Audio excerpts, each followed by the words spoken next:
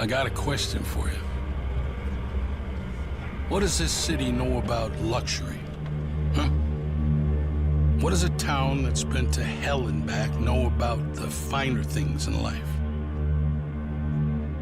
Well, I'll tell you. More than most.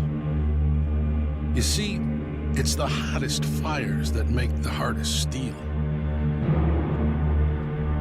Add hard work and conviction, and the know-how that runs generations deep in every last one of us. That's who we are. That's our story. Now, it's probably not the one you've been reading in papers. The one being written by folks who've never even been here and don't know what we're capable of. Because when it comes to luxury, it's as much about where it's from as who it's for. Now, we're from America, but this isn't New York City, or the Windy City, or Sin City, and we're certainly no one's Emerald City.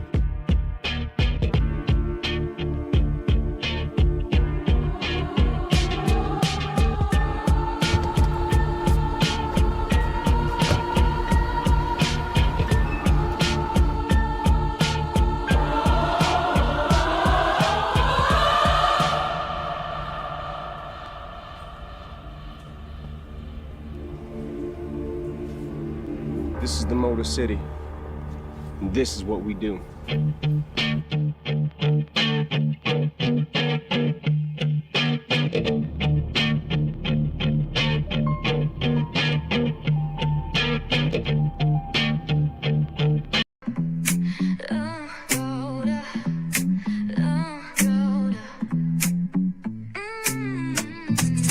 Lights go low, the city goes high. Stories untold under moonlit skies. Pray lonely, got the vibe, got the flow for the culture. Yeah, you already know. Turn it up, lean back, feel the breeze. Late night truths drifting through the trees. It's for the culture, by the culture. Pray lonely's got the soul to show ya. Breaking it down, lifting it higher. Feel the rhythm, spark the fire. Headlines flip with a soulful twist. Behind the scenes where the magic sits. It's the heartbeat of the now and the then, where the story starts and never ends. Tune in, lean and feel the groove. Every moment, a vibe you can't lose. It's for the culture, by the culture. Pray lonely's got the soul to show ya. Breaking it down, lifting it higher. Feel the rhythm, spark the fire.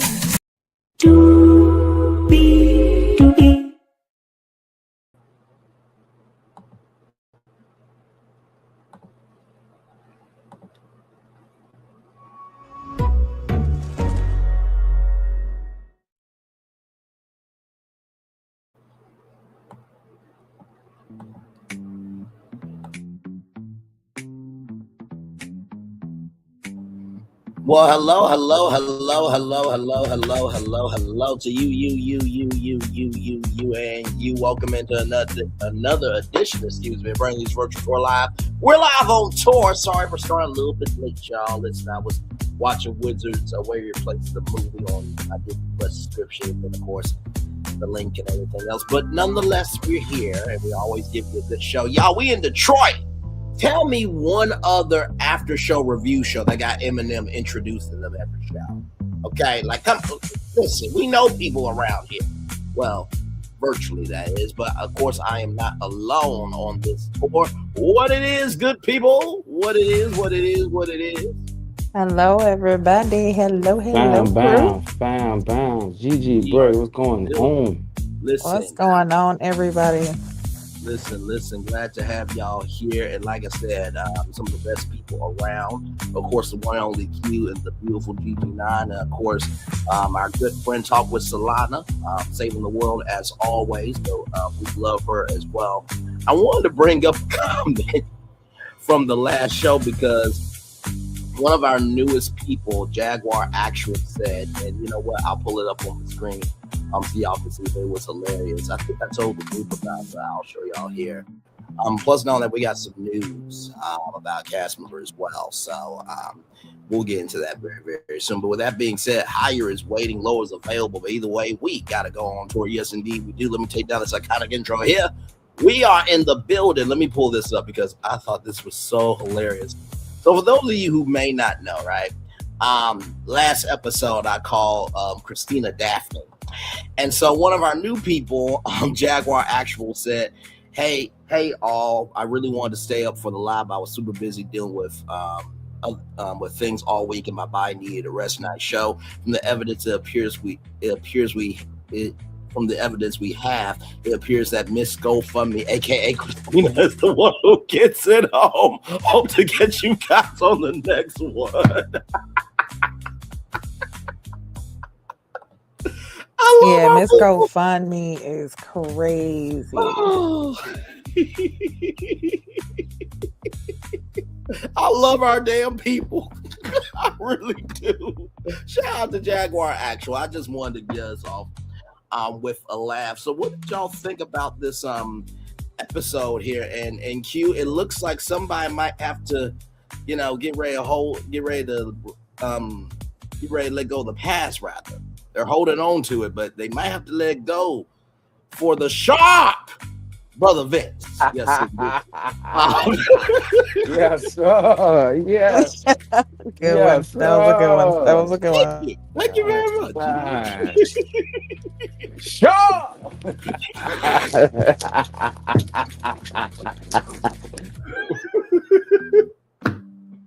You know what? Listen, I ain't gonna say it because he. Oh man, I don't. Oh man, he. I'm gonna give him credit. Oh man, that tasted so sour. That was so sour. By the way, before we got on, I got an exclusive text message from OWN. Do y'all want to hear this text? Because y'all do know we know people. I mean, we got yes. Let's hear it. Yeah, let's see what we got going on. OWN is proud to announce right here, exclusively on our channel. That's right, I said our channel. That includes Gigi, Q, and Salon. So you only hear it here. Judge Vince, sharp or crap? Coming this fall to the Oprah Winfrey Network. It will be on at 8/7 Central in the time slot. So Judge Vince, sharp or crap? Will be coming on. What do y'all think of that announcement? That's a huge announcement. That's a huge announcement. I don't know. I think I'm gonna have to wait to see the pilot. I just this is. Well, I mean, don't we promote Black mobility and excellence? And we definitely do. And you know what? I feel that there is definitely something to this. We might have to have Chef Chris there to help sharpen his blade, so to make sure. So yeah. One thing we know about that show, it's gonna be sharp, baby. It's gonna be sharp. Damn straight.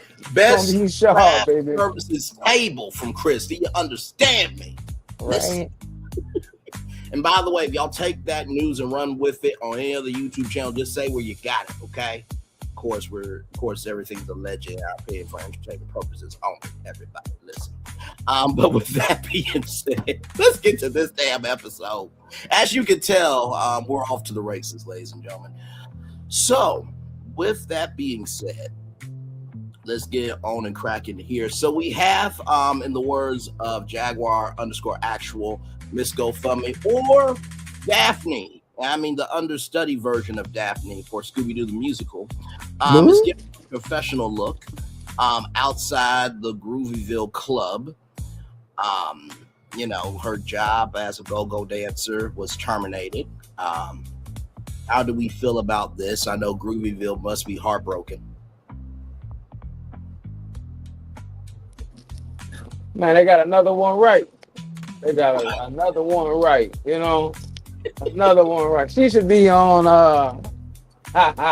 It just made sense to what it finally made sense about the GoFundMe account. cause she be begging.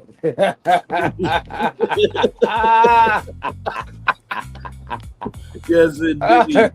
She on ready to beg, baby. Not ready to love. She ready to Oh, beg. Oh my no, Lord. not ready to beg. That's crucial. Oh, That's Ready Lord. crazy to to the beg. system. So wait, Ready to Ready to beg. beg. Oh my God. Oh my God. so wait, is ready to beg the sugar baby edition of ready to love? Is that what we're doing? We That's just all. we just started this damn show 10 minutes and 29 seconds ago. Good And day. already got another spinoff. Already got another spinoff. Oh my god. Oh my god. I'm not doing this with y'all. Anyway, go ahead with y'all opinions on this damn person. I cannot. Oh my god. Yeah, that's crazy. I agree. They definitely got it right with her getting her out of there. I think we all seen it from the beginning. Like she was already in the bottom from the beginning. So she got that second chance, but then she just kept getting worse. It didn't really nothing got better with her for you to feel like, "Oh, I could see her staying." Like even though I said I didn't, y'all know I did not want to give Vince no credit, but he has actually shown improvement. He has surprised me to the point where I'm like, okay, I can, what I'm saying? He seems like he's here for the right reason, and maybe he was misunderstood with her. No, and it's so crazy. Yes, Miss GoFundMe, ready to beg, like that's what it seems like. And then her attitude when it comes to it is so nasty. It even taints like the whole effect of just natural giving in a relationship. Like she taints that whole feeling just because how she just delivers it.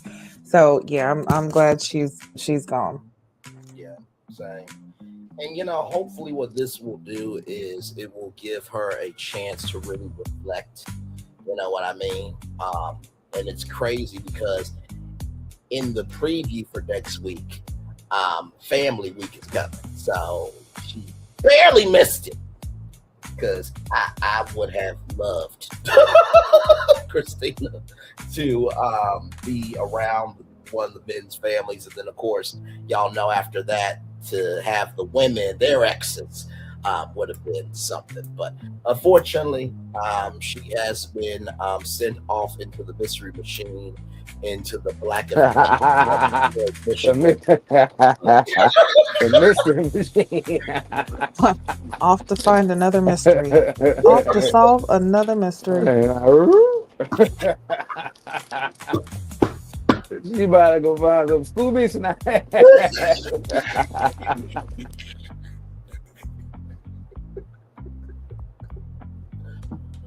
Oh my god. She got to go find Fred and Velma and Shaggy and Scooby. Shaggy, wait a minute. Daphne's black. What? She got to go find the proof. They done lost Daphne. We done lost Daphne.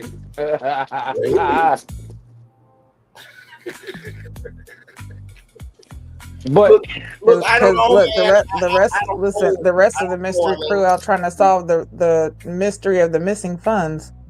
Because Daphne done took them. I ain't lying. That sounds just about right. We have a mole. I ain't lying. Wait, Scoop, who broke into our Scooby snack fund? Who did that, Scoop? I don't know.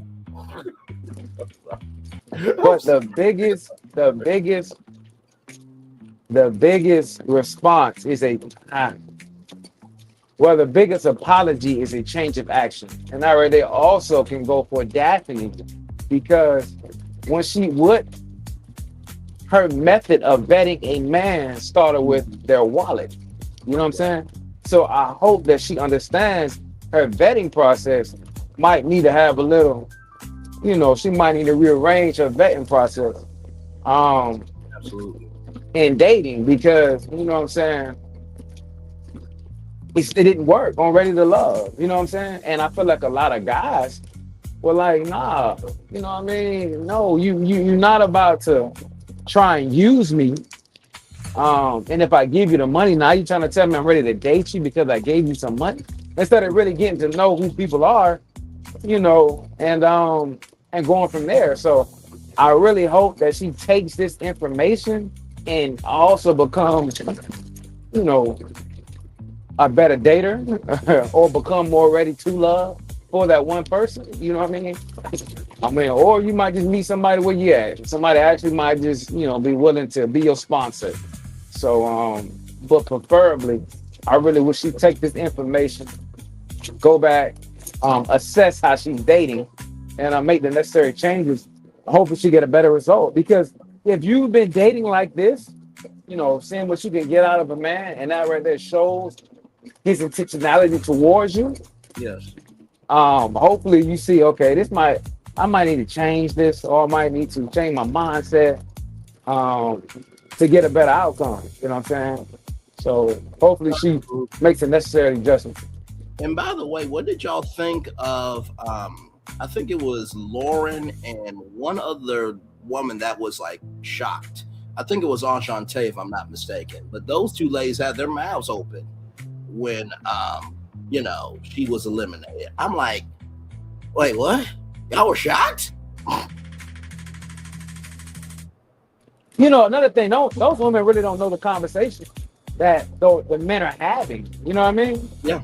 And another thing, she should have been got kicked out. That's what she get for running her mouth, telling people pillow talk. You know what I'm saying? If pillow talk stays between you and that person, you know what I mean? So she got what she deserved. You know what I mean? Because whenever you're dating somebody, you really want to have an intimate, if you're having a conversation on the phone, you know what I mean? Preferably, you'll want to keep that between y'all, not go back and tell everybody else. So that was she get for being messy. You know what I'm saying? Yeah. Yeah, I feel a few ways when it comes to her, and one thing is we have talked about it on this show, how this show gives you exposure.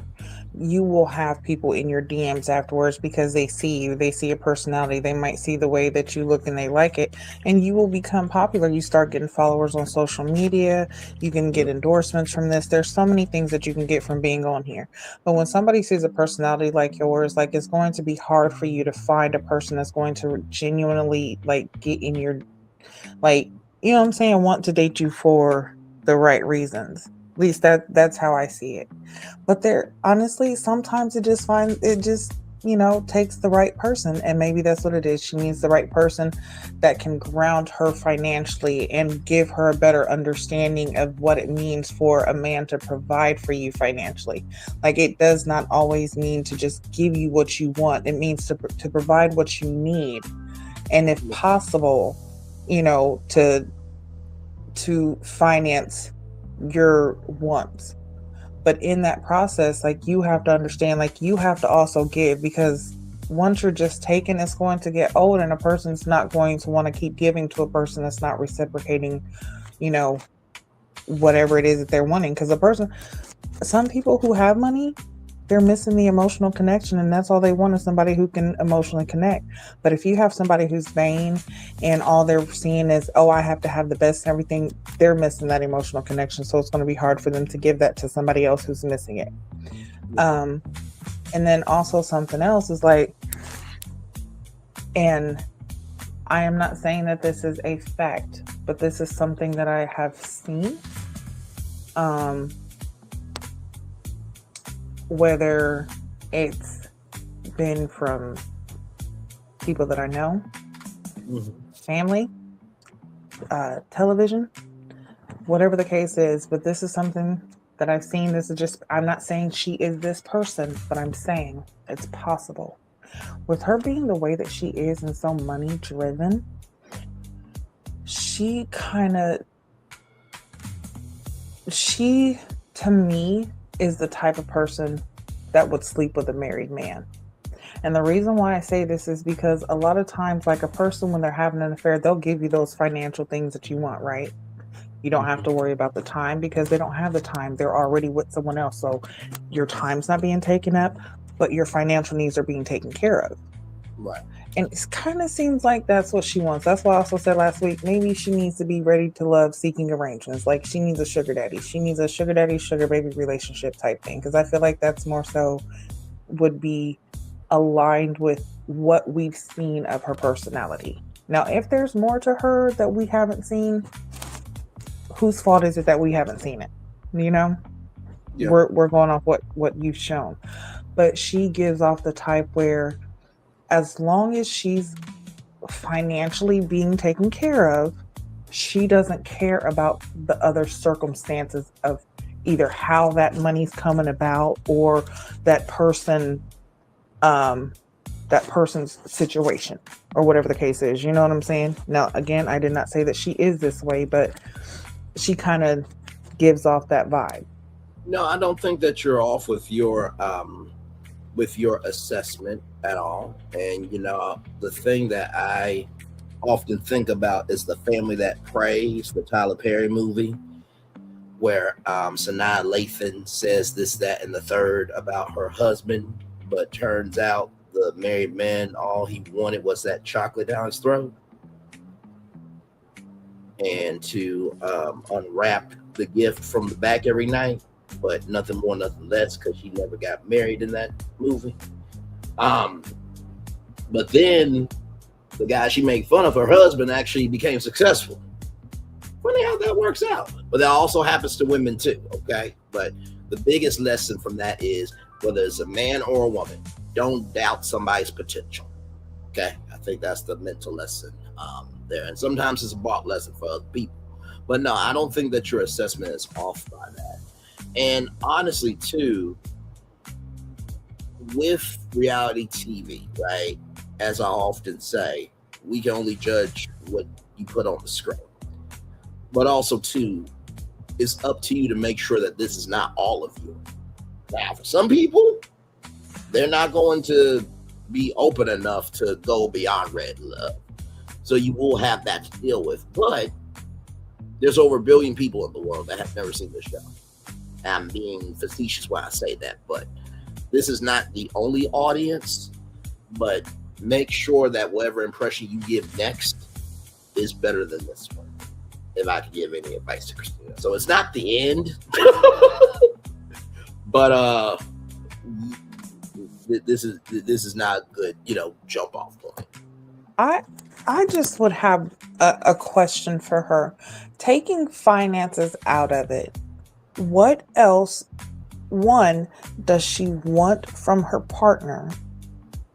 What qualities does she feel like she would want in a partner? And two, what qualities did she have to give to a partner? Besides her thinking that she is the bomb.com, what qualities do you have? And I feel like if those things might be something that need to be worked upon with her. Like, I feel like that's something she really needs to ask and answer. And if you can't, and it keeps reverting back to the financial side, then I feel like there's something else underneath that, because that lets me know that she's not where she wants to be, but she wants to be someone else who she's not. And right now they're competing. And in that time of competition, she's losing. And she's losing out big time, because now she's losing out on not only finance, but romance. But that's just my piece. Not the fact that those two words rhyme in addition to your commentary. I cannot.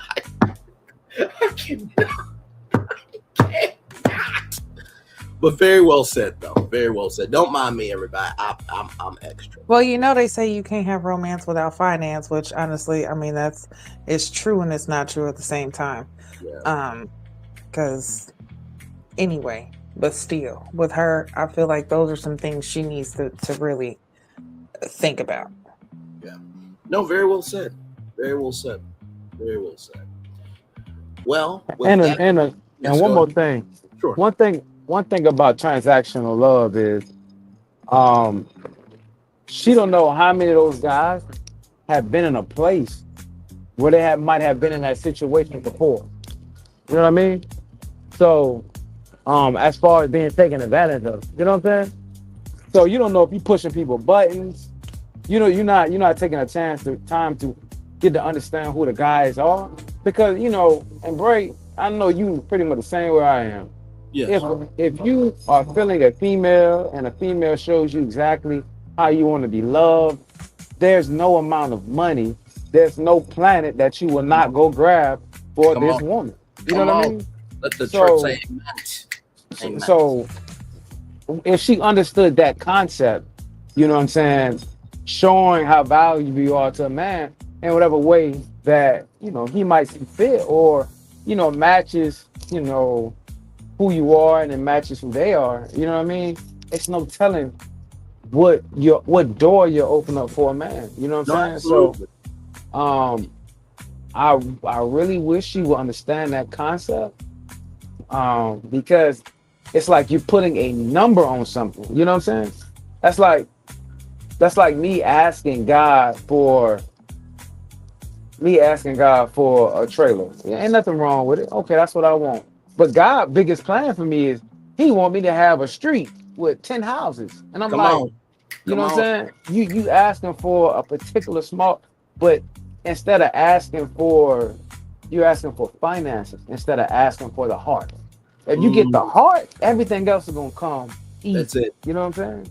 And that's the So thing too. There's a scripture to go along with that. You know, your gift will make room for you. You know what I mean? exactly. And when you don't know what your gift is and you don't invest in that gift can't make any room because you're not investing in your gift. It's almost like if Christina went to church on Sunday and was a lady on the church row and looked to her left and her right and judged everybody. Guess what? Christina, you being that lady on that church row, you are just as broken as everybody you judging. He or she who has not sinned cast the first stone. Bingo. I feel like Christina is one of those people that's like, listen, this ain't directed at nobody, but don't keep my name out your mouth and this, that, and the third. Well, it's like, here's the thing. To use an old school phrase, if you don't start no shit, they won't be no shit. Right? If you are about your business, you don't have to worry about people going after you.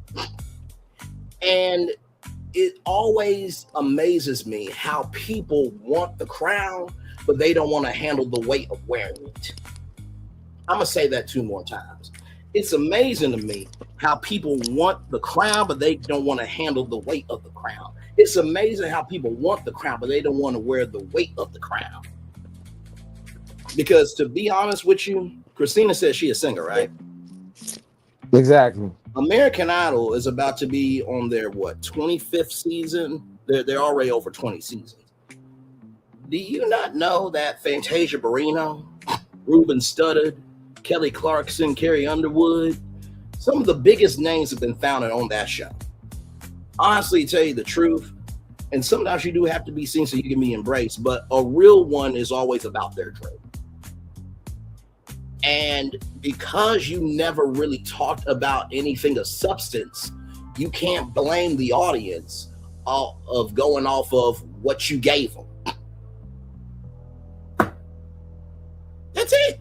You can't blame the platform when you gave what you gave to the platform. So, you know, if you really a singer, go on American Idol, you know, make it to top 10. I think at this point it is a top 10. I don't even think they do top 20 anymore. But still, if you have a dream, be about your dream, because otherwise you're wasting your time. Right.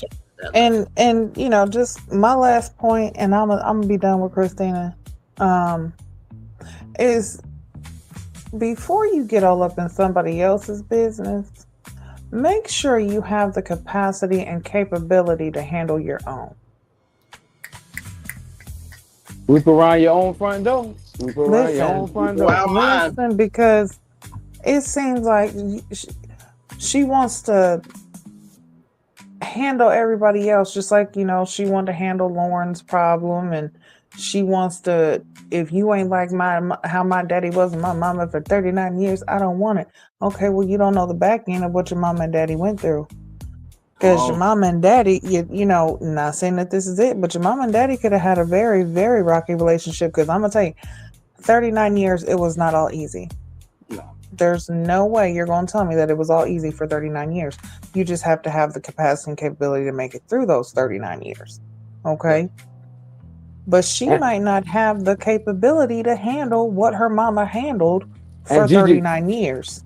And not to cut you off, Gigi, and I guarantee throughout those 39 years, they were not always financially, always financially what's the what word I'm looking for? Stable. Stable. They weren't always financially stable throughout those 39 years. I guarantee you they went through some rough time financially. I guarantee you. Yep. That part. No. And you didn't, and not, one more thing, and you didn't see your mama leave. Your mama stayed throughout all of that. So you see, I'm pretty sure you seen some rough times financially, and your mama didn't go nowhere. So you should know that money come and money go. But what really hold everything together is the actual, not even the love, the commitment that y'all made, more than anything. You know what I mean? No, absolutely. And I'm gonna tell you something, and because especially with kids, when you have siblings, okay, and you ask those siblings how their upbringing was in the house, they're gonna give you a different story, because there was different times in life, in your parents' journey in life, so things were different. So if she's the only child, she's not gonna know how the struggle was when she was a child, because as a child, you don't have them responsibilities or worries because your parents are gonna shield you from that. So you don't know if they struggled for the first 12, 14 years of your life. And then once you hit, 15, all you knew was that you didn't have to worry about nothing because your parents made sure of that. But you don't understand how much your parents had to worry about what you were going to be able to have. They worried about if you were going to be able to have something to eat, but they made sure you didn't worry about it. Bingo. So you don't understand or know what what your parents' journey is. And as I said, having siblings, you're going to see like, oh, wait a minute. How was it like that? No, mom wasn't like that with me. And that's why, and you even hear it. You got older child syndrome, you got middle child syndrome, and you got baby syndrome. Because parents are different with each child. So your older siblings, they might know the struggle. You know what I'm saying? They might remember the struggle. They might remember eating, hot water cornbread and rice, or having syrup bread, not having no lights, having to boil water because the water's, the heat's off. You know what I'm saying? Space heaters in the wintertime. They might know that, but you, being the middle child, you came some years later when, finances got a little bit better. Daddy got a better job this time. Mama realized how to save money better because she, she's had some practice. You came in after. So you don't understand really what they went through in them 39 years. And what they went through, you might not have the tolerance to be able to do it. But all you see is the financial part. You see the money that was given. You seen the fact that you didn't have to struggle. Yeah. No, absolutely. And not to mention too, sometimes you don't know how strong or weak your support system was around you at the time. Right. And I bring that up because it feels like to me, and this is the problem with this is something that one of my friends said. Talkers have a hard time listening and listeners have a hard time talking. And I feel like that's Christina. For her, she is so she's so easy to talk about the fantasy that she can't listen to the reality. But if I can play the other side for a minute, maybe the reason why she doesn't want to listen to reality, because maybe there might be a unworked pain there that she doesn't want to get into. Because let me tell you, it's easy to avoid than confront. And I wanted to bring this clip up because this clip here, and for those of you who have been on our channel, you have heard this clip before, but I think that this describes it perfectly. Roll it. Somebody give me a tissue, please. I'm with you. Cheryl Jackson just tweeted, I'm doing the ugly cry up in here. Don't make me ugly cry, Bishop. Don't make me ugly cry up in here. Cheryl, you all the way gone. I see you. Ugly crying up in here. But what just hit me is, because I've had to learn to do this with my mother. That's why it hit me. You've got to meet people where they are and love them at the level that they can receive it. Right. Yeah. And that's hard, because you want to love them. You just want to love them. And I think one of the reasons, if I may say, that we all get so caught up in the way we want to love is because we have these ideals versus realities. Absolutely. These ideals versus reality, you know, you have in your own mind what a mother should be and what you wanted your mother to be. And in many cases, your mothers and your fathers can't be what your ideal is. Isn't that correct? Yes, because they were broken when you got them. See, it's not like you broke me. I was broken when I came here. So even though you need me to have both legs healthy, the reality is I'm crippled, and I need to know that you can love me with a broken knee, with a broken leg. Even if I come short, can you love me on my level? There are people amongst us like you and like me and many people in this room who are voluminous. We are 10-gallon people. But we may have been born into families of people who have pint capacities. There it is. There it is. That right there, church. A 10-gallon person, and you want love, you want it on a 10-gallon level. But if you fool around and hook up with a pint person, they could be giving you all that they have, sincerely giving you everything, but it doesn't fill you up because you're bigger than that.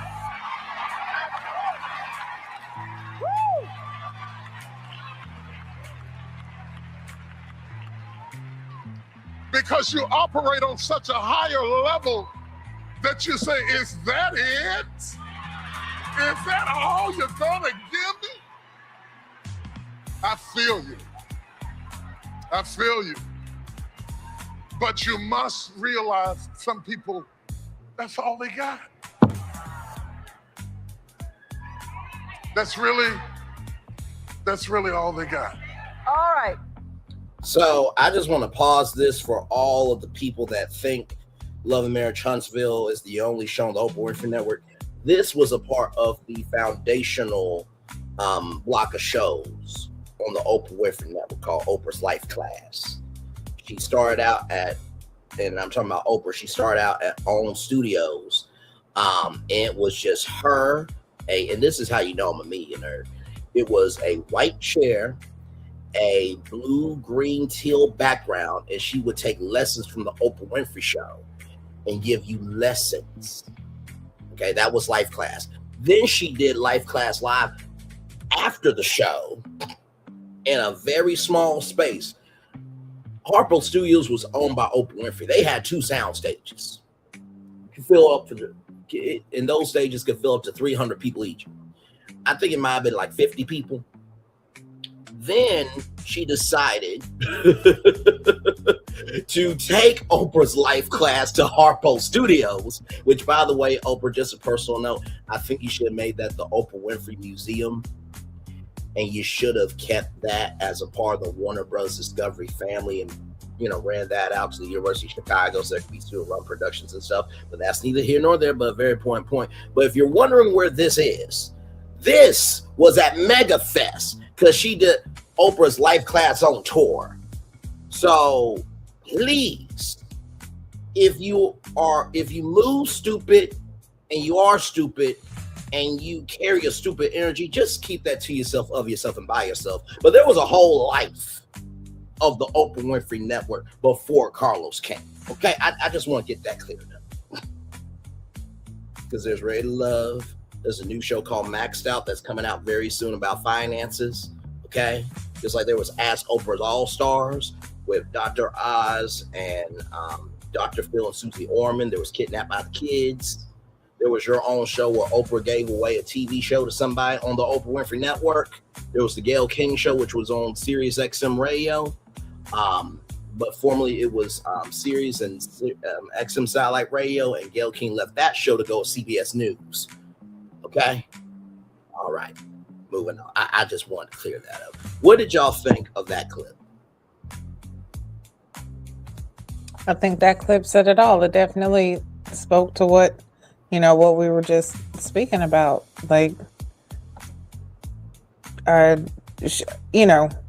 one, especially when it comes to, the whole parent part, you have to understand that what you see of your parents might not be really what it is behind closed doors, and you do definitely have to meet. And it's not even just your parents, your family, your friends, even strangers. You have to meet them where they're at, because you might not know someone's situation or truly understand where they're at in life, or even in their understanding of social norms. So it's, you do have to have that understanding, and vice versa. People need to have, that understanding with you. But when it comes to this situation, like at what age do you say, okay, I can't blame my parents. I have to, instead of looking at, just looking at that, what do I want? Let me understand me fully. Like there has to be, that point involved. Yes, it is important to know your history in order to help grow your future, but that doesn't mean you have to stay stuck in your history. You don't have to stay stuck in the past. So yeah, I definitely think that that was a great clip, and definitely speaks volume. And not even just to Christina, but to the whole process, period, to the dating process, and just in general to humanity, and as people, what we can do to draw closer to each other. Hey, Jaguar. Hey, Jaguar. I read your comment at the top of the show.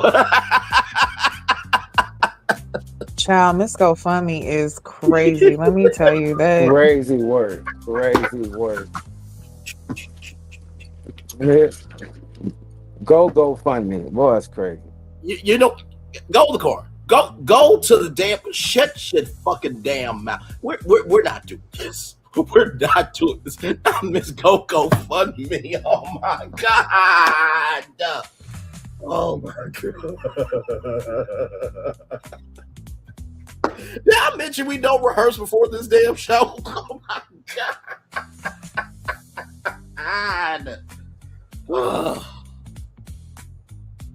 Lauren said they created one for. Wait, are you serious? An actual GoFundMe for real? You got Jaguar _ I'm crying. You gotta be lying. Listen, stop this. Do not stop it. We're not, listen, we done already spent 42 minutes on her. We are not about to spend another hour and a half, because listen, we will go find this GoFundMe page. And wait a minute. Hang on, you know Oh what? my goodness. I'm getting a video. I'm getting a video call from 2 black women right now, so I want these ladies to be. Go ahead. What do you have to say about Christina? What y'all watched the episode and the and Quahog, and y'all been communicating through. My phone is very powerful, ladies and gentlemen. Go ahead. What do y'all think of what happened to Christina? I told you. What did I tell you? Didn't I tell you? Because I told you. Mm-hmm. And when did I tell you? A long time ago. And what did I say will happen when I told you? Exactly what just happened. And there's her opinion on Christina. Thank you so much. Hopefully y'all is well in Quahog. Yeah, bro. Lauren went on her live and said that when I called her that I have nicknames for all the women. Oh no. Listen, now, have we or have we not said that normally around episode 4 or 5 is when lives start coming out on social media, and you start finding out things, and here we have it. Okay. So Jaguar, if you have Lauren's IG, wow. If you drop it in the chat and we will pull it up live, because we gotta talk about this child. What listen, first off, like I said, Miss GoFundMe is crazy, but Miss GoFundMe, that's just yeah, insane. It came out your damn mouth. Don't look all innocent. That was insane. I listen. And hold on, Lauren. What other names do you have for the other women? I need to know this. Listen, oh man. So for those who don't know, not only do we do the after show for Ready to Love, but when we see content on live, we have no problem going live at that time. We have no problem, setting up interviews with cast members to find out the scoop. So yeah. Okay, so here Yeah. she is here, Access Lauren. We'll be talking about the recap in 6 days on December, not November, child, November was last month, but December 19th at 9:15 p.m. So was this a recent live?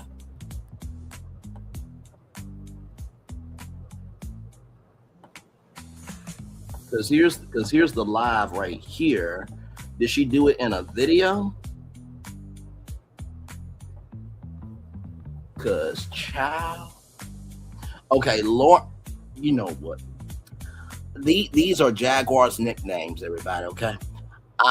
Lauren Big Bird, Ashante Cash and Burn, Donna Mathnet, Dominique Neek.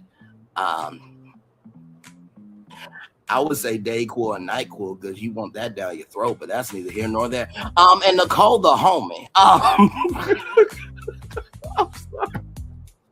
To the corner, Braylon, right now. To the corner. To the corner. I'm sorry. What did I do? This is Jaguar_Actual's fault. He said neat. I said I wanted Dayquil or Nyquil because I wanted down my throat. What was I supposed to do? This is Jaguar_Actual's fault. I was drinking my water, minding my black-owned business, and hosting this damn after show. No. We not finna put this on Jag now. Listen, I feel Jag is very sophisticated, classy, and exuberates a lot of excellence. We cannot put this. Also, so they're very cutesy, mindful, and demure. I'm not. Is that what the fuck we're doing here? Okay. Listen, I'm just saying, Braylon, you see this kid? You see this black on black crime? Don't make no damn sense. I made that joke because of circumstances surrounding me. Listen, Braylon, we know you can't let a beauty pass by, and hell, that's all of us. So we'll let you pass this time, okay? Yeah, I would have had to been the last week or the week before. So the week before was, and I know how we can do it. Okay, first of all, let me go back for a minute. Shout out to the logo, okay? Welcome back to the Recap Lounge. Okay, Yes. Miss her and Ed. Listen, I'm loving the setup. Okay, can we give some applause for the setup? Very nice, Lauren. Very nice, child. Now I'm summarizing the video here because I want to see. Ashley Darby's not Ashley Darby. I'm thinking Potomac. My bad. Okay, so Chris' response to "not in my budget" is analyzing into a debate of whether it was a polite rejection or genuine financial constraints. The host online commenter suggests Ariana's love language might be acts of transfer funds. Would that be where Jaguar_Actual that was her alone? Okay. Hang on, let's go back. Her alone. See, this is the thing that upsets me. This really upsets me. I'm glad that they got the opportunity to see if they're ready to love, but capitalizing off this opportunity is upsetting to me. Because is it about ready to love, or is it about you pushing your brand? Well, I mean, we said this before, though. I mean, Ed gave us, excuse my French, Ed gave us a half-ass try at love. This girl was pouring her heart out to him. They had a connection at the beginning of the show. Right. We thought they did. You know what I mean? Old girl really showed genuine interest into him. Jaguar. And he seemed like he was genuinely interested in her too. But as the show go on, we see that he's not even emotionally available. But as soon as you get kick off the show, we see you on the podcast expressing, or talking or whatever you doing on it. I haven't seen it. You know what I'm saying? So it does the consumer a disjustice on your half-ass tribe. Okay, let me very Yeah. well And said. honestly, with that, I feel like we'll come back to this, to Lauren's page, but I feel like we need to move on with the rest of it because actually seeing this has kind of triggered some other things and understanding, like when it comes to, because like I had a whole thing with how Ed was acting when it came to Nicole and the whole, process within. But yeah, seeing that, I agree with you, Q. Like that's kind of like, okay, you couldn't even picture on this podcast, but it seems like you're more with this process, but you're more enthusiastic about this podcast. So, and let me say this: I agree with both of you. In the same token, Gigi, you just said, I think Q and even Solana, and I have said it. We knew this was going to happen anyway, right? I mean, you literally said, Gigi, just a couple of seconds ago that you can get your DMs popping, right? So that's granted, that was going to happen anyway. But in the same token of that, I do agree that if you are going to speak out, the way you were loud on the show should also translate when you speak about how loud you were on the show. So I will fully agree with y'all there. Thank you, Jaguar Actual. As Jaguar Actual sees if he has bookmarked that. We also have some other news about another cast member here coming up soon, but we'll get to that in due time. So the ladies are in power. Donna is still in it, and Vince looks very happy. He's like, listen, my mouth is still good to make myself 1 + 1 = 2. We still in this thing. This math equation is still on, popping, and it's locked in. Yes, indeed. So we go to the trap. My damn mouth. We go to the trap. Let me see here. Nah, it looks like I didn't bookmark it. I think she was on there with other channels doing a recap or whatever episode as well. I didn't save it. Christine was definitely on there to promote herself. It might have been on her Instagram because, and I'm only saying this because me and Gigi, and Gigi's absolute credit everything she said. When the only time we ever bring in social media onto the show, and Q has been here for this too, and Solana has broken some social media stories herself, is when social media is relevant to the show. That's when we bring it in. If somebody is doing something stupid, okay, people are doing stupid stuff every day. But when it's relevant to the show and it helps you understand what we're talking about, that's when we bring it in. So as Jaguar _ actual checks, we go to the Trap, which is a yoga and massage studio. Nicole has a group date with Donna, Ashley, Vince, and Steven and Chris. And so they're all stretching right now. They're all stretching in this scene. And, Ashley said Donna and Nicole are good at this, but everybody else is not. And then Vince gave the episode title. Now, I would think Oprah Winfrey Network, Will Packer, and lighthearted entertainment that you would not put this title on after there's a whole fucking damn documentary out here in these virtual streets. But Vince said this is a day pose. I'm like, Very. just. what is even crazier about that, and I kid you not, okay, right? Like, I mean, I switched off from the Diddy documentary and was like, all right, now I gotta watch Ready to Love because I'm about to go live. And when I seen the title, I said, what the fuck? That's crazy. And what's so crazy is I ended on the part like right after where they was talking about investigators found this substance, and they also found Ziploc bags full of baby oil. It's like, what? Now, out of all the things that transpired on that show this past week, the only thing y'all can come up with is Diddy pose. Yes. Out of all the stuff that transpired, that's the only thing y'all can come up with is Diddy pose. Come on. That was like that. Remember when somebody was watching a documentary themselves and was like, you know what? That's what it is. Remember when the show came back for Philadelphia, and one of the episode titles was Meet the Exes. That was the title. Yeah. Not joking, y'all. That after a 5 to 6 month break, they came back with a basic title, Meet the Exes.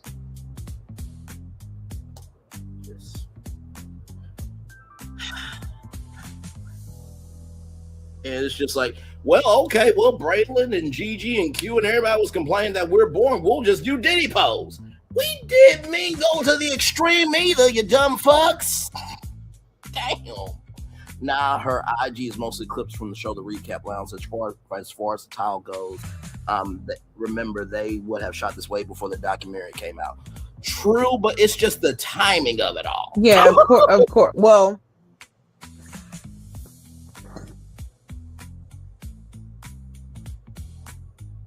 sorry about that. Okay, so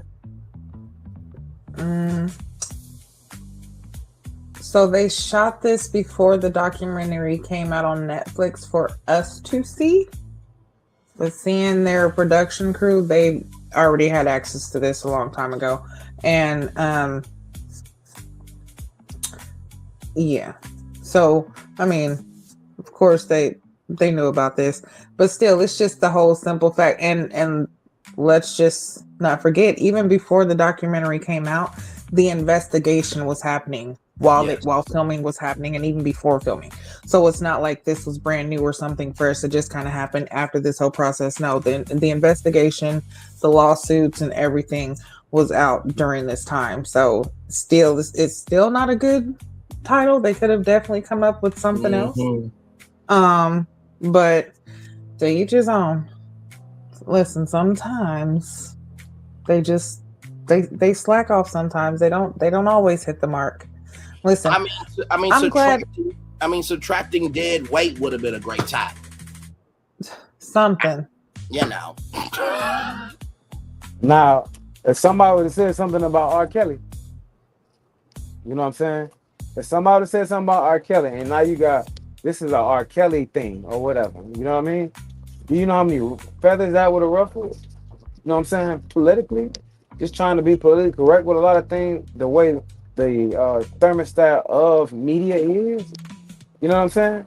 So if you just sit there and say something like that, you really don't know how people are going to take it. You know what I'm saying? Because you don't know what trauma, you know what I'm saying, is attached to that. I understand, a joke is a joke, you know what I mean? But you really don't know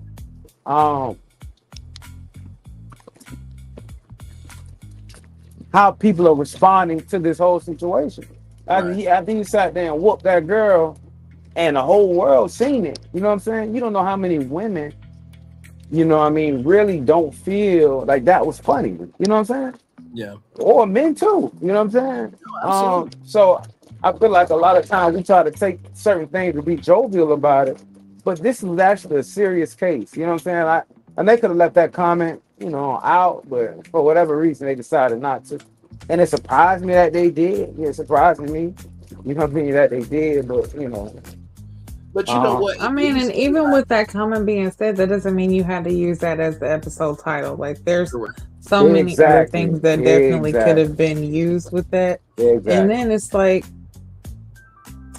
with the okay, so yeah, the title's fucked up, but at least the episode was good, okay?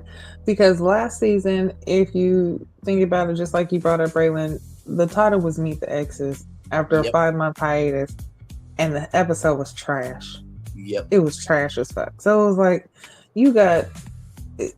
it was a triple threat. It was like, okay, we waited this long for this trash ass episode.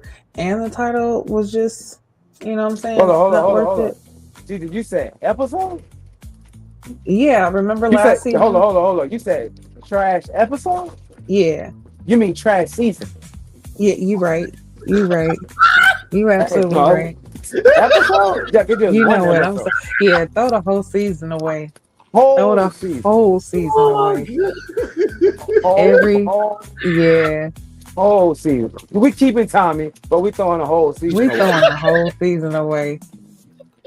Like, Wait. Tommy and the vote can stay. We got. Oh yeah. Nice and the wedding.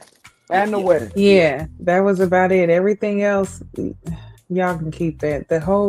I have just thinking about that episode. There's so many parts that I just can't even remember because it was not even worth staying in my memory. Yeah, and I'm gonna tell you a funny thing. So I follow Cisco on social media, and he was in the gym, I guess, with his girlfriend. But when he was, he was recording a video of it, he called her his wife. This is like, this season was maybe a year ago or whatnot. You know what I'm saying? So, would bring me to the realization that Cisco might have been dating that girl the whole time. It was a scheme that Cisco set up to come to us with the bullshit, Because I mean, it make no sense. You know what I'm saying? By the way, is this also a Chris situation from the Never Ever Mets? Good Lord, it's a possibility, bro. It got to be. You know what I'm saying? It got to be. Him and Tay look good together. You know what I'm saying? But on the back end of it, I don't know. To me, it don't sit right with me. You know what I'm saying? Right. If that's what Cisco got to do to launch his career, in entertainment and in media, I understand that. You know what I'm saying? But and also I congratulate him for finding love. It looked like he found love. But like you said, you know what I mean? It just don't, something in the water don't seem right, Yes, and for those of you who don't know who Chris is from the Never Ever Mets, Chris was on Ready to Love. I think it was the Houston season. He was a curveball, a little bit out the way, and there was this other woman on the Never Ever Mets. It might have been a time overlap thing with Ready to Love. It was a lot, because then there was Kiara, I think. Not Kiara, but the young lady that was also from that season. They dated it.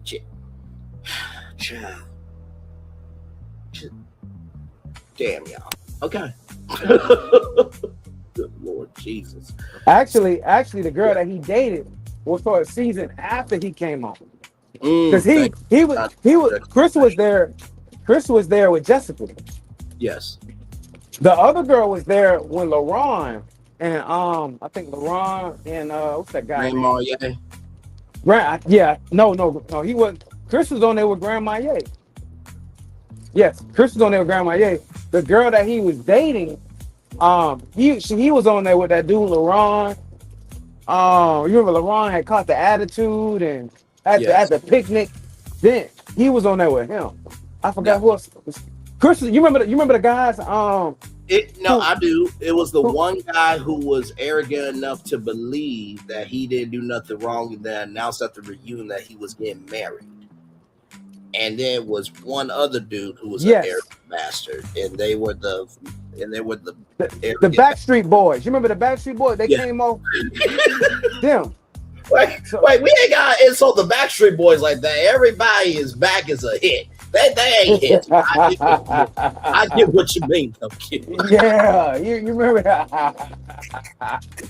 I don't give a fuck what anybody says.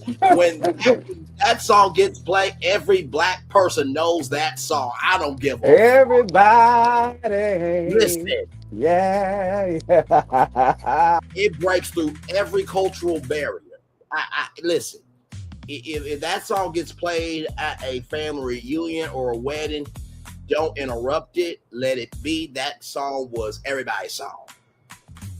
And that's not easy to do. Yeah. Because in the 90s, because listen, in the 90s, all you had was radio, TV, the beginning of the internet. It wasn't this. So the fact that all these years later, that song can still be that iconic where you hear the that, y'all. Some people make themselves amateurs and others move as legends, okay? Know the difference, distinction, to understand between the two before you open up your mouth. Amen. Praise him. Hallelujah. Yes, indeed. So, with all that, Great commentary being said by the wonderful Q and Gigi. We're here at the trap, like I said, with And our Donna. brother Braylon as well. Thank you very much. Yes, sir. Yes, sir. Listen, I do what I can for the people.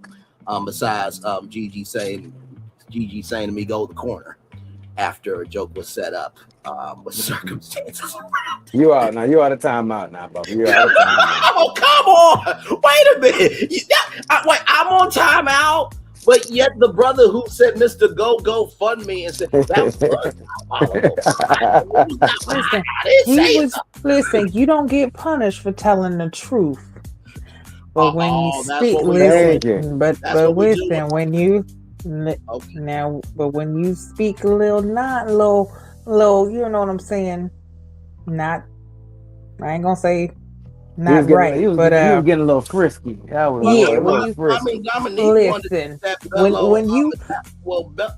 Dominique want to take that bellow Italian meat down her throat, so I don't see what I did wrong here. Listen, when you start channeling Chris's energy, it's crazy. That's too wild. You know what? Italian meat down your throat is wild. Well, bello is Italian. That is crazy. The point is, these circumstances are now. See, you see why he has to go to the corner. See, crazy. Italian you just meat got down out your the throat. corner. Italian meat down your throat is insane. Wow. He didn't even say pause or nothing. Italian meat.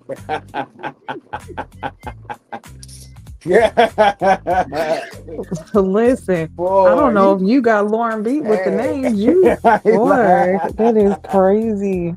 Boy, somebody is choosing all of the smoke today. Boy, that boy is fresh off the smoker. Boy, I'm trying to tell you. Baby back braid. That's what I'm calling you. Baby oh my God. That's to me is true, baby back braid. Baby back braid. Baby back braid, boy. That boy off the smoker. That is crazy. Oh my gosh. Oh, boy said that.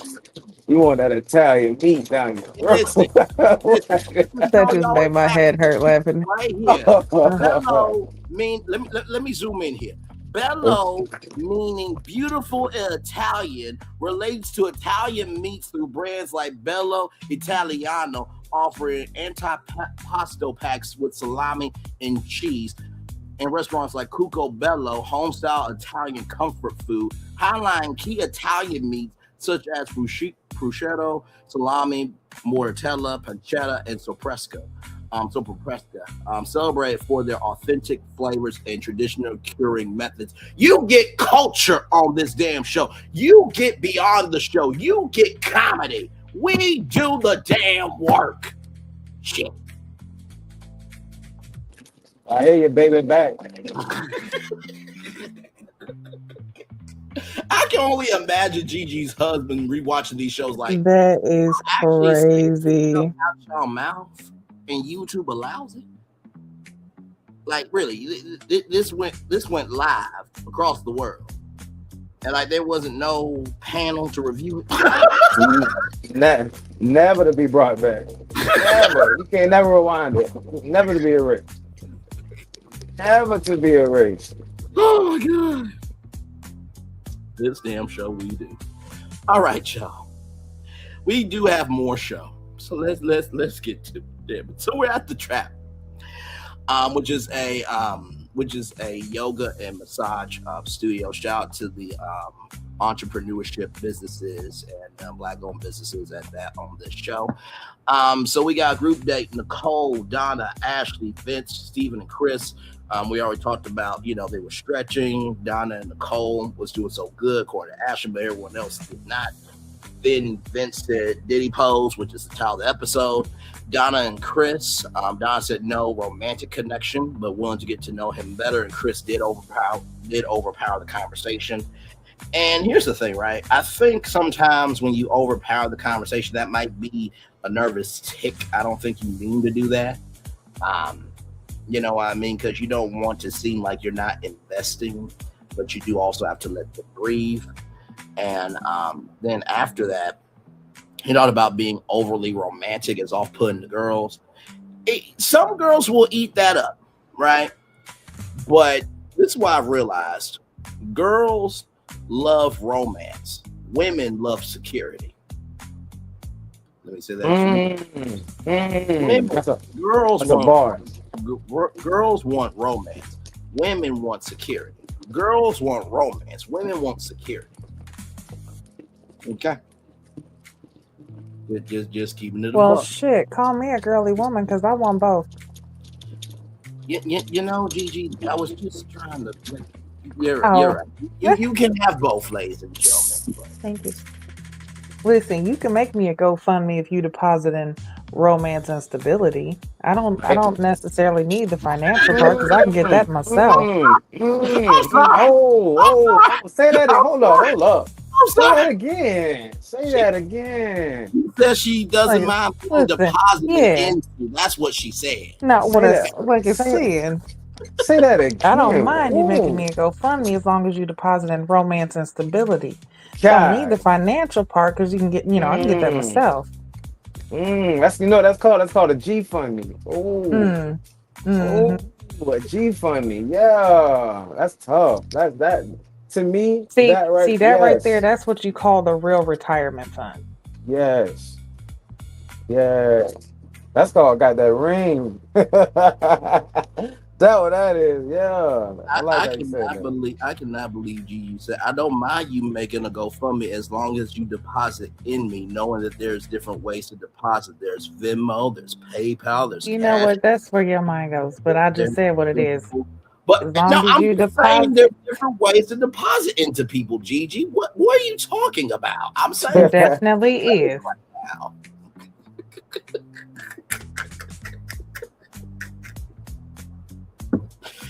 Oh my God. I got what you meant. I'm taking the inch and making the mile, ladies and gentlemen. I'm doing my job. But listen, what I'm about to say, I hope nobody takes offense to this because there is nothing wrong with this at all, okay? But why did I just picture Christina being the type of person that goes to the store and will put like a debit card in front of an EBT card because she don't want nobody to know that she really got debit or EBIT? So she try to pretend like she really paying, but she really swiping that government assistance. I'm not doing this with you. Nope. I am not doing this with you. Okay. All right. I'll go to the corner myself. It's all right. It's all right. Thank you. I got snacks over there anyway. I get sent to the corner enough. It's all right. Your time starts now. Your time starts now. Your time starts now. Your time starts now. Oh my God. Oh my God. I love this damn show. I love these damn people so damn much. Oh my God. Okay. God, okay, I gotta collect myself mentally. She really actually said that. And then all I say is also, I don't smoke crack. Crack is whack. I make way too much money to smoke crack. Crack is whack. Good Lord Jesus. Good Lord Jesus. Well, listen. All right, so back to talking about Chris and Donna. Yeah, because let's just talk about this real quick, and then we can go ahead and move on because I think we've spent a lot of time before the show talking about the show before we actually get into the show. That's crazy. But can I just say with Chris and Donna, like last episode, I was feeling something about Chris just because of his uncertainty, and I almost felt like he would at some point like self-eliminate just because I feel like he wasn't really able to open himself up to make certain connections like he thought he was.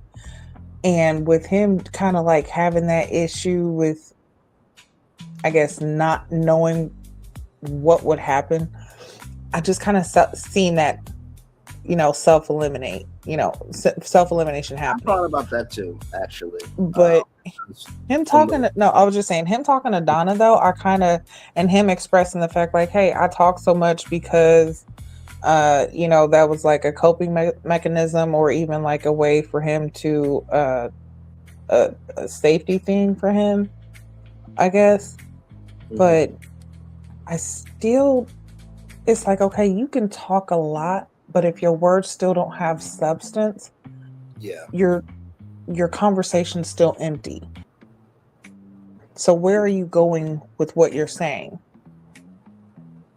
So I don't know, like, not surprised he's eliminated, but yeah, his uncertainty last episode kind of made me feel like I didn't see him going much further in any further episodes, or even with the process. I didn't see it like that. I thought that, that was just kind of a moment in time of recognizing the reality of it. You know what I mean? To use, a Whitney Houston song, Chris is like, I want my love to be your love, but sometimes that doesn't happen. You know what I mean? Besides crack being whack. But with that being said, though, and this is what I have to say about being a, conversationalist, a yapper, this, that, and the third. Like Gigi so articulately stated, you can speak just as long as your words have weight. So even though Q and Gigi have went to the corn tonight, and I have not, because these circumstances keep happening to me. I have not been to the corn tonight, contrary to popular belief. But with that being said, don't worry, y'all. Q and Gigi gonna get on me as soon as I'm done, as they should. But anyway, even though I'm making all these jokes and we're doing what we're doing, we still have weight to what we say, right? Because we have to be able to give the information about the episode, but also make it soulful enough where you feel that this is in addition to the episode. Or better yet, if you don't watch the show, but you watch the show through us, you feel like you have a full episode. Now, Q and Gigi will take me to task about me not going to the corner tonight in 5, 4, 3, 2, and 1. Okay, y'all go ahead. Oh, I gotta say one thing. Sure.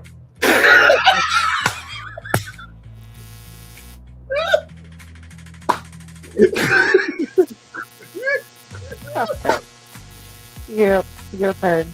Corner. Thank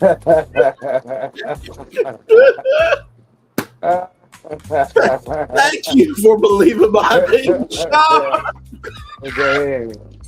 Let me go ahead and get my crying roll together. I know where I'm going. I know it. Let me get it on the rocks. I already know where I'm going.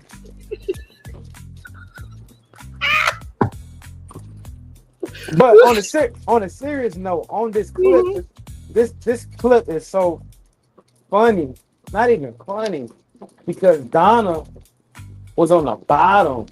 Yes. Last week. You know what I'm saying? So your take, and you should be trying to build a connection. You know what I'm saying? You should be trying. You know what I'm saying? I feel like being very open, But instead, I feel like she's very critical of Chris. You know what I'm saying? But one thing about this process is you can't come into this process with you got to know who you are, and you got to stand on it. Through and through. You know what I'm saying? So you can't be worried about, am I about to get eliminated? Only thing you can really do is, give your best. Give your best and live with it. Because she was sitting there saying last week, well, I wanted my person not on the show, and I feel like a lot of times his insecurity within himself caused him not to make the connections that he needed to make. You know what I'm saying? And I'm pretty Chris, the way he talked, throughout the show, so I was like, oh, Buddy seemed like he can hold a conversation. He seemed like he can hold the audience as well. You know what I mean? So it's crazy when you can see stuff within somebody they don't see within themselves. You know what I'm saying?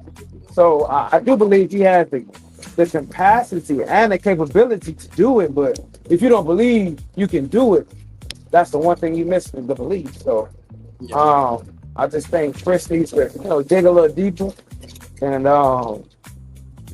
just believe in himself. He'll be all right.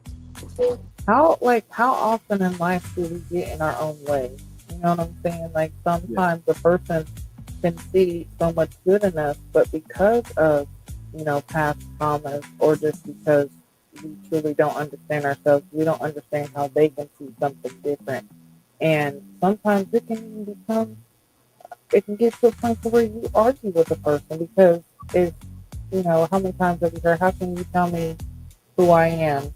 You don't know me like me. You know what I'm saying? You don't know me. You know what I'm saying? And it's like, well, I can see different qualities in you that you may not see in yourself. And it's just like, a person on the outside looking in. You can see the structural damage of a house when you're on the outside looking at it. But the person on the inside might not be able to see it because they're on the inside. They can't tell, hey, this house is about to fall down. You need to get out. Right. So, yeah, I think with that, it's like you definitely have to look within yourself.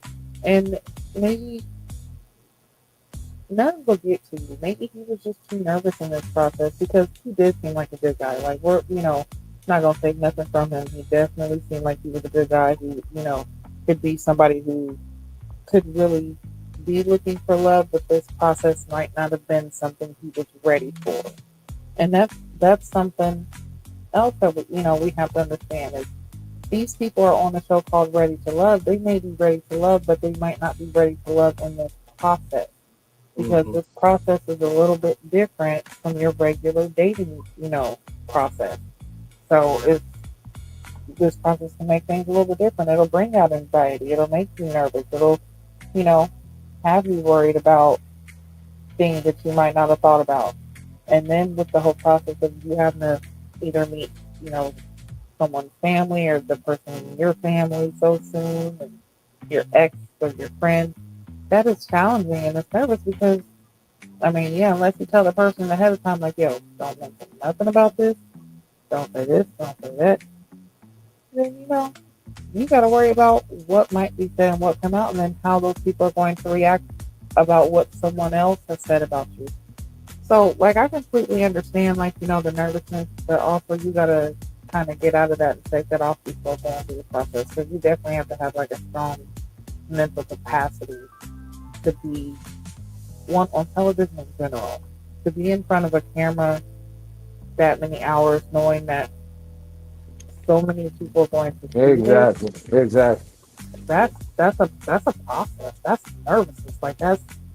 No, you gotta be, sometimes you gotta be the person that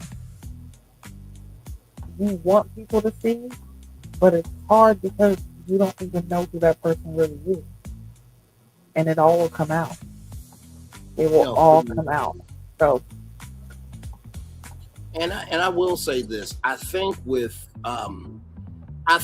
Donna, I think that with her, she is at a slower I'll put it like this. She's at a tempo that works for her, but she may not have the capacity to want to open up that tempo based on that person. That's her right? But I also feel too that in the same token, just because Chris has that mechanism to cope doesn't mean that that's all of him.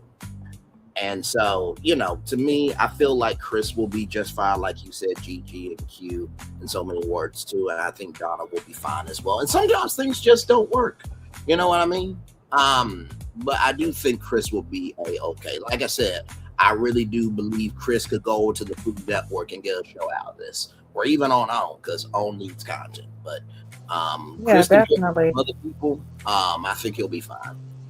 Because, and I'm gonna say this from a producer standpoint, he has a look that is great for television, and it's him being a cook.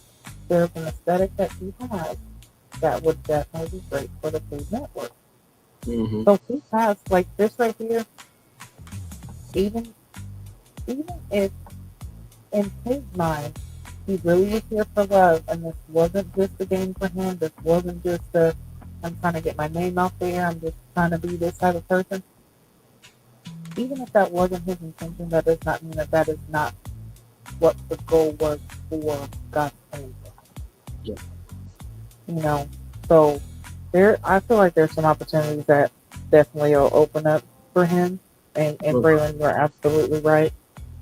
The Food Network should definitely give him a call and go ahead and send him on over there. Absolutely. But I'm gonna tell you something. Oh, I'm sorry. Just one more thing. We said on here, the process, just because this person's not here, does not mean his process isn't here in the world. You know what I'm saying? Like, he's gonna find his person. This is just a way to find love, not the only way to find love. Exactly, bro. Well said. Great point, Gigi. Great point. But I'm gonna tell you something, right? I remember back in the day, going to try to talk to a girl. You know what I'm saying? She might like you, she might don't. But to find out, you done stepped outside your comfort zone, and you done gave her your best effort, and she turned you down and said no. You know what I'm saying? Imagine that in the front of the whole world. Yeah. You're right. That's naive. That's kind of like, hey, that was, ooh. So I first off, I salute the men and women who decide to, try and even find love on this platform. You know what I'm saying? On reality TV. I really salute you, because when you put your feelings out there, when you really trust the process and give the process everything you can, you know what I'm saying? And it does not go your way, you know what I'm saying? That could be a little hard. That can be very, that could be a hard pill to swallow, you know what I'm saying? Because not only did, not just one person seeing it, everybody see it, you know what I'm saying? Right. So, kudos to Chris. I'm gonna tell you one thing about it.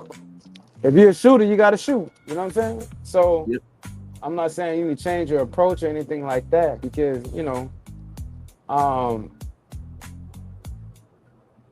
it might just not be your cup of tea. This process might not be your cup of tea. You know what I mean? And I'm real hopeful for you. I just want you to believe in yourself a little bit more. Absolutely. And not to mention too, sometimes, as we've seen with Fritz and I cannot remember that woman's name. Shanice. Thank you both. Shanice and Fritz last season. That happened after the show, right? So, we won't know until the reunion, but things have happened on the reunion. That, hey, it's real after the reunion. You know what I mean? So, Linnell, still a welcome in. Good to see you. And Jaguar_actual, welcome back, and glad to have you back here. Yes, indeed. So, then we go to Gigi's favorite person, Vince, and Nicole.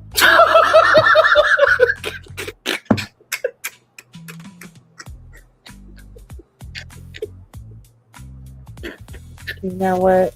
Nicole made it dirty. Like I said, I'm very shocked at seeing a different side of him. Like, he's definitely one of those people, like, you definitely just got to get to know him, and he'll definitely grow on you. So him and Cardi are definitely the two that have, especially Cardi. Cardi kind of surprised me, because at first I was like, I'm just really not sure where he's going. Right. Can't quite pin it, but he's surprising me a lot too. But yeah, Vince is starting to grow on me, but he still seems a little like he could still be a little annoying. But I'm gonna give it to him. That's all. He's growing. It's hard to say, but he's doing good. Yeah. The thing I love about our crew so much is that you really have to have all your senses engaged, heightened, and electrified to the max, because there is no reaction time on this show. So as soon as I said that, you know what, you mother... Okay. Okay. All right. I got you. We still got more show. You know that, right? But it's all in love, though. So, with that being said, so we got, like I said, Vince and Nicole, and they are stretching each other.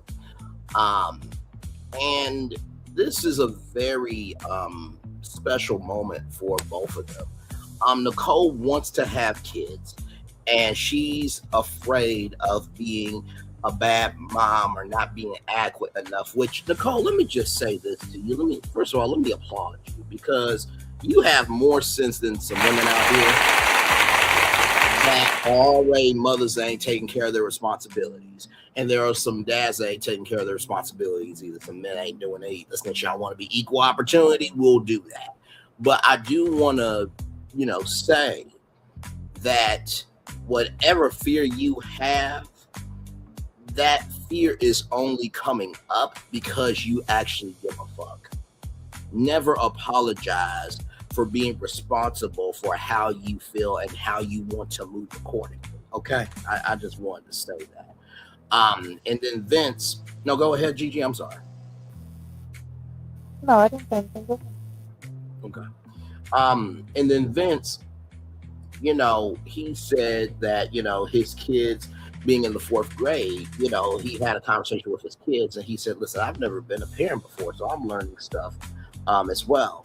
And his daughter, kids say the darndest things. But sometimes the kids are the great equalizer of translation. And the daughter said, so we're raising you too, right?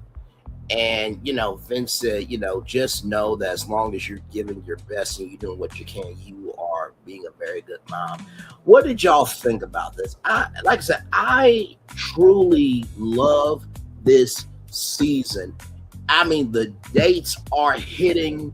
The emotions are hitting. You feel like by the end of this season, there's going to be actual couples that you actually are going to want to follow on social media. Like, you hope OWN have some spinoff shows. You hope the Ready to Love universe that we've been giving away for fucking free on this show finally is happening. Go ahead. Yeah. Yeah, I agree with you. This season already has given us so much more than what we have gotten in previous seasons. And the dates, the conversations, we've spoken about this so many times, the conversations are so pointful. Like, they are definitely conversations that make you think. They're conversations that are beyond just the basics of what are you looking for. You know what I'm saying? These are actually hitting on things that kind of touch your core. And I just want to commend Nicole for a second, just because for her to be able to express a fear like that, and not only a fear, but to also tell the truth, because she said, I tell people that I don't want kids, but the truth is I'm scared to admit her fear and the truth that I do want kids, but that right there is it. She applauds to her. She, not only did you express that with somebody that you might not really, fully know, and you also did it on national television. You did this where a lot of people know now. Yes. But you don't understand how much this has impacted other women. And there are so many women who feel the same way. And there's men who feel the same way too. Even when, they have a person that men who were married in relationships, even one night stands. And sometimes there have been even, men who've gotten vasectomies because of that fear. So to express that, for her to do that, that is definitely, I feel like, opened up a conversation piece for people who have those same fears. And this also made me look at Vince another way. This is another reason why I'm like, hats off to him and kudos, because for him to give her that comfort in a time like that when she's expressing something so vulnerable about herself and instead of him turning this into an opportunity to be goofy, he actually made this into a lesson that was very impactful and very um, to the point. And for him to have that example to say, hey, parents don't always get it. Like, we aren't starting from, you know, a full manual. Sometimes the manuals that we start from have pages. Just like, you know, the TD Jake thing. We have to understand that our parents, we didn't come from parents that were completely together. They were broken through. So, you know, this conversation definitely touched on a lot of points, and I just keep loving this season. I cannot wait for the next episode. I can't even wait for the next conversation, and you know that's very rare. Because normally we're just like, oh my God, y'all are just like, y'all just sitting here adding conversations just to fill time. Like, that was pointless, who cares? But these, I'm like, oh, these conversations are good. Like, I'm liking them. So, yeah, I agree with you. I definitely respect this conversation, respect them. Definitely applaud Nicole, and I look forward to seeing. I actually look forward to seeing if they could grow something. Now, I do feel like him and Shannon might, or no, Shannon and Devon are a little bit better, but I would like to see him and Nicole grow something more and possibly see what connection they can grow. Because maybe that can also help her get away from this connection and this unrequited love that she has for Ed. Yes, absolutely. Very well said, and everything that you said, and sincerely, vulnerability and the candor of, listen, whether I find love or not, I'm gonna give everything I got. Very, very well said. Did you want to say something else before I throw over to Q, rather? I don't know. Okay, Q, go ahead, brother. What's your take? Yeah, great take, Gigi. Great take. One thing that I'm gonna say is every woman cannot make every man, cannot pull something out of every man. You know what I'm saying? Mm-hmm. So I think that conversation, her name is Shannon, right? This conversation right here, that's Nicole. Okay, Nicole. Okay. Nicole, I feel like really made a safe space for Vince to open up. And I applaud Vince for being vulnerable enough to express his challenges as well. You know what I'm saying? So absolutely. More conversations like this is needed in this space because I feel like a lot of times while Vince, his kids, you know, are raising him. And I can say the same thing for me too. You know what I'm saying? My son has really opened my eyes to a lot of different things. And I would say at times I feel like he's raising me as well. But we can also say the same thing for Ready to Love. You know what I mean? Ready to Love is really helping people date outside of the show and ask more questions along the way too. And express themselves a lot more too. You know what I mean? Absolutely. Because like Gigi was saying, I know there's other women and also other men who feel that way, you know? But for Vince to open up and say, okay, these are the challenges I've been through, you know what I'm saying? I'm going through. I'm like, you know, the only thing you can really do is give your best effort. Yeah. Give your best effort and live with the outcome. You know what I'm saying? Absolutely. You know, because you don't know the possibilities of who you're birthing. You know what I'm saying? So that's the word. You know what I mean? Yeah, that's the word. So just give yourself the opportunity to grace in the space. And I can tell she's very critical of herself, which is a good and a bad thing. You know what I'm saying? Because of her connection with Ed, you know what I'm saying? And she's very thought out, you know what I'm saying? Very detailed thought, you know what I'm saying, on on edge. So you see that with a lot of, you know, I forgot her occupation, but she has a very. She's a pageant. She's a pageant holder, and she's a university professor. And I said this last week too. She has so much soul to her. That she doesn't allow the fact that she knows a lot or that she's on a title to be her soul. Yeah. I feel like, you know, me and you could hang out where we would have a great time. I mean, remember, who was the woman from last season that, you know, that we both said, like, listen, I think it was Tay, or something. Well, it was one woman that we both said that normally wouldn't be our type, but we gave her that great. No, it was Rose. I think it was Rose. Until Rose, you know, she wilted on the reunion. But it wasn't Rose. It wasn't Rose for me. It was the light-skinned girl who she had the conversation Roxy. with Cam. What's her name? Roxy? Not Rocky. Not Roxy. She had the conversation with Cam. Her and Cam had like a little thing going on. You mean Angie? Angie was the one. Yes. Okay, I got you. Angie, yes. Angie had an amazing personality and also an amazing view on life. And I would say the same thing for Nicole. Nicole seemed dope, man. Dope. Yeah. You know what I'm saying? Dope.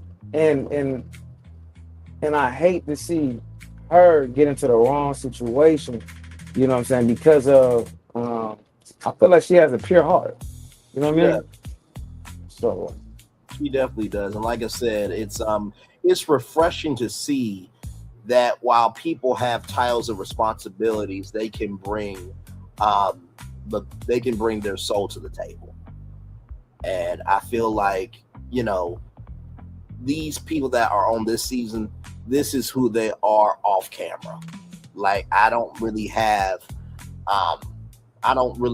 any doubting thoughts that if I ever got to meet them, that they would switch up. I feel like if I hanged out with Nicole, she would say, "Hey, Bray, how's it going?" Like, the energy she gives here, she would give to anybody and everybody, as long as you were good. Yeah, I agree. You know, and to know that in your head, you can't say that about everybody. You know what I mean? So we're not exalting her like a god, but it's nice to see that, you know, Black people can be more than what can be said about us. Amen. So, yeah. And another thing, let's give it up for Vince as well. Absolutely. For Vince to take the critique from women and show us another side of himself is dope. You know what I'm saying? Okay, yes, I did have this mishap. I did have this mishap right here. You know what I'm saying? But that's not me solely. You know what I'm saying? Yes, I can be playful. Yes, I can be all these different things, but I'm gonna also show you that, you know, that's a serious side to me. I have a heart as well. So I gotta give a shout out to Vince, because I think he sees the moment, you know what I'm saying? And he really expressed himself very well, you know what I'm saying? So hopefully, you know, we can see more of this life, see Vince more in this life. Yeah, absolutely. Jaguar Actual says, true, but your parents' experience doesn't have to be your experience. Being scared of being a bad parent is natural, but there are a lot more avenues of information on parenting than back in the day. That is very factual. Very, very, very factual. I think I told y'all the story before. I was back home in Arkansas. I was talking to my cousin on our street that I grew up on.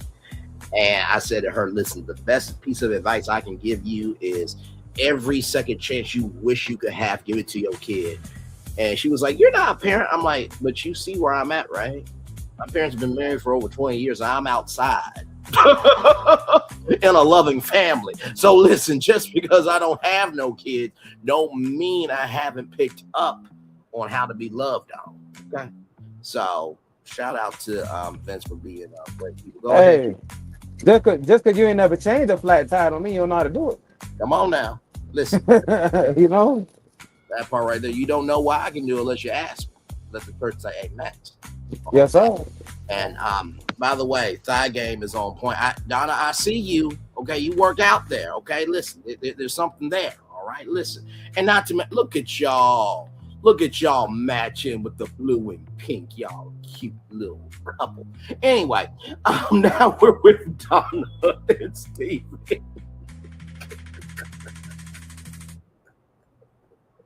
Why am I extra like this? They actually are cute together. Like I don't Yeah. know why they look cute. Yeah. Yeah. No, for sure they are. And I'm trying to think, are these ice coolers? Because I'm just like, to be on the outside like this, like I'm sure like they had, you know, what y'all don't see, right? They are mic'd up. What you don't see is that there are, you know, 2 on the ground producers. There's a cameraman. There's a boom mic. There's a light. Y'all ain't seeing all that, but that's the other side of everything. Gigi, correct me if I'm wrong. No, you're all right. Yeah. So, and those look like those could be like a stepping block. Oh god. Right up there. Okay, I can see that too. They could record. I don't know. Yeah, it kind of looks like stepping block. Yeah, I can definitely see that as well. So now, Donna, you know good and well, you ain't work out that hard for your hair to be looking like that. You know good and well. Donna, I ain't buying it, Donna. You did not work out that hard. You did not work out that hard. The reason why Q is feeling this way is because Donna, to start off the conversation, she said that she broke a sweat, right? So to give some context conjecture. I don't think so. So there is a gap of dating 7 years, and so Donna explains at the end of her 20s, at the beginning of her 30s, she said, "Nope, I'm going to give myself a break and get to know myself, maybe even do something, because the old self is not who I want to be." And so, you know, Donna asked Steven, you know, how do you deal and flow, and how do you think about relationships when it comes to women? You know, is your mom your foundation or what have you? And Steven said that his mom passed away. And, you know, what I really loved about this conversation is, first of all, Donna is regulated now. Because remember, in the last episode, everybody was saying, well, there's a disconnect, this, that, the third. And even Steven said, I got to know a little bit about Donna. So what this process goes to show you is you really don't know what you like until you taste it. I'm talking about ice cream, everybody, as a metaphor. Calm down. Good Lord Jesus. I try to give metaphors that make sense on this show, okay? But Steven, he didn't want to, you know, eat Donna's flavor. But, you know, now he's like, you know what? I can get a pint of that, you know. Give me a to-go pint. You know, I'm not ready for the big quart yet, but, you know, I'm open to that. So what did y'all think of this conversation? I thought it was a good conversation between them. In this process, I will say it over and over again, these conversations are so good. And to let you know that they are actually understanding the assignment, and honey, they are acing it. Because these conversations are deep. Her asking him basically about his upbringing to see kind of how he views relationships. You know, yeah, we should not, our parents shouldn't dictate, you know, who we are as people. But let's just be realistic. Our upbringing does play a major part in who we are. Now, in that upbringing, it's up to us to decide if we're going to stay trapped or if we're going to break free from the trauma. And if, you know, it's something loving, okay, we're going to take that and transfer that into the life that you want. But also make sure you add in you so that you're living your life as well.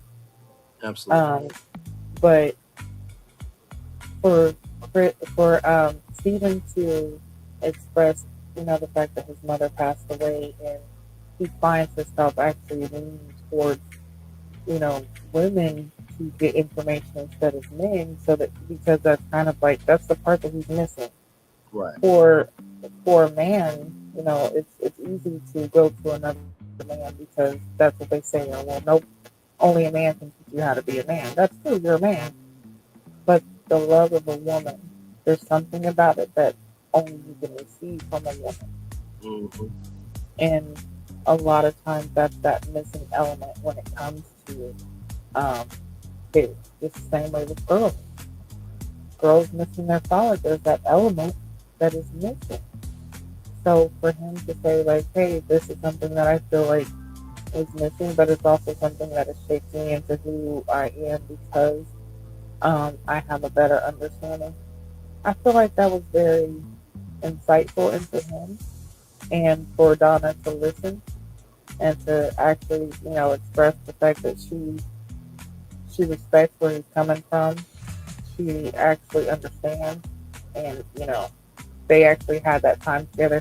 I feel like that was meaningful because even with them not having such a strong connection, just having that conversation where you can actually open up about certain feelings that you have with somebody, it can make a connection. So I like it. I respect it. And I mean, I still see him and Asante, but I feel like this could be something that could help Donna hang on, maybe just a little bit more. Yeah. Very well said with everything that you said. Q, what's your take on this conversation between Donna and Stephen? I think Stephen is kind of, I think Stephen is pretty wise. You know what I'm saying? I forgot exactly the phrase "wise beyond his years." Mm-hmm. I like the subtleness, the calmness in him. The way he expresses himself, does a great job. I really feel like Donna enjoyed the conversation. I kind of feel like there's a possibility of a connection, but I'm not really too sure yet. Just because I feel like Donna, she's a straight thinker, and I kind of feel like Steven can go around the corner, come back, go to the basketball court, grab a snack. And Donna, like, all thing you had to do was go straight down the road. You know what I'm saying? She's such a literal thinker. You know what I'm saying? But Steven, the type of person, I feel like, even they went to the tie-dye. One of his dates was he decided to go to a tie-dye. Yes, with Enchante, yes. You know what I mean? So he's more, he like to express himself in other ways. So I don't know if Donna could accept the way he would express himself and express the way he would express love. You know what I mean? Sure. I think she might be like, well, you say you love me and do X, Y, and Z, X, Y, and Z. I feel like it's black and white with her. You know what I'm saying? With him, it's just multifaceted. You know what I'm saying? I do see that. And let me say this too, and I think we all can admit there is the as I often say, there's yourself and there's your damn self, right? Would it be fair to say that maybe Donna has never had the chance to be her damn self because she never has allowed herself to be in a space to let that happen? And so maybe this conversation can kind of let her know, like, hey, it's okay to breathe. Or do you think because she is so downtrodden in her mindset, Q, that's just who she is? I think that's what she became. Okay. She had 2 relationships, that didn't work out. Right. And then she had to go reinvent herself. And I think through the process, sometimes, we'll shut ourselves down and we'll shut the world out. You know what I mean? So we want things to look a certain way when we reopen ourselves. You know what I'm saying? So for her, I don't think that she's allowed herself to be herself yet. You know what I'm saying? I don't think that she has. You know what I mean? So I feel like she goes for something familiar. I feel like Vince might be familiar to her. You know what I'm saying? So that's why I think she's going that route. But I think eventually they might bump heads. You know what I'm saying? But I really feel like Nicole is a more natural fit for Vince, if you ask me. Him and Donna, they're gonna have to work it out. You know what I'm saying? But I don't feel like Donna has allowed herself just to let her hair down and just, I don't think she gave herself that space yet. I can respect that and see that. Is By the Donna way, the one that has multiple degrees? Yes. Yes, I Yes. believe so. Yes. Okay, because I was just off what Q was saying is maybe that is her way of comforting herself is by staying busy. So her opening up and being her true authentic self, she hasn't been able to do because she's staying so busy with school and doing other things to occupy her time. So all she knows is, studying or learning. But, instead of learning and trying to solve new problems, she's she's forgetting that she's the main factor in the equation. Mm-hmm. So she needs to figure out herself before she can solve the problem. Woo, that was a word. Yeah. Before you make a problem, that's a word right there. Yeah. Or, she's the army mathematician who isn't religious. I would say yes and no. I mean, I think when it comes to politics and religion, it's a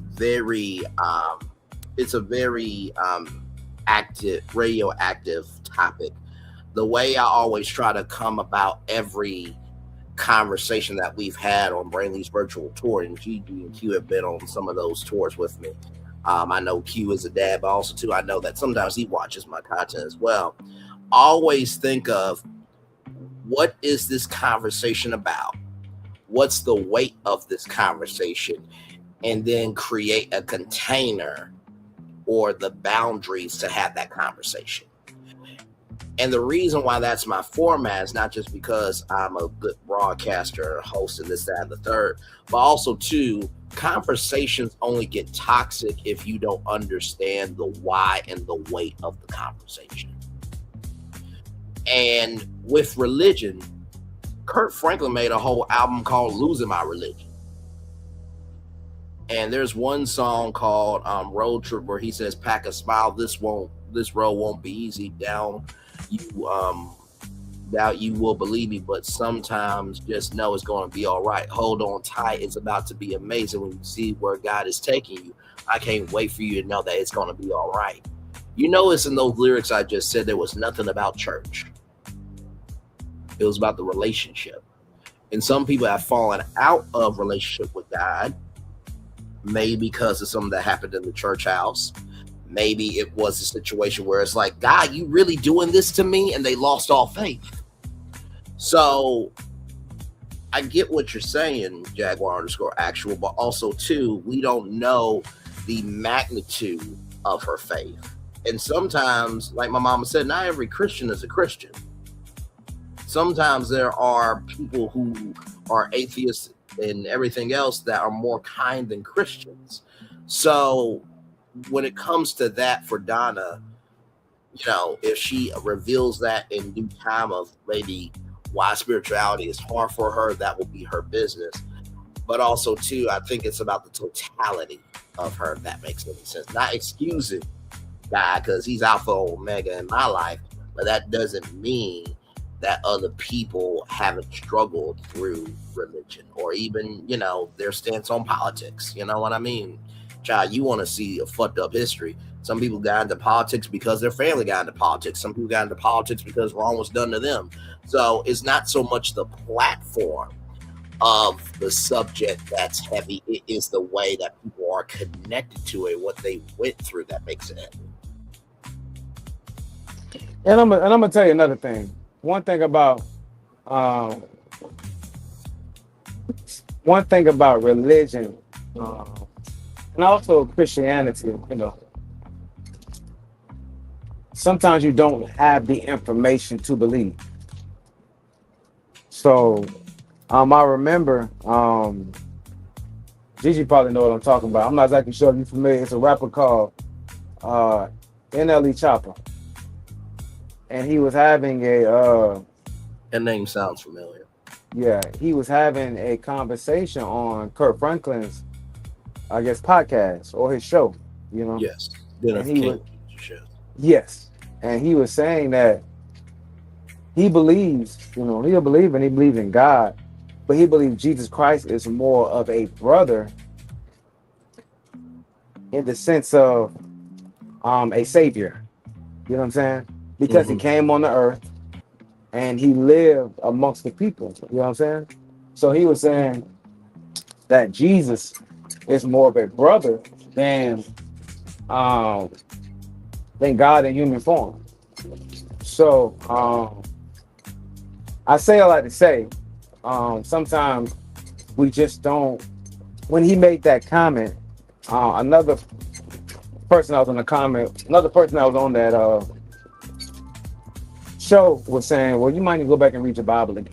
You know what I'm saying? So I feel like in that instant, from my belief, I believe he was uninformed in his belief. And that's possible. You know what I'm saying? That's why you have elders. That's why you have pastors. That's why you have other religious believers to give you a better understanding of what you believe. You know what I'm saying? So in Donna's situation, I know she believes that there is a Christ. She believes in God.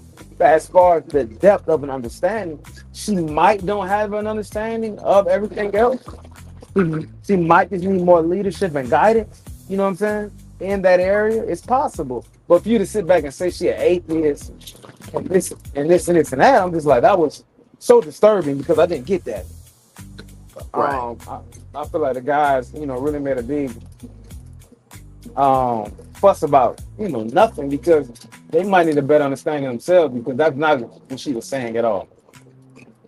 Absolutely. Yeah, and let's just say we have to have a better understanding of when people say, "Okay, I'm not religious, but I'm spiritual," because there is a difference, and that those are just because you're religious or spiritual doesn't mean you don't believe. You just might not go to church. You just might not feel like, okay, well, I have to be in church every other day, for majority of the day in order for me to reach a relationship with Yehovah. Like I can't reach my, you know, I can't get on my journey or my path if I'm not in a church. If I'm not having a preacher preach to me about what's in this Bible, then I can't make it to heaven. That's not true. And it doesn't mean that you don't believe just because you don't go there, believe that that's the only way for you to get to heaven. No, that just means like, hey, I have a personal journey and my personal relationship with the Heavenly Father that might not require me to have to go into this building. Because that's all it is a building. Right. But also with that, it's like, how do I say this? No one's saying like, you don't believe or you're an atheist, which, I mean, them saying that was just outrageous to even imply that that's what she meant. But let's just break something down real quick, okay? When it comes, because a lot of people, and this is kind of regarding the comment you said about, another topic, and the person said, well, you need to go read your Bible. Well, let's take a look at this Bible. Okay? Well, we need to understand, especially as Black people, is the Bible that we have now, what we see, not the real Bible. And it's definitely not the Bible that was made for us. The things that are said in the Bible were twisted and made to use to suppress us during slavery. It was used to manipulate us into believing that we were better off and meant to be slaves to white people, and we had to serve them as our masters. Mm-hmm. So certain beliefs when it comes to religion are not the true religion. You really need to understand. That's why you guys just heard me say Yehovah instead of saying Jesus, or instead of saying God, Yeshua, like Adonai instead of Lord, because it's like, go back and read the actual Hebrew Bible. Like, understand fully. I feel like people need to truly, get a better understanding of what spirituality is and what religion is in order to really judge someone for saying, hey, I don't believe this. I think something different, you know? And if you look at the Bible, like there are a lot of things in each sect, in Buddhism and Hinduism and Christianity and Catholicism, whatever it is, there are a lot of things that are similar. A lot of beliefs that are all similar. So why is it that you would have to go into these places in order to get that same message when you can get that message yourself? And how many times have we seen in these churches, some of these churches be some of the most corrupt places ever? True. Pastor sleeping with this one, that one, you preaching about fidelity and how Christ says that you're supposed to only have one wife, and this was just you sleeping with 3 congregation members, plus the bass player and the deacon, plus you taking money from the leaky building fund that's been leaking since 1997, and you still ain't put not one shingle up. Crazy. I ain't lying. I ain't changed one toilet in there. Ain't changed. Yo, every Sunday there is never no toilet paper in the bathroom, but you just pulled up in a Rolls Royce. Make this make sense. But I'm gonna tell you one thing, and we can move on. When it comes to religion, everybody has a journey that they're on. Correct. You know what I'm saying? And just because your journey does not line up identical to mine, you know what I'm saying, does not exclude you from moving forward. Now, if you practice Catholicism and I practice Buddhism, our religions might don't line up. Preferably, you know what I'm saying, in love, you know what I'm saying? So it might be best for us to go our separate ways, you know what I'm saying? But if we both were pretty much saying that we were Christians, I don't see why not try to explore that connection if, you know, your religions line up how you want them to. You know what I'm saying? So I would say everybody stay on their journey. You know what I mean? Whatever makes you a better person. But my belief, you know what I'm saying, it's my belief. You know what I'm saying? If you share the same belief, that's amazing. You know what I mean? But you can't knock nobody or call them atheists because of a comment. I would say get to know that person more. That shouldn't exclude her from being ready to love, you know what I'm saying? Because all of those guys, you know, might proclaim Christianity and none of them live it. You know what I mean? So that's right. Yeah, so in that vein, you know what I mean, just take what she said. And if you have more questions, go ask her. And the person who made the biggest mess out of all this, the joker not even ready to love. Right. No, you're right. I was just about to say that. Not even giving it, you know what I'm saying? The nigga not even trying to love. Right. You know what I'm saying? So how can you give that assessment? Like, I was just thinking that. I was like, wait a minute. The person who even went back and said that just shows, like, one, you can't even listen to a person. Because not once did she say she was atheist. And she clearly said she's spiritual. She's not religious. She's spiritual. There's a difference. But you took that as, I mean, because she didn't believe completely with what you believe in, that it's either all or nothing, which is very wrong. And that's very deceptive because now you've taken this comment into the man's thought, and the men are now judging her off this biased comment that you basically made up. And like you said, you're not even ready to love. But yet you're throwing this shade on her because it didn't align with what you had going on. Yeah. So that's crazy. But yeah, you definitely need to get to know a person, and it's good that Steven, you know, they were able to have a better conversation. Because even putting that aside, yeah, that is a big thing in a relationship because you want your goals and your values to align with the person that you're with, especially if you're talking about a lifetime with this person and you're really wanting to have marriage and love. But there are definitely ways still to work around that. Because if you haven't even seen, and I think I even said this last week, there are mixed racing religions now. Like I know you guys have possibly seen on social media where there's people get married, but they're from different religions. And when they get married, they might have one ceremony, celebrating in their style and in their tradition. And their other, they have a separate or another wedding celebrating Absolutely. the bride or the groom side and tradition. And before it was about conversion. Like you have to convert to my religion and do this and do that. But it's not so much like that because there's more understanding and more open mindedness now when it comes to relationships, religion, and just overall belief. So I think that needs to be taken into account too. But yeah, I feel like that was wrong of Ed to even spew that lie and kind of run with that narrative when that's not even what she said. And not to mention too, on top of all the wonderful commentary that both of you said, Ed, you was cool with her after that date, bro. Let me say that 2 more times. You were cool with her after that date. One more time. You were cool with her after that date.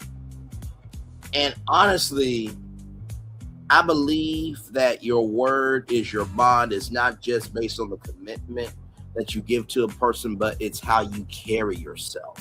That is also your word as well.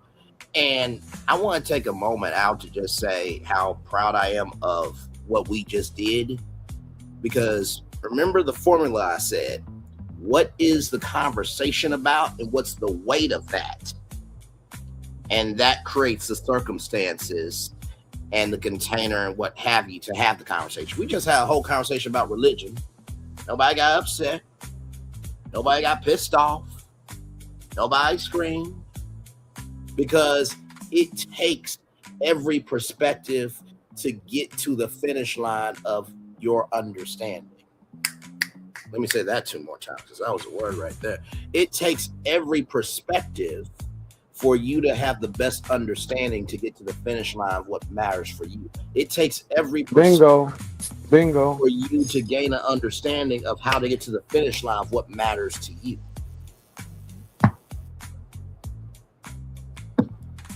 Child. Don't y'all say we don't do our work on this damn show. Okay, listen.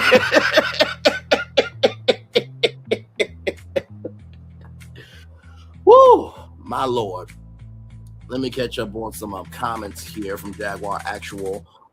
Jaguar Actual says she isn't a fan of organized religion. She's talking. They're talking. I think he's talking. Sorry, he's talking about Donna. She confirmed this by liking my comment when this was discussed on Facebook. As far as religion, you can't even confirm what a Christian is.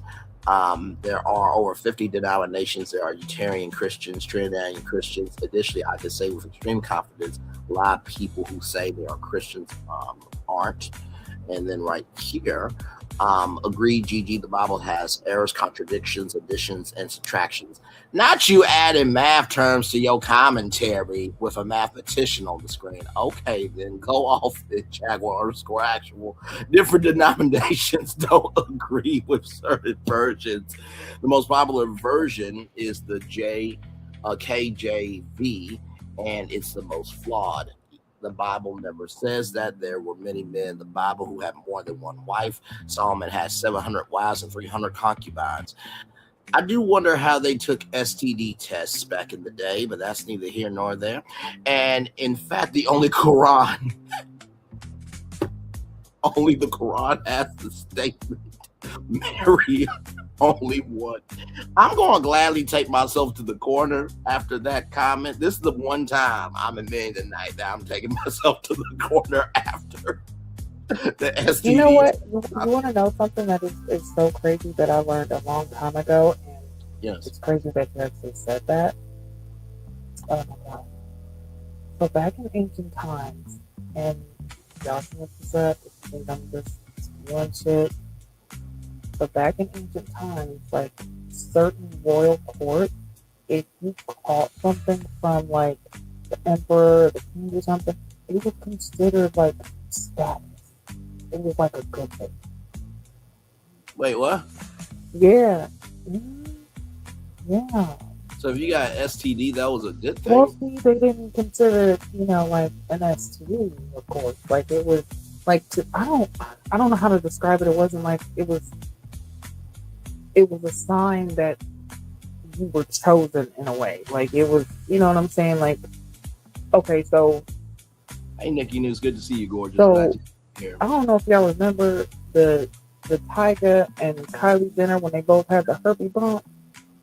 Yes. And it was like the matching herpes bump, and it was like, oh, you got the herpes bump too, so you must get down with the king. Yes, I was with the king. Oh my God. You must be one of his new punks. Like, how did you know? Your herpes bump. Wow. It's kind of like that.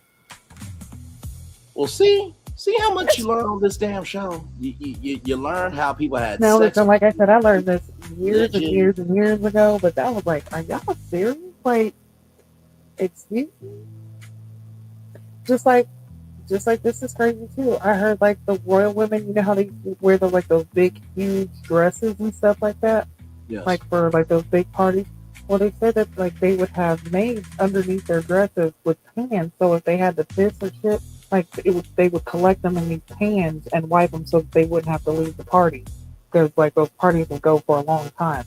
So listen, that part I don't know completely. I read it somewhere. I actually read it a couple places, so I'm like, this possibly could be some true shit. But yeah, I was like, in ancient times, the stuff that they would do, I mean, you gotta think, they didn't have the resources that we have back, like we have now. They didn't have real doctors. They didn't have ways to test and do certain things. Sometimes you didn't find out a person had something until they was dead. And you still didn't even know what it was that killed them. You just knew they was dead and possibly got to burn the body because they could be infectious. So, but yeah, that. I mean, look at this. You got history. You got history, sex, and education on this show, and religion, and everything in between. I'm in the bushes baking pies for my neighbor. Well, glad to have you here, my friend. Love you, value, appreciate you, Nikki News. Always good to see you, my friend, for sure. Thank you for being good people. Hey, Nikki News, I need a pie. Send me one. I don't know what kind it is, but I need a pie. Okay. A bean pie preferably, my brother. Oh no. Honestly, I prefer sugar cream pie. Listen. Nope, my auntie here. I gotta be on my best behavior. I see a joke. I'm not going there. Nope. We just gonna move on. Just move on. I see where you going. Look, I'm trying to be good. I'm trying to be good. I'm probably gonna break it. I'm probably gonna break it a little bit later on the show. But right now, that was a very wholesome comment. She's doing a good thing, so I'm just gonna roll on. Now we're with Ashley and Chris, which look, this is Solana and Gigi's face when I make a joke. Like, here's me. Now, listen. I'm not saying, right, that Christina just takes big slices of pie down her throat. I'm not saying that. But it might be true. And then this is Gigi and Solana. Really? You really just had to say that out your damn mouth. Now I told you we can't take your ass nowhere. What am I supposed to do? I was gifted from God with a mouth. But you also have to have you also have to have the movement of responsibility with your mouth. So just wanted to bring that up there between Chris and Ashley. Ashley said, I'm really not trying to talk. I'm trying to get to my car. What you say? Okay, yeah. Mm-hmm. You know what? My cat's calling me. I need to get home right now so I can walk my fish. Basically, so Ashley and Chris have talked a few times over the phone and through text. Ashley, it's become challenging, and Chris is not having a good time. And there was a woman that ghosted him 4 to 5 months ago, and Chris fell fast. I will just say this, right?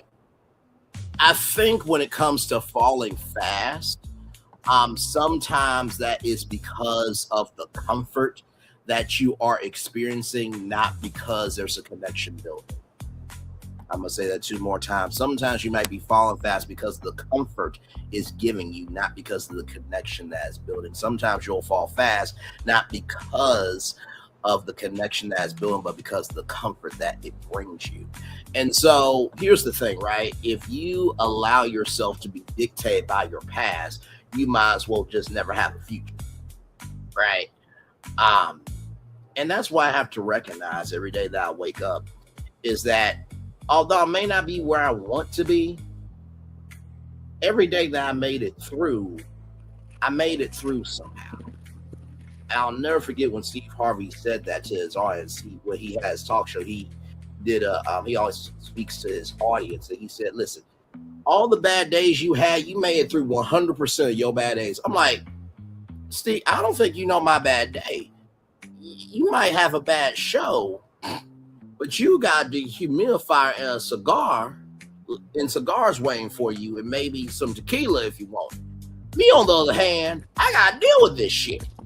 You got better resources and coping mechanisms. But the also the end of that comment or the end of that phrase is, I might not be where I want to be, but I'm not where I used to be. Come on, you know man. what I mean? That part. I'm not where I used to be. You know what I'm saying?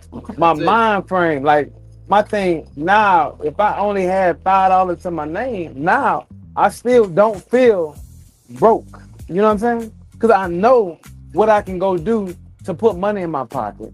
Versus at times where, you know, you didn't have information, and it's kind of like, only thing you can really do is just sit there and relish in it. Now it's kind of like, okay, if I got $5 in my pocket, I know I got enough money to eat. You know what I'm saying? I can at least get a couple days so that I can, you know, go figure something else out. You know what I'm saying? So, you know, moving along in life, you get better every day. Every situation you getting better. So, man, Steve, I ain't gonna lie, Steve will get you somewhere. He'll get you somewhere, man. He drop a lot. I call him Uncle Steve. He'll drop a lot of dimes on you, man. A lot of dimes on you. And it ain't even just where, you know, not where you was at, but it's where you could be. Come on. Because you could be, you know what I'm saying? Right Yes, there. ma'am. Yes, ma'am. In a situation way worse than where you are now. But, you know, still in this process, like, it's all in where you see yourself going and where it is that you truly want to be. Exactly. Who you want to be going through this process. Do you feel like you can handle it? Is this where you're at? And then something else. Listen, I am not going to say that love at first sight is not a real thing, because it is. I think we have all fallen for somebody quickly, whether it was in our youth or even, you know, as adults. We have fallen for someone quickly before. So love at first sight is a real thing. There's no reason to judge a person for having feelings and actually being able to express themselves and have enough love to say, hey, I can tell from the moment that I saw you that you're somebody that I'm willing to give my love to or give my all to. Mm-hmm. Now, I mean, at times, of course, it's not reciprocated and it hurts. But it's also a lesson because, you know either what to do or what not to do. Now, I had a little joke for him, and I was going to say, Chris, it was love at first sight, but just because, you know, he said she ghosted him, and I was thinking, well, if she was a customer and came into the restaurant and you saw her, and she left, of course she ghosted you. She was only there to eat and leave. She wasn't there to be with you. You know what? But, you know, still, in this process, like, that makes me wonder, okay, with him saying he had fallen for somebody within, you know, a short time of, you know, him going through this process, is he still hooked up on that process? Was this somebody that he was getting to know and he felt like he really could be with? Was it a situation where it was love at first sight when he met them a long time ago and he just always had these feelings? Maybe they tried out something a few months ago and it just didn't work. I don't know the situation fully, but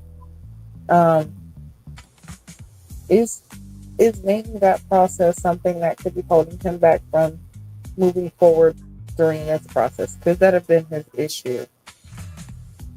But one thing for sure is Ashley is standing there like she is not really trying to hear any of it. She's not receiving it. Like, I was just ready for her to just break out with any excuse at this point, just to get in the car and go. Like, at this point, she was about to tell him, I'm sorry, my grandma just called and said she's giving birth to my dad. I need to go find out if it's a boy or girl. Oh, wait, what the fuck? Wait, what? Like, what? Wait, I gotta go. What the fuck? I gotta go. My grandmother's giving birth to my dad. Wait, what? Yeah. Yeah, my grandma's giving birth to my dad. I gotta go find out if it's a boy or girl. Okay. Well, if it's a dad, it'll be a boy. That's what I'm saying. Like, she would say some off the wall stuff right there, because at that point she was just ready to go. All right. Okay, Q. What did you? I'm flapping my gulp right now. Q, over to you. I can't follow that. Having a boy or a girl is crazy. Like, that's what she said. Grandma is giving birth to my dad, and a dad would be a man, which is a boy. Crazy. Go ahead, Q. I feel like she lost interest because she felt like he didn't believe what he was saying, you know? Like, she felt like she was just there, you know what I mean? He was overpowering another conversation, just talking and talking and talking. And I don't really feel like Ashley's really interested in Chris. I don't feel like she really was. Her interest is really in Darius. So you kind of get a vibe of, you know, the type of people she's into. So I really don't feel like she really liked Chris like that. So he could have gave her $100,000 and she, you know, still would have had the same comment or still would have had the same response. She just didn't like it. You know what I mean? She just don't like it. So, yeah. You know, I don't understand how Chris didn't pick up those keys, you know what I mean, to let her at least talk. Or, you know what I mean, say what she got to say. He just drowned her out in a conversation. But like you said, he could have been nervous. You know what I mean? I could be a sign of nervousness. So, how my take? No, absolutely, for sure. Yeah, especially with, you know, them knowing that this was the week where the women were in power, so he was feeling like, let me just get out everything. So he was like, you know, overshadowing the conversation, just kind of overtaking it because he wanted to get himself out there. That, I mean, I feel like that could have been a thing too. Yeah. No, absolutely, for sure. Fully well said by both of you in your commentary, and for sure. And listen, Chris is gonna be fine. This was just a stop along the way. Now, this picture right here just looked like, well, you know, it looks like these two are together. Luscious Lauren, and you know, Lauren's a stallion now. Listen. You know, she carries her tallness with her. I ain't mad at it. So with that being said, we get to Lauren and Bello. They're on a tiki bar boat. Looks like it was rented out privately. And so, you know, Lauren says, you know, you seem like a gentleman, you seem like a good guy. What's going on? And it's just like, my Lord Jesus, have we gotten to the point where just being a good person triggers you to be like, wait, you ain't real? But hey, sometimes trauma will do that to you. But also not being treated right will do that to you as well. So we learned that Bello has a 1-year-old daughter. Fresh child upon the world. Her name is Navia. Beautiful name. And he learned about the child 4 to 5 months ago. And it was supposed to be a one-night stand. His one-night stand called him in May, and Lauren loves the honesty. And then Bella, I'm just gonna say you pull a Braylon a lot, bruh. Like you said, Bella was on the lounge. Then you say it's on the boat. I'm like, dude, like you taking the inch and making it a mile, which I really can't say shit because that's my principle. But come on, man. But you got the confidence to execute, so I'm not too mad. I thought that this was a very nice time. I don't know if there could be I don't know if there's a connection here, but it looks like one could be forming here. What did y'all think of Lauren and Bella? Definitely agree that it looks like there could be a connection there. I could see them forming something beyond what he has with Dominique, because I feel like him only kind of keeping himself wrapped with that Dominique might actually be his downfall. So it's good that he's expressing himself and kind of moving about, trying to make more connections. Now, I don't know if it was just me, but some math was not adding. It just was not mathing. Because, okay, he's got a 1-year-old daughter. We found out about her 4 months ago. But then says that the girl called him a man and said she was pregnant. Right. So wait a minute. Is she pregnant, or did she call you and tell you when she was pregnant that she was pregnant, and then you didn't hear again until like 4 months ago? I'm trying to figure it out, because I was just like, how's the child already one, but she called you and made to say she was pregnant? I don't know. Maybe that was just me trying to figure that out. But it's still good that he was, instead of him hiding it or making it as if it was an issue, it's something that, hey, this is a part of my life. This is something that happened. I'll express it. Yes, it was a one-night stand. No, I do not, we don't plan on being together. This is, something that happened, but I'm going to take responsibility. So I feel like that speaks a lot to him. And I feel like that's something that Lauren accepted and can respect. And it might actually make her feel more connected to him just because he's, he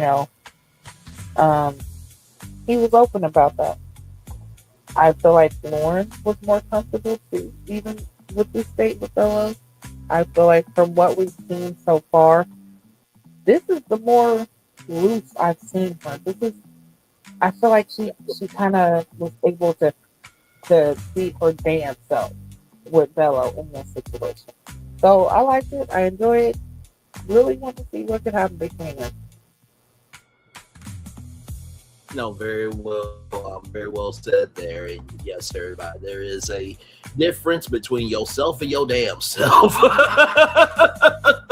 Although it seems like I show more of my damn self, but I'm around people that I trust as well. You understand? So, very well said, Gigi, with your commentary. Q, what was your take on Lauren and Bella's conversation?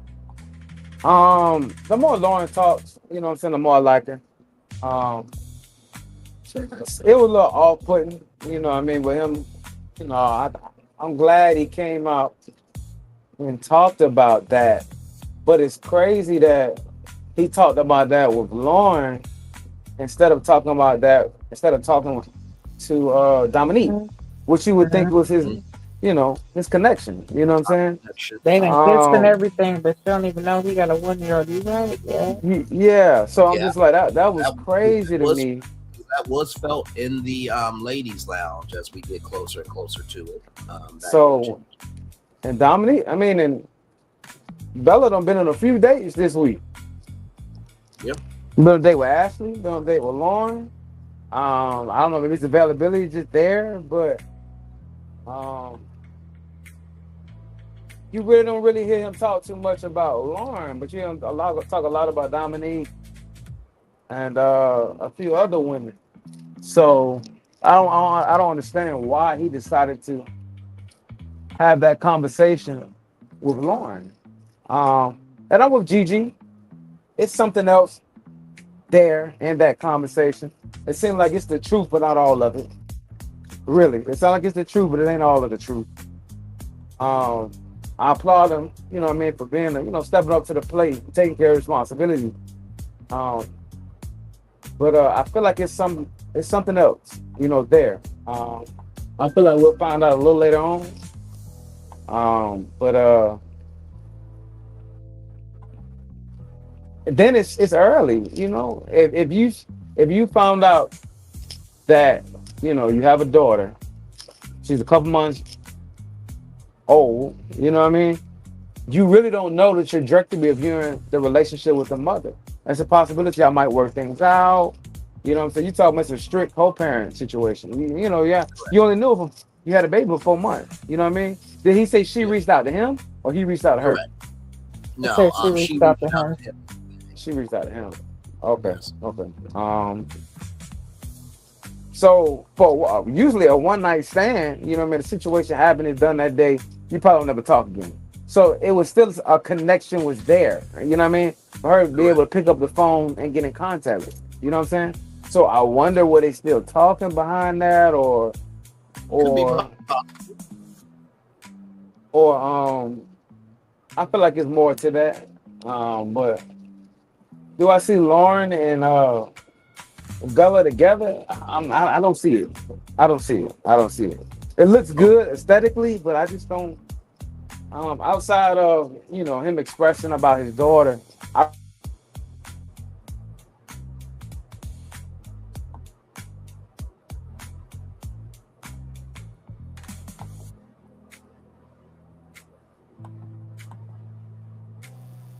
You The good? mic went up here.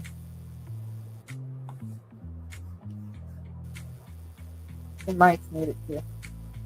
Yeah, your mic was muted, Q. Hang on, let me see.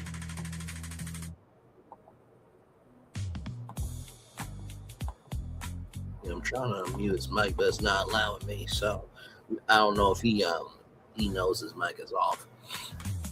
But I will say this though, right? I mean, it is still early, but sometimes connections, and we've seen this in the past on this show, we've seen that connections, they form in the middle of everything, right? And you don't mean for it to happen, it just is happening. You know what I mean? I think Yeah, we are halfway through. Yeah, we are definitely halfway through rather. And I think what ends up happening a lot of times is that most of the couples, and Gigi, you can quote me if I'm wrong, beautiful, but I think most of the time these couples really get solidified during the vacation. You know what I mean? Yeah, I think then that really does kind of form more of the connection, and like you said, solidifies what connections have formed. That's when we really start saying, okay, y'all been together. For sure. And can we just say, like, a lot of the times, like, and we've all said this, how many times have we said this, guys? Connections are not just formed while the camera's rolling. You gotta form them connections afterwards too. That's why, it's a point to be able to connect and text and talk on the phone, and you see the ones who, especially you'll hear it in the lounge, oh, well, me and such talked for such and such hours, but then the other women who are supposed to be a connection, they're like, oh, well, we didn't talk that long, but we didn't this. Okay, well, you're starting to see who has that connection more and where, where that person is actually leaning towards. Correct. No, absolutely. And I think the biggest thing is transparency. If y'all remember last season with Fritz and Chris, is that there's nothing wrong with having multiple connections, but eventually you're gonna have to stand on business for your main connection, right? So while connections can form halfway through the season, it's about the transparency within, the frequency of your communication about how you feel. And also too, that investment energy as well. Q, you're back with us. I think your mic got cut off, or you cut off your mic as you were speaking.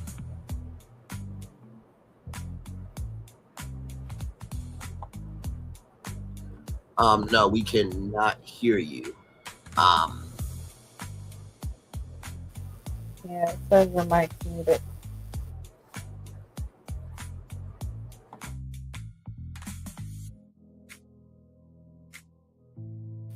But yeah, definitely a great connection. I mean, from this picture, it actually looks like they have been together. So Yes, I could, I could see. absolutely. Now, with this next scene, first of all, I just no go ahead, Q. Okay, hang on. Let me bring him to the stage. Q, go ahead.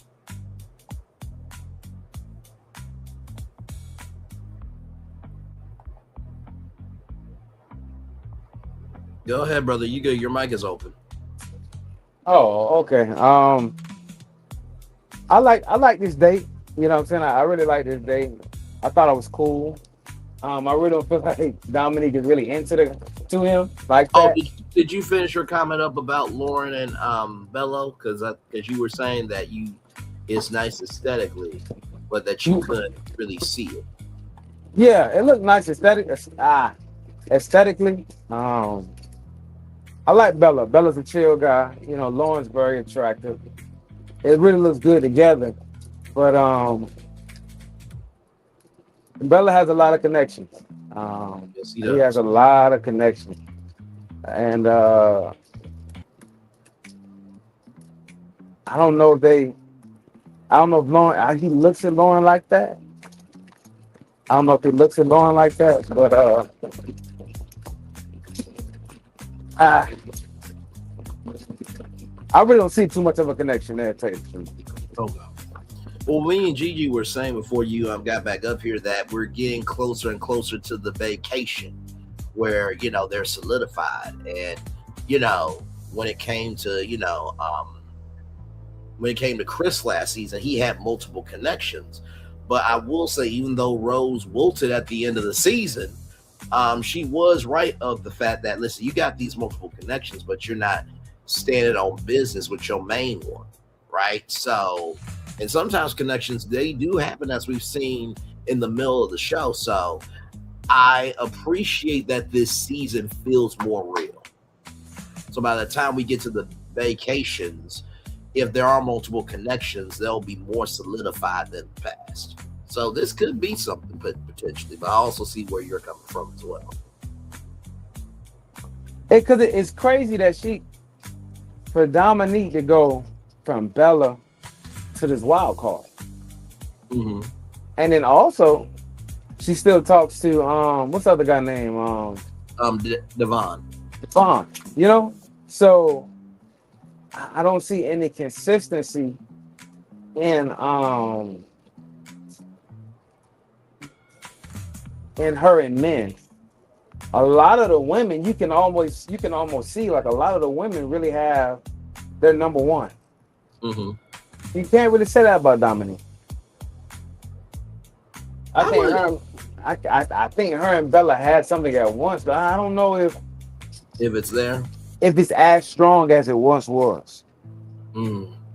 We'll say that. Yeah, and after that meeting, or that lounge meeting, and her finding out that he's got a kid and his son, she didn't know. Yeah, I think that might actually hinder their connection a little more too. Because now the connection's gonna be, awkward the next time, they have to talk. And I will say, this date was very, very cute. Although I think Braydom is way better than Cardom, just saying. That's just a personal opinion, but we shall roll on. And you know what? I will say this, even though Carday is a wild card, I love the fact that he embraces, his wild card. So they are at trivia. And the trivia is about the Backstreet Boys. And they are failing every question. And we learned that Carday has a 3-year-old daughter. They co-parent. And Dominique's last relationship was 18 months ago. And she definitely wants to be married again, but she does not want to be broken. And I will just say this. I think that, even though Dominique doesn't have a number one, I think she has really relaxed into herself where she is really trusting the process. Like, she is not allowing Bello to be the main one. She's having a connection with, Carday, the wild card, and, this fun side to him. And also, too, I got to give it to Carday because he's evolved. Because remember the mixer, well, I want somebody who's a thrill seeker. But as we've gotten to see Carday, he has really become comfortable with himself. That wasn't Carday. That wasn't Carday. Who was a thrill seeker. That was the young man who passed away. Ricky, Oh, he passed away. Yeah, the young man that passed away. Yes. Ricky passed away.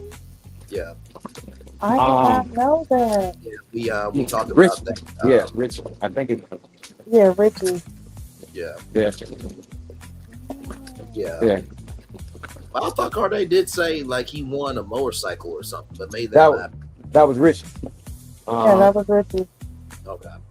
But yes, he did pass away. We talked about that on the very first episode after show review. I think it was when you left. I found out through one of the blogs, and yeah, that hit me in Q very hard because it was like the episode just got started. The season just got started, but hopefully. So what? Does anybody know what happened, or? I think it was cancer. I think, if I'm not mistaken. But I do hope that he got the chance to be on national TV and had that potential to find love. And there was a moment where Dominique said, "You need to fix some things," and this, that, and the third. Recognize, everybody, that is in the moment, and that's because of that experience, right? I don't think Dominique would be that mean to just a person, just to be mean, right? And plus, I don't think anybody on the cast probably knew that he was going to pass away, right? So, but yeah, so that was very, very difficult. So much love to Ricky's family and friends, and to all the fans of Ricky. Right, because the crazy thing about Ready to Love Nation is the person you think that no one would care about, they got a fan base. You know what I mean? As long as you come off decent, respectful, and in order, you will have fans.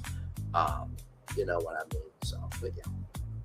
So, with that being said, I do love the fact that Carday has rested into himself, and then we also see with Devon that Devon, got a FaceTime with Dominique, and Dominique was around her mom. So even though I do agree with Q that I don't see a number one with Dominique, I'm glad that she's not so locked in, and that she really is allowing personality to matter. You know what I mean? I think that's refreshing. I still think it should have been Braydom and Steph Cardon, but that's neither here nor there. Y'all go ahead with y'all commentary. Yeah, that's definitely. I mean, Carday's a wild card. I was not expecting him to make it this far, or even have a connection as strong as he has, even with Dominique. But there's a few ladies who have actually said quite a few, great things about Carday, and that's why he's still here. But I do agree with you in the sense that I don't feel like Dominic may be fully tied to the process, or tied,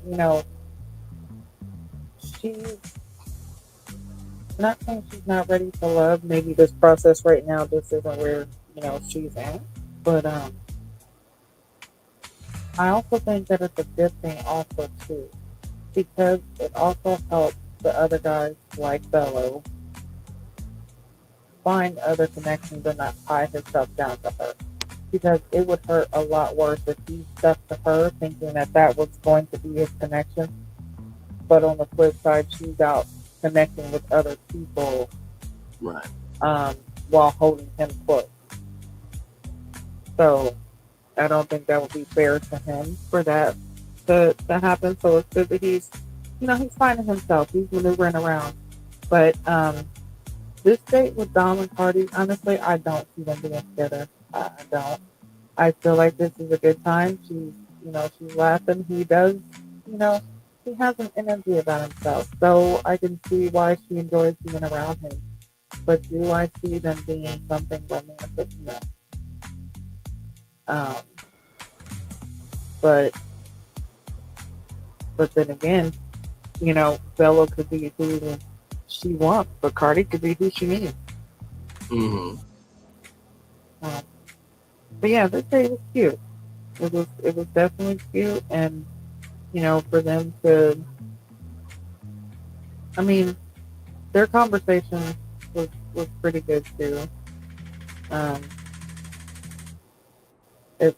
The funny that with the trivia game it was all about Backstreet Boys, and they're just looking at each other like, what is it? And also too, the fact that she is pretty much game for anything. I mean, talk about the checkerboard pattern jacket with the games behind her, but she is just happy to be outside, and she's cool. You know what I mean?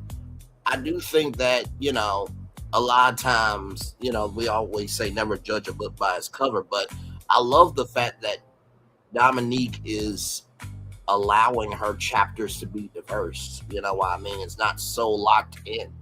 You know what I mean? Go ahead, Q, with your take, and very well done, Gigi. Yeah, great take, Gigi. A lot of times when I sit back and having multiple connections show you that you're giving the process the opportunity. Mm-hmm. Sometimes when you lock in on somebody and they're not locked in on you, you kind of stuck, and so you become pretty much like dead weight. You about to be out of door in a little bit. The only thing I don't see about Cardi is Cardi does not really have another connection outside of Dominique, or at least they haven't shown. Mm-hmm. But Dominique, on the other hand, has multiple connections. True, very true. Okay, so for you to stay on the show, you're going to need to have multiple connections or multiple interests, so people will vouch for you. Surprisingly, during elimination, we know who got eliminated, but I don't really see the difference between Ed and Cartier. I don't see the difference. I don't see the difference. He somewhat has a connection with Dominique. Do I believe it's a connection, or it's just the possibilities of one? This date really just seemed like a date. You know what I'm saying? It just seemed like they were just hanging out. You know what I mean? I didn't really see a connection like I seen with Bella and Dominique. I seen a connection there. You seen it. You seen the flirtatious vibe. You seen the communication was effortlessly. He seems a little more reserved, and Dominique really seems like she has control of the conversation.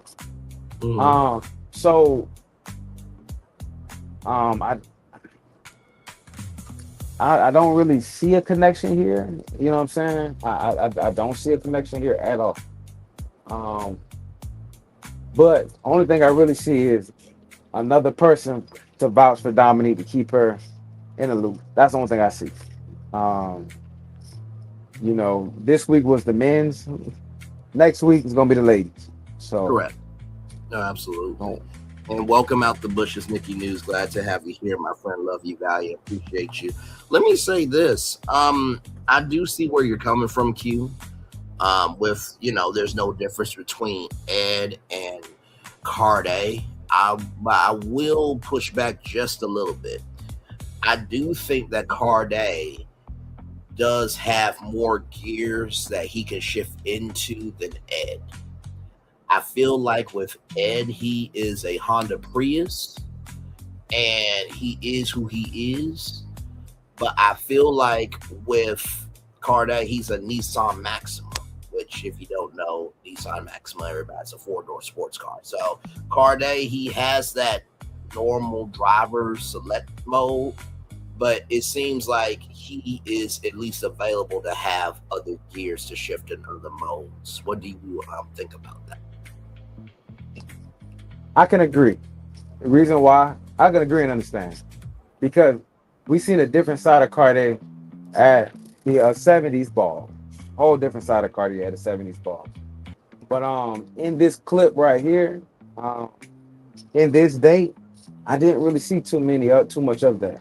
You did see, different sides of Cartier at the ball, at the 70s part. I thought we was gonna keep being able to see more sides of him, but in this small snippet with Dominique, I really didn't feel anything between them, and I really didn't see too much of him really showing her like he's interested. So it's to be determined. Understood. Can I give a little pushback on that, just because when it comes to comparing Cartier with Ed, in this process, yeah, everything's moving fast. So right now, like what they're judging off of, I feel like is, instead of like the emotional connection, the conversation and the emotional conversation. Ed was not capable. I'm not even gonna say not capable. He was not allowing himself to open up to offer that emotional connection through conversation. His conversation was stale. Plus, he was twisting the words being said to him by the women, which was, a turnoff anyway. But with Cartier at least listens, he expresses himself. He's able to open up freely, as well as,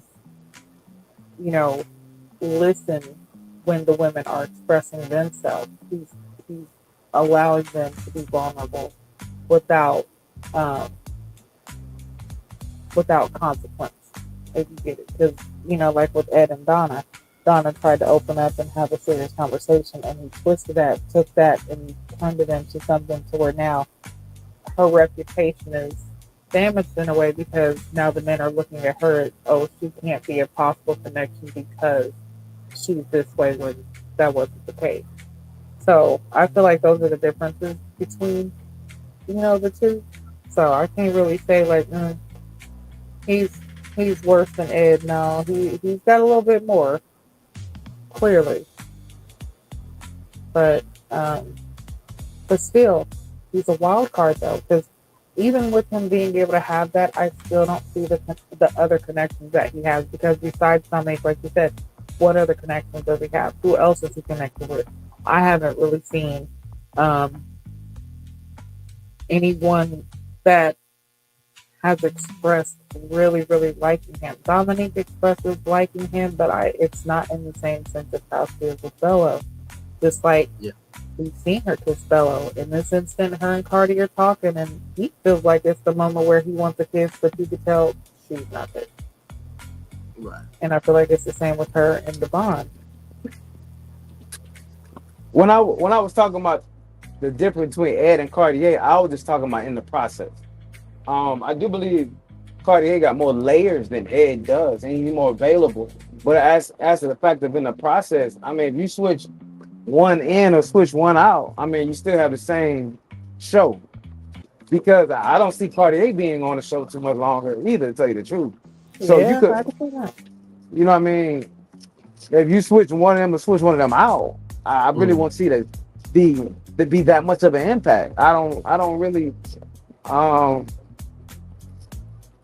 I feel like if Ed would have applied himself, you're not applying yourself, Smokey. He's just not applying himself. Yeah. Ed just wasn't applying himself, and we know why he wasn't applying himself, because he knows as soon as he got kicked off, he was gonna be on the TV show. So, I mean,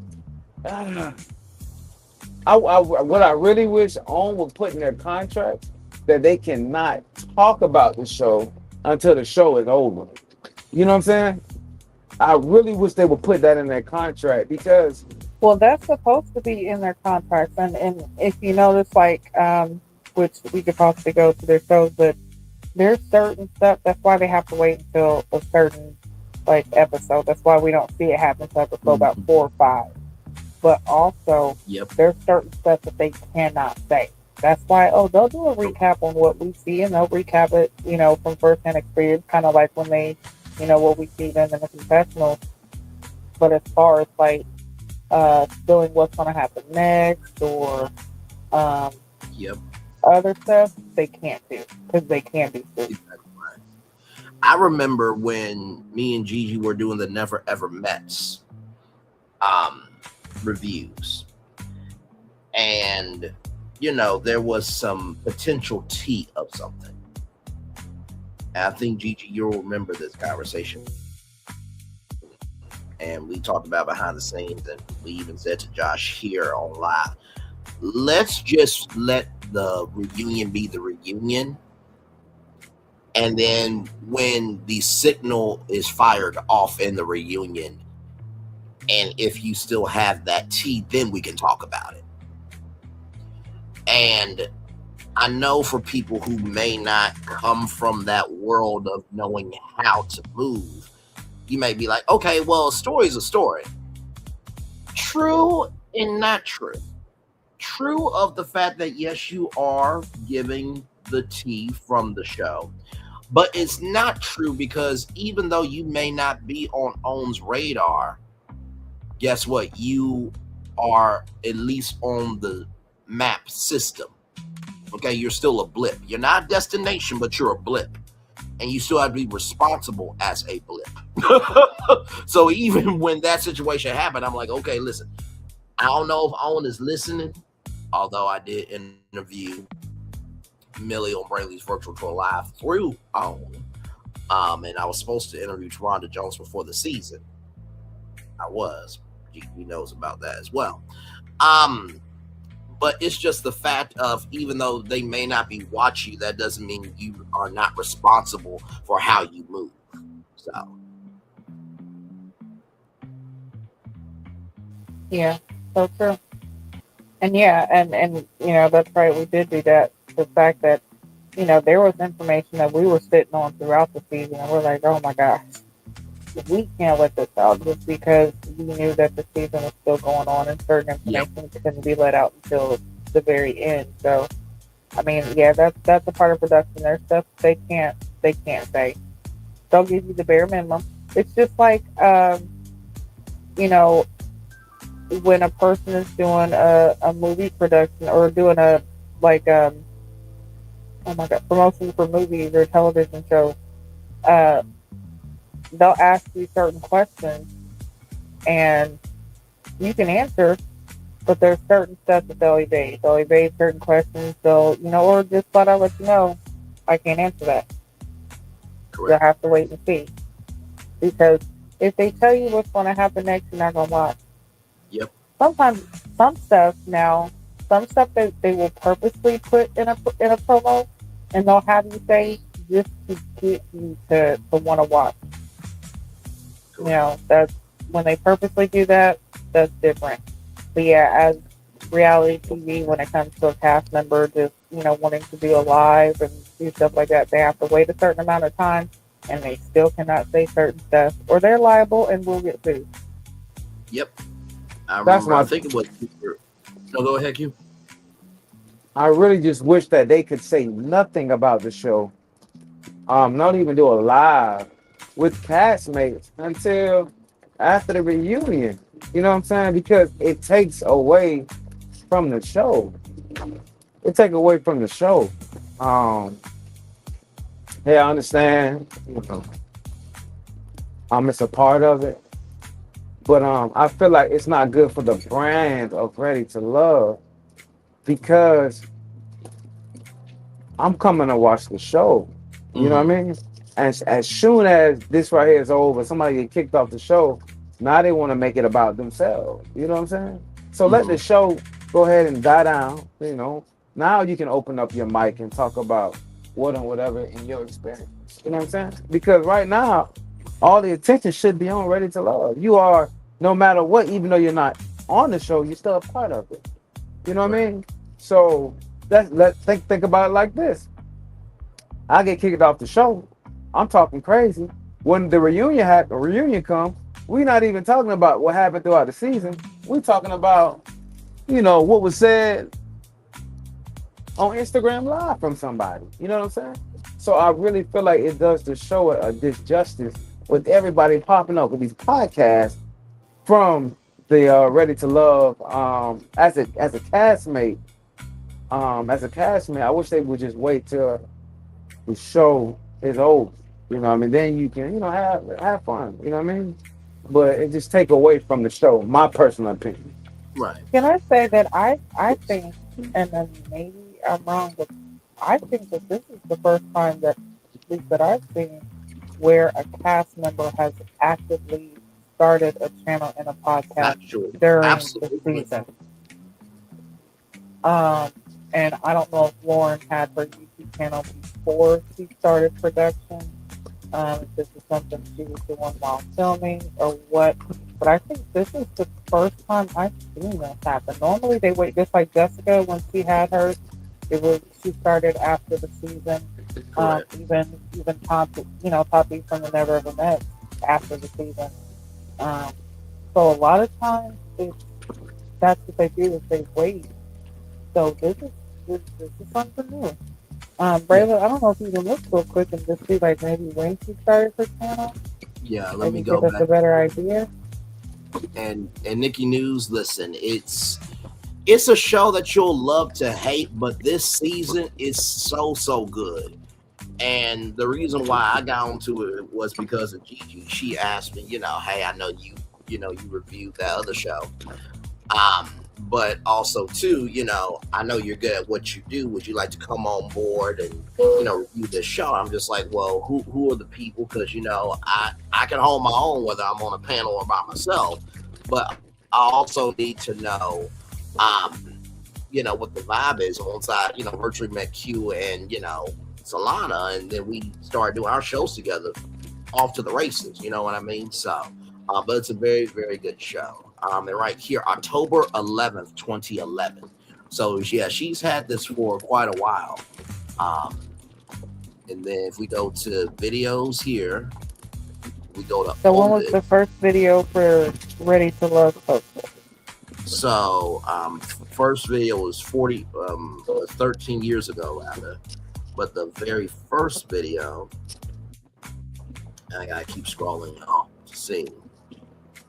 And see, this is how you really, promote yourself. Already have your own shit going. So when you get on TV, it just gets magnified. You see, she's already done a whole podcast. So she has what it takes already. 2 months ago, right here. This date right here. Let's see here, September 29th. 2025.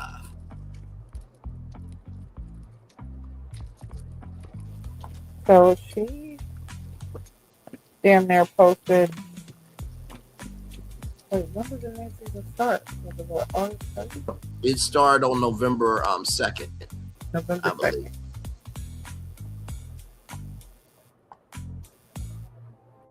Okay, so she had content at Ready to Love before it even started promoting herself in the show beforehand. Okay. And like I said too, like for a cast member, she's really doing her thing. Like I was gonna say, yeah, it seems like she's doing, especially like she's about it. Yeah. And seeing that's something else. Like instead of it being where she's coming into this wanting to be something, she was already doing this. This right here is just adding to her portfolio. That's it. And that's the best way to be So about go, it. Lauren, do your thing, girl. Do your thing. And not to mention too, like like I said, we just did the opening. You know what I mean? We didn't get into the podcast, but like I'll show it again here. Let me flip it reverse. I'm Excess. Right here.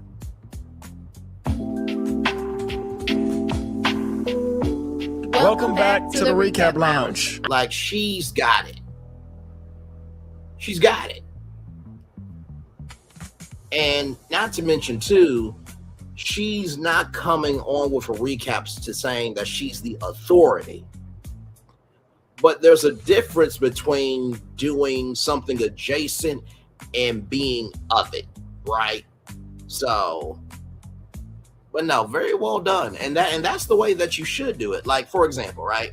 Let's just say if Ready to Love came to Ohio, and let's just say that I went on, right? Right now, as of right now, I'll show y'all live. Right now, we have 3,331 subscribers.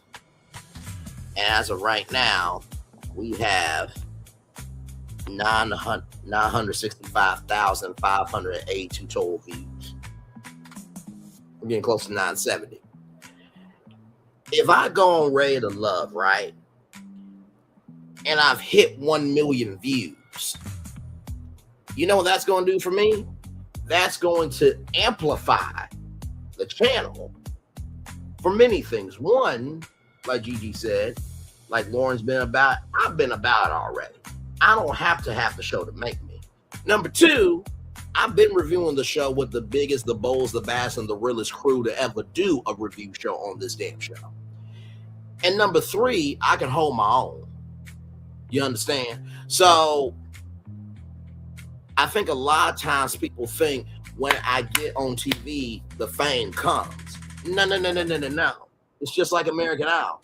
When you win American Idol, you have not won a music career. You have not. Diana Ross's headline Dick Clark's New Year's Rock and Evil Ryan Seacrest on ABC. You haven't made it to that level yet. But what you did win is you won the opportunity to have a career. There's a difference. So if you're on Ready to Love, you don't win the chance to have a career in fame and to get shown into, pop your name out there. You've won the opportunity for that to happen to you in a bigger fashion.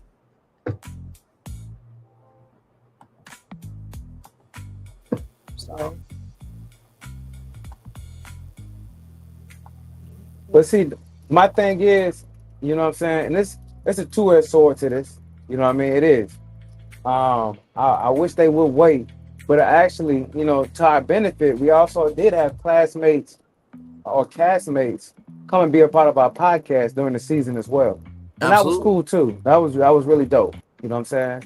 But my thing is, before podcast really came, Ready to Love was on TV. Right. So before people really started benefiting from being on Ready to Love, people actually came on the show to find love. Now people are coming on the show to find exposure. Just to find exposure. That's what I feel like. How we go a whole season last season, as terrible as it was, and nobody found a connection that outlasted the reunion. Good night, Greg. Nobody found a connection that outlasted the reunion, and that was terrible. You know what I mean? Right. So, hopefully, moving forward, we'll find somebody that has a connection. At least a girl get in a relationship. Because I'm Ready to Love had me spoiled because we've seen marriages come from Ready to Love. Yes, we have. So a lot of times, when you are invested in something, you become a part of it. So you get on, we're watching the TV show in hopes that people do find love. You know what I'm saying? On the show. You know what I'm saying? So, Jaguar, good night to you, my friend. Thank you for coming through. Appreciate it, big dog.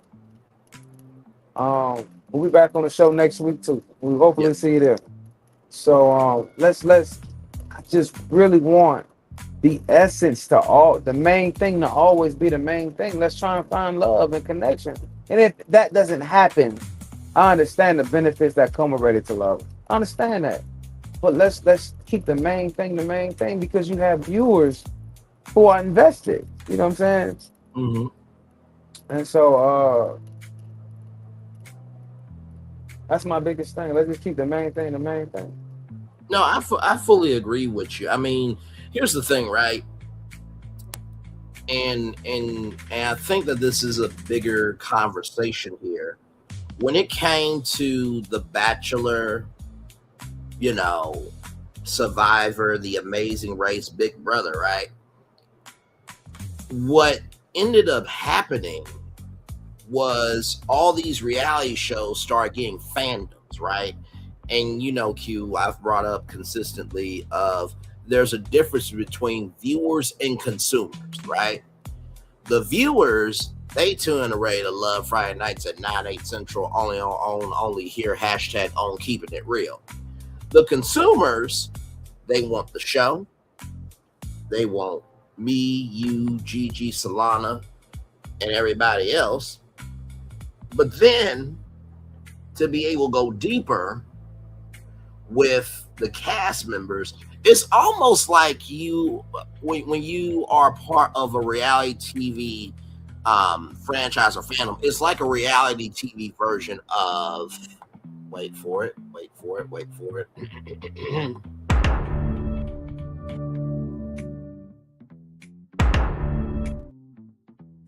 Netflix. It's like a reality version of Netflix. Any and every way that you can consume it, you can have it, right? So while I get what you're saying, and like you even said, the cast members have come onto our show, I think it elevates everybody. And I remember something my mom said to me about, food. Just because I may not like it doesn't mean somebody else won't like it. So even though you may not like it, a rising tide does lift all boats. And I think while it's hard to keep it on the assignment, I think that's up to the individual that's in the experience, because everything's in the eye of the beholder. No matter how much, we want a season to stay on target, like you said, the non-existent season of Philadelphia, right? They never stayed on target. There was nothing to really, talk about with them through social media. But now social media is actually elevating this season, if that makes sense.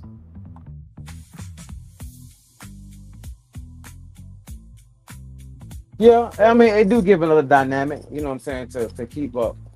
You know what I'm saying? I guess I could just kind of be a little old school at times. You know what I'm saying? There's no wrong with that. And it's nothing wrong with elevation. You know what I mean? It's interestingly, along the way I have started following different castmates and stuff like that. But it's just that old school in me. It adds to the fact of how I found the show and how I want things to be. You know what I'm saying? Mm-hmm. I'm very, very appreciative just for the show. They're doing a great job with it. But we could be a little set in our ways at times. But it has elevated, you know what I mean? And it give us different perspective along the way while we watch the show too. So I mean, it has its pros and its cons, but I could just be a little old school at times with that. So. No, and there's nothing wrong with that. I mean, in Gigi, we can get into this as well. I feel like with Ready to Love, this is the show for Black culture. It reaches the old school aunties and uncles audience that are old school like you. And when I say old school, I don't mean just about me, but they're old school in courting and going out on dates and having conversations. But it relates to such a new school audience of, we're in 2025. So how does social media work? How does, trends work? How does your grownness impact your movement on the show? So it seems like media is blending grown nostalgia, the grownness of adulthood with the nostalgia of how you move as an individual. What do you think about that? I definitely agree with that, but I also think that with the fact that this show being what it is and being a showcase of Black love and Black culture, we want the best for the show. So could it be said that we're set in our ways? Sure. But I think that it's really, we want to make sure that what's being showcased is actually genuine and something that we can stand behind, because we don't have many shows like this for us. So we have to make sure that we're, expressing, or as viewers and consumers, especially as consumers, we want what we want. You know what I'm saying? Just like you said, Braylon, like as a consumer, you want not just the show, you want the after show, you want the after show, you want the merchandise, you want to get involved, you want to be a part of, you're making sure that you're not missing out. And honestly, the consumers are really what makes the viewership happen. Absolutely. That's what's really making those numbers happen. Because in order to be a consumer, you definitely have to be a viewer, right? Yes. So, but on the back end, just viewing isn't enough because you have to be able to promote the show and you have to have people who want to continuously watch the show. So what are you bringing? So, yeah, it's definitely, I think it's a good thing that we as a panel bring the show to life how we do, especially after the seasons that we've seen that aren't so good.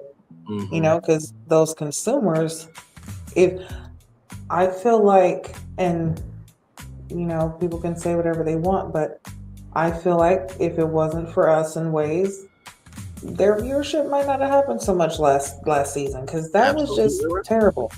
We were the show last season. Yep. Factual. So,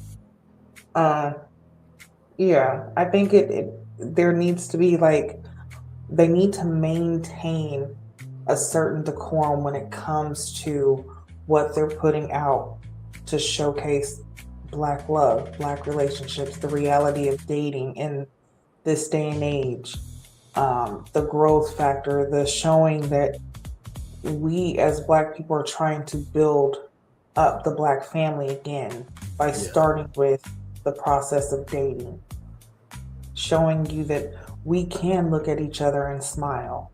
It's okay for us to hold hands out in public. You know, we can show that we can stand united as a couple.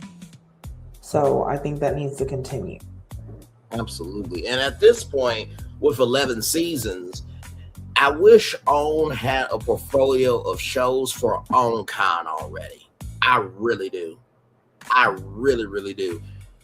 At this point, though, with 11 seasons and the alumni that they have, damn it, we can have a Ready to Love con already.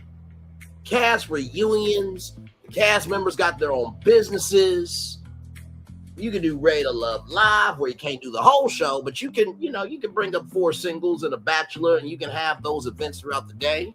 You have panels and workshops and seminars. Like, Ready to Love is a brand at this point. And we've been saying, let's do Ready to Love Big Brother style. Have all alumni from past seasons who are still single come put them up in one big house and kind of let them redo the process of Ready to Love. But it's we got challenges. There's certain building exercises and couple buildings and trust exercises. All those different things happening.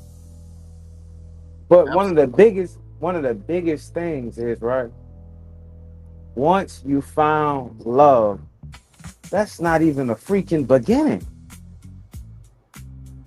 That's not the beginning. I mean, my fault. That's not the end. Right. Once you found love, it's not the end. So, I mean, let's find love. All right. Now, since we found love, let's show people how we maintain love. Ready to Love after being chosen, the docu-series where you follow couples from the show. That should have been a thing a long damn time ago. Come on, man. Come on. I mean, it does us a disservice to just, all right, we done fell in love with this couple. Matter of fact, let me tell you how it went. Joy and with Joy, what's the other guy name? Joy and Hilton. Joy and Clifton. They went Joy and Clifton. DC. They exactly. They went to DC. So that's what I'm saying. So when people find love and stay together, let's promote it. Yep. You know what I'm saying? When people don't find love or whatnot, what can we do? You know what I'm saying? To keep pushing the culture. You know what I'm saying? This next generation, the next generation behind us, they're going to be as successful married than the previous generation married, than the previous, than my parents' generation. I think the Generation X is going to be have more successful marriages than generation before us. I forgot. It might be baby boomers. They're going to have reason being is they're redefining love and relationship. You know what I'm saying? They're redefining it. Not saying that the previous relationships did not work, but what they're seeing is what works for them. And that's commendable. You know what I'm saying? And a lot of people are not getting really married in their 20s. Statistically, they get married in their 30s. You know what I'm saying? So I really feel like let's start the process and keep the process going. You know what I mean? I know good and well y'all got the capability. You know what I'm saying? Just like y'all bringing financial gurus to help people put their finances back together, to help them stay together. That's so commendable right there. You know what I mean? So let's go ahead and do a new spinoff, Ready to Love, the real love and marriage. You feel me? You know what I'm saying? You feel me? Cause get what? We're gonna keep doing our part. You know, It is. We're gonna keep rocking, you know what I'm saying? But as the consumer, you know what I'm saying, and also selling a product, you like a big, once they came out with the Big Mac, then they came out with the combo. After the combo, then they said, guess what? We could supersize it. Then after that, they said, guess what? If you buy a Big Mac, you get one free. So they keep evolving, you know what I'm saying? So in our culture, let's keep evolving. Absolutely, no, agreed. And like we've been saying, me, myself, Q, Gigi, and Solana, we're ready to be the damn judges for this show. Y'all do what y'all do virtually, then we fly them all in. Or, well, actually, not fly them all in because you have to live in the city. But y'all do what y'all do virtually. We fly into that city. We have 200 people ready to audition, and we do judges auditions. I promise you, you will have content for own HBO Max and Discovery Plus, especially with my damn mouth. Y'all don't have so much digital content. It's like, how the fuck do we go through this shit? I mean, he said so much shit out of his damn mouth. How do we do this shit? like the foundation is there. We've been given the foundation for how many seasons now of what to do? I mean, even nephew Tommy is teasing on and teasing Ready to Love Nation. Ready to Love 65, Ready to Love Polyamory Edition. Like, stop it. Stop it. Y'all know all y'all gotta do is just make Ready to Love like 90 Day Fiance, and people are here for it. Like, come on now. And hell, if you need people to make that a huge franchise, then do it now. Will Packer, he has other productions. I understand that, right? But Will Packer is probably not there every single day. It's like Lighthearted Entertainment, the executive producers from Lighthearted Entertainment, CEOs are not there every day. But if you're going to make this a franchise, there are other people willing to help and been really helping. Like you said, we've been doing the work. So, but hey, listen.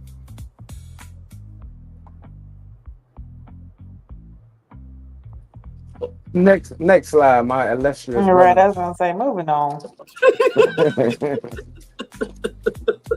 My illustrious, superb brother. Let's move along.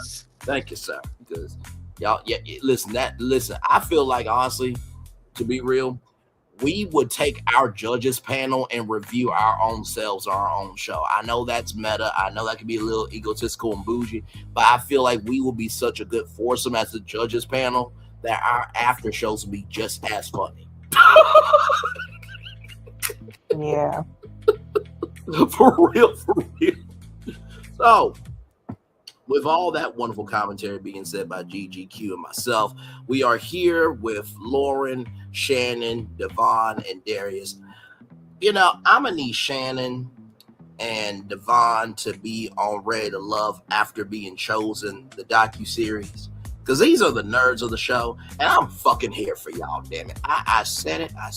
Let me get y'all applause button right here. I'm here for y'all. Because every time that they're around each other, they are like magnets. Every time. And you can tell that's there. So Lauren brings out Darius and Shannon and Devon to the speakeasy, and all of them, they have to be deep. Darius got Lauren's favorite bottle of wine. Laura and Devon have developed further, on the phone and things of that energy. And so, they all sharing something deep. Shannon, as she was in her program, she passed out and she smacked the whole left side of her face during the program. Okay. Lauren, she talked about the terrible relationship that her parents were in. And she was saying, as I've gotten older and evolved and had my own breathing period, to know that, men are good until y'all do something different, right? I thought she said something else, but it sounded jumbled, but I think that was the gist of it. She was saying her having sons of her own. I thought that was just me, that she sounded jumbled when she said that. But thank you for the context, conjecture, and connection, gorgeous, as you often do. But her being a mom and having sons, it goes to show that, guys are good. So thank you for that, Gigi, once again, gorgeous, as always. Thank you. Love you. Appreciate you as always. You're welcome. Absolutely. And then with Devon, his parents got divorced when he was 6 years old, right? And they were not the best to each other, like we talked about here in tonight's after show review. And he said that he wants peace in his relationship, and he, is already made whole. Now, you would think, after sharing those very personal, vulnerable, and deep stories, you know what Darius says? Elementary school, when my mama pulled up to the elementary school, the young ladies, they would kiss my hand and say, King Darius. Bruh, you got a brother whose parents fought all the time, and they were good examples.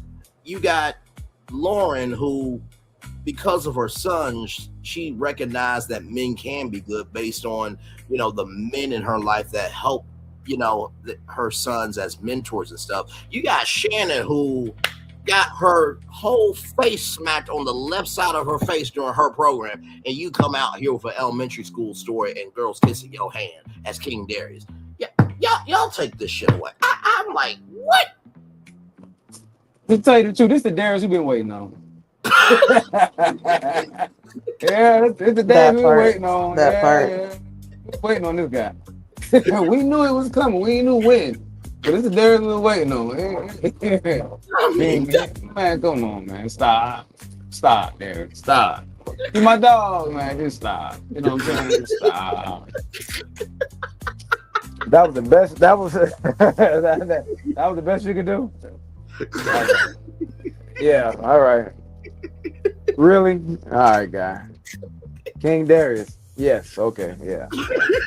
Then he tried to clean up what my mom used to call me that. So the girls, that. That's the same thing my mom used to say, because Lauren was like, "Stop!" Like, really? She's like, "Yeah, that's my mom used to say." Like, come on, that's still.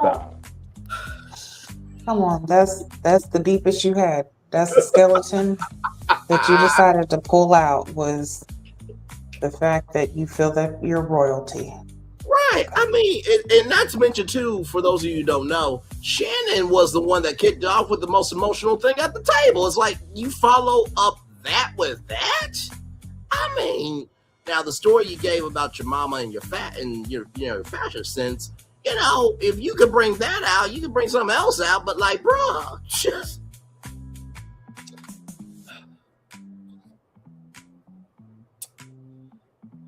Yeah, that was just.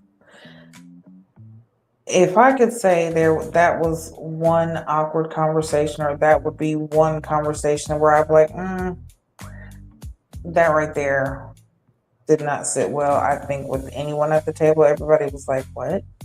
Like, that's what you got? Yeah. And especially with the women, being in power this week, Lauren was already, suspect. And I feel like a lot of the women are too, because they see him being this flashy person, but there's no depth to him.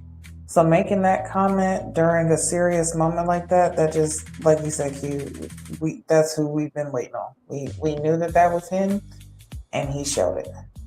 Yeah.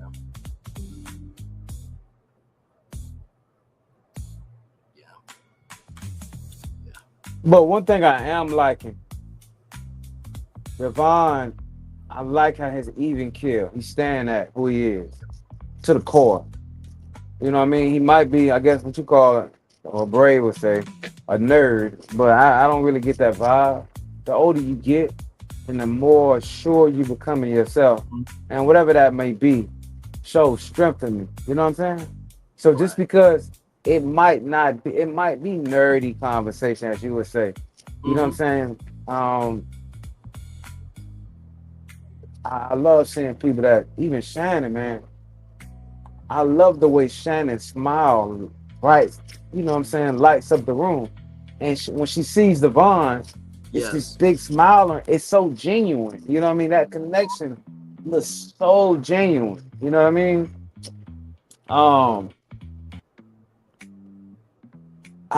Like Lauren said, she's not really sure about Darius at the moment. You know what I mean?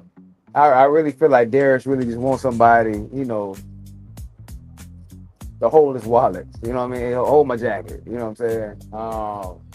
That comment kind of threw me off from Darius, from the depth that he's shown the other day. You know what I mean? Really talked about his mom and, you know, the clothes that she made, and it kind of really showed you, you know, who he is. You know what I'm saying?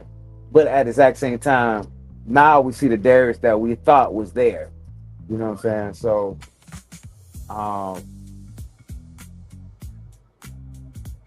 that's how I felt about that. Not to mention too, let me explain why. Is because the energy that they had at the at that go-kart track, and they both connected on Harry Potter, but they also moved in their grownness. I meant that as a and I think this is how you probably interpret it as well, Q. I mean that as a positive trait. Everybody's a geek, a nerd, or, you know, they are a fan of something, right?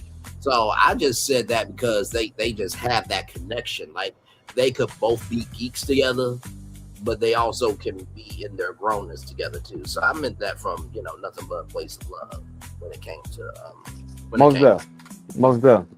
And it's refreshing to see that, you know, it is geekiness, you know, fandom can be on national television with Black people in love about it. Can I just say this, judging off the previews, let me just say, Shannon is giving me psycho vibes in a way. Say that one more time. I said, Shannon's giving me psycho vibes in a way. Just that she's so nice and sweet. But that comment she made at the table, like, I get mad every time I see you talk to someone else. It's like, oh, shit. Wait a minute. I think that was Nicole. Was that Nicole? I believe that was Shannon. Oh. Okay, well, whichever one of them was, I was like, oh, wait a minute. Somebody just switched real quick. I thought it was Shannon, but okay. But you know what, though? I feel like Shannon, to your point, even though, you know, it didn't happen, but let's go here, because we take mental road trips on this after show review show together. I do believe that Shannon has Kiara's my man energy for Devon, and she will listen. Okay? You're mine, I'm yours, and there ain't nothing you can do about it. I didn't know. But I know. You gonna say something now? I'm gonna tell you the crazy thing about it is, Shannon and Nicole, what other connections do they have? Nicole has a connection with Vince somewhat. You know what I'm saying? I think it might be something brewing.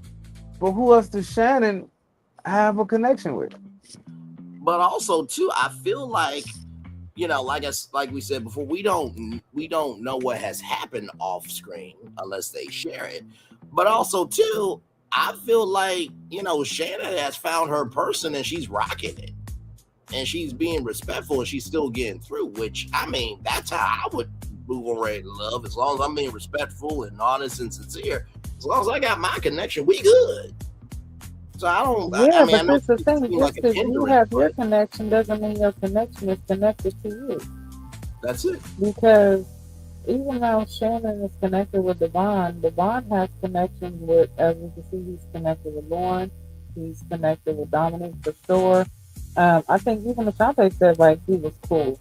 So he's able to make his rounds, but who else does Shannon have besides We'll be Devon right back. that News.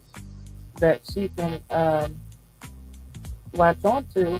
It's say Devon pushes away because he's feeling more connected with somebody else. So who would she have afterwards? So I mean, yeah, it's okay to latch onto your person, but make sure you have other connections first so that you aren't just latching on to one and then if they're gone, you're just ass out. Yeah, I will agree with that. It's important to have more options. I mean, because this is a competition, this is the game, this is a what have you, whatever you believe this show is to you. But I also do think though, like, even though I don't think Shannon will ever be at the bottom. Like, just I mean, if we gonna keep it a bug, I really do not believe Shannon will ever be at the bottom. Like, it seems like she is one of those ladies that if somebody says something about her, somebody is going to say what needs to be said and regulate that shit because she's that good of a person. Like, there's a protection there. So I do agree with GQ that, she does need to make other connections, but I think she has such a security here. And it's not like an egotistical security, but I think she has a rest in herself that regardless, I'm going to be fine. But she seems to be locked in and she ain't complaining for shit.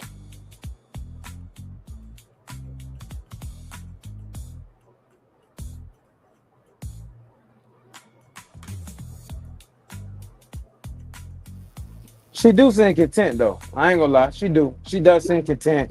She don't seem like she's, like my man Chris was kind of contemplating leaving. She does seem content where she's at. But what other connections do people have? Right. Vince and Donna got a connection. Okay. We got 6 guys left. Cardi got some of a connection with Dominique. Mm-hmm. Vince got a connection with, you would say, Nicole and what's the other girl name? Donna. Cardi is just with Dominique. What's the guy name? What's the guy name? Bella. Okay, Darius got one with Ashley, and I guess Steven got a connection with, what's the girl named Ashanti? Mm-hmm. Bella got a few different connections, and Devon got a few different connections too. You know what I mean? So, I mean, we all kind of through the thick of things, and you really don't see. You see connection, but you don't see nothing solid. And we halfway through the process. Come on, man. Mm-hmm. Come on. No, I feel you. I definitely feel you. I feel like with this season, and I think we can all agree with this, I think that this is a season where we have really showcased not just our best commentary, because I feel like our commentary is very good, but I feel like there is a strength in terms of our bite in our commentary, and there is such a freedom of play in our commentary with this, where, like, with what Q is saying, like, Q is honing in, right?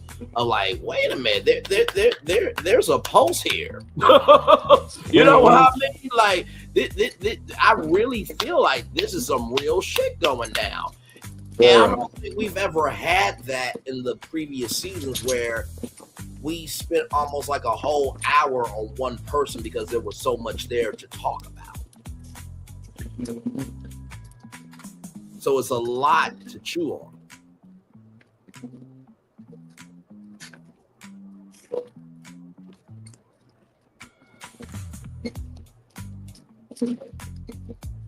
Next slide, my brother. All right, sounds good there. So then we're with Nicole and Ed. These two have known each other for 15 years. They went to undergrad together, everything else. And, Nicole asked a great question. She said, what should you know about your partner that I don't know about you? Or what was the most pain that you ever been that wasn't physical? Two great questions, first of all. And then Ed said that he has a high tolerance for pain. And, but he didn't really give anything. And maybe there's more to this day that we haven't seen. That might be a digital exclusive or might be on the cutting room floor. But then Nicole says that a deal breaker that she has is that I can't date someone who will not open up to me. So I feel like, because a little bit later on, the ladies do talk about Nicole, and Tommy drops, hey, listen, I ain't nephew, I'm unk right now talking to you like you a dog of mine about Ed. And it's knees weak, arms heavy like spaghetti energy, to use some words from Eminem, who introduced us at the top of the show here. I feel like in this conversation, she was starting to kind of maybe see like, oh, there might be a crack here. But when you have a possibility of what can be, it's hard to let go of that. Because it's easier to hold on to a fantasy than to understand and work through the reality. What did y'all think of Nicole and Ed here? First off, before you say Ed, you need to say Nimrod. This Nimrod Ed. Because let me tell you why. Once Ed, okay, they knew each other off and on 15 years or whatever, right? The possibilities of them getting back together was open. You know what I mean? But he knew he didn't want to go in that direction with her. Mm-hmm. So instead of him breaking that down and letting her know, he'd rather just string the girl along. You know what I'm saying? Mm-hmm. Ed really didn't even have any solid connections either. So he was just there. You know what I mean? Right. So that's why I feel the way I feel about Ed, because he never gave the process a try. You know what I'm saying? And one thing about dating is at this big age is you should be grown. You should be grown up to say, you know what? I think we're better off in this capacity. You know what I'm saying? I'm looking for something else. Or, find the words to really point her in the direction of what he has. Because evidently she thinking something more than what it is, and you pretty much gaslighting her, knowing that that's not what you want, or you're not even ready for it. You know what I'm saying? So that's why it's just so disturbing to me. I'm just like, big dog, come on, man. Somebody else could have been there. Somebody else could have been there. Right. Trying to find somebody to love. You know what I'm saying? I do. Absolutely. So, and then you can tell, let's be real, you know what I'm saying? In dating and through growing up, everybody at one time had entertained somebody that they have no intentions with. You know what I'm saying? Yeah, I know I have. You know what I'm saying? And at the age I am now, I don't have time for that. You know what I mean? At all. I don't have the capacity for it. You know what I'm saying? I have a child. You know what I'm saying? So I'm very intentional in who I give my time to. You know what I'm saying? Absolutely. But before that happened, you know what I'm saying? Dating and, having fun and just all willy-nilly. You're entertaining people good and well you don't want to be with. You know what I'm saying? Is it a right thing to do? No, it's not. You should, you know what I'm saying? But the older you get, the more aware you become of how your decisions affect other people. You know what I'm saying? So, and I'm just like, Ed, you too old not to know that, okay, I don't want to be with this woman. You know what I'm saying? I see where she's at. I'm not that interested. You know what I'm saying? So let me go ahead and let her know so she can go find another connection. She can go put her time elsewhere. You know what I'm saying? So And this honestly, you have 15 years to do that. Like, y'all, she had this press on him for 15 years, and I'm sorry to cut you off, but I mean, what you're saying is so, it's so right. It's like, he could have been cut this woman off. Told her, hey, this is not, especially at this age, when do you stop playing games? When can you truly express yourself and actually say, hey, this isn't what I want, this isn't going to work? Or let her know, hey, after 15 years, if you haven't been in a relationship with her after 15 years, probably not going to happen. Because most likely, and just like you said, it's all right. When we're younger, we all entertain people that we have either no business entertaining, or people we know is we really don't even want to be with. So we do it. So if that situation didn't even happen then in your younger years, okay, yeah, sometimes it does take for you to get older for you to say, hey, well, yeah, let's go ahead and try. But with him, you could see it in his demeanor. You could see it in their conversations. He was more excited and enthusiastic about the possibility of them being together than he was. He wasn't even really thinking about, you could tell he was not thinking about them two being together like that. Honestly, and no shade, but I feel like it would be more like a sexual thing. Like he would string her along to get, sex. But as far as like the relationship part, that's not something he would want with her. And I'm absolutely glad that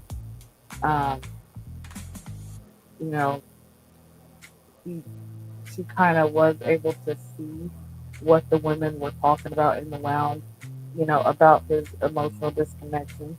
And, Tommy couldn't it to her the way that he did. Basically, I think it helped open her eyes as well, because you've been chasing this man for 15 years, but you've got nothing out of it. You've been crushing on him, not necessarily chasing, but you've been crushing on him for 15 years. And in this process of y'all getting to know each other or trying to find real love, not once has he really come to you in a way, with the same energy, or even in a way of saying, hey, well, let's just try. Let's see if we can do anything beyond friends. Like he hasn't even, it doesn't even seem like he's even opened the door for that possibility to happen, but she just wasn't getting it. No, fully agreed. And as we get to the end, it really hurt me in the fashion that Nicole got to experience, or how Nicole went through that experience with Ed. Then we have Ashley and Bello. This was a good date. We learned that we learned Ashley's Indian Cherokee, rather, and Bello wanted to be his own person. He was supposed to go into law, but did not. And Ashley's, family wanted her to do, something, but she wanted to do something else and be a physical trainer. Ashley went to therapy for 3 years, and, she talked about mental illness and, just very heavy issues about, her partner and what her partner was going through, and that she couldn't do anything about it. And she wants to be a strong person, but she's not at all times. And Bello grabbed her hand, and Bello said that was brave and strong of you to recognize what you could not, do. And what, takes 6 months, we did that in minutes. Now, I will say this, while it was a good date, I think that it's important to open up, but also to recognize too, Bello, and I say this with a lot of love, because you seem like a good brother. You really, really do. Even though what y'all did took minutes, there are still other parts of her that will take 6 months. Let me say that one more time. That was a word. That was a word. That was a word. That was a word. Even though You did what you did, which took minutes. There will be other parts of her that are going to take months to unlock of her. Even though you did what you did in minutes, right? There are other parts of her that it's going to have to take months to unlock out of her. And you know how they say, if it ain't broke, don't fix it. Sometimes some things are broken because that's an old model. Right. So I hope Bello doesn't think because this was a win that he'll apply this same strategy to another win of how to get to know Ashley. I did appreciate the emotionality of the conversation. I appreciate the supportive energy between them. I don't know if it could be a possible connection here. But I did like the energy of the space that they were in. What are y'all takes on it? Well, Bella like cooking from the background, let me tell you. First one, now Ashley. But yeah, their dynamic was definitely good for him to listen to her breakdown and expressing one, her expressing that, hey, I've been in therapy. I actually have an appointment coming up. This is some of what I've been through, but I'm working on it. I'm, trying to work on me. This is how I know I'm ready. I felt like that was very good, and for Bella to reach out and hold her hand during that time that she was most emotional. I really, really respect that, and I feel like Bella is a really, really good dude. I do, but I also feel like there's some other stuff hidden underneath that I just quite can't put my finger on yet. Now, no, normally when I say that, some stuff comes out in the wash later. Right. Something about Bella that I cannot quite touch yet. But he seems good on the surface, but I feel like there's something else that's going to come out. Understood. And I did think that was cool, the fact that she's been in therapy for 3 years. And that's the thing, like, this cast seems to me to have been who they are, whether a camera was ever going to be upon them or not. It seems like they've always been this way. Q, by the way, great job, Gigi, is always gorgeous. Q, what's your take on this conversation?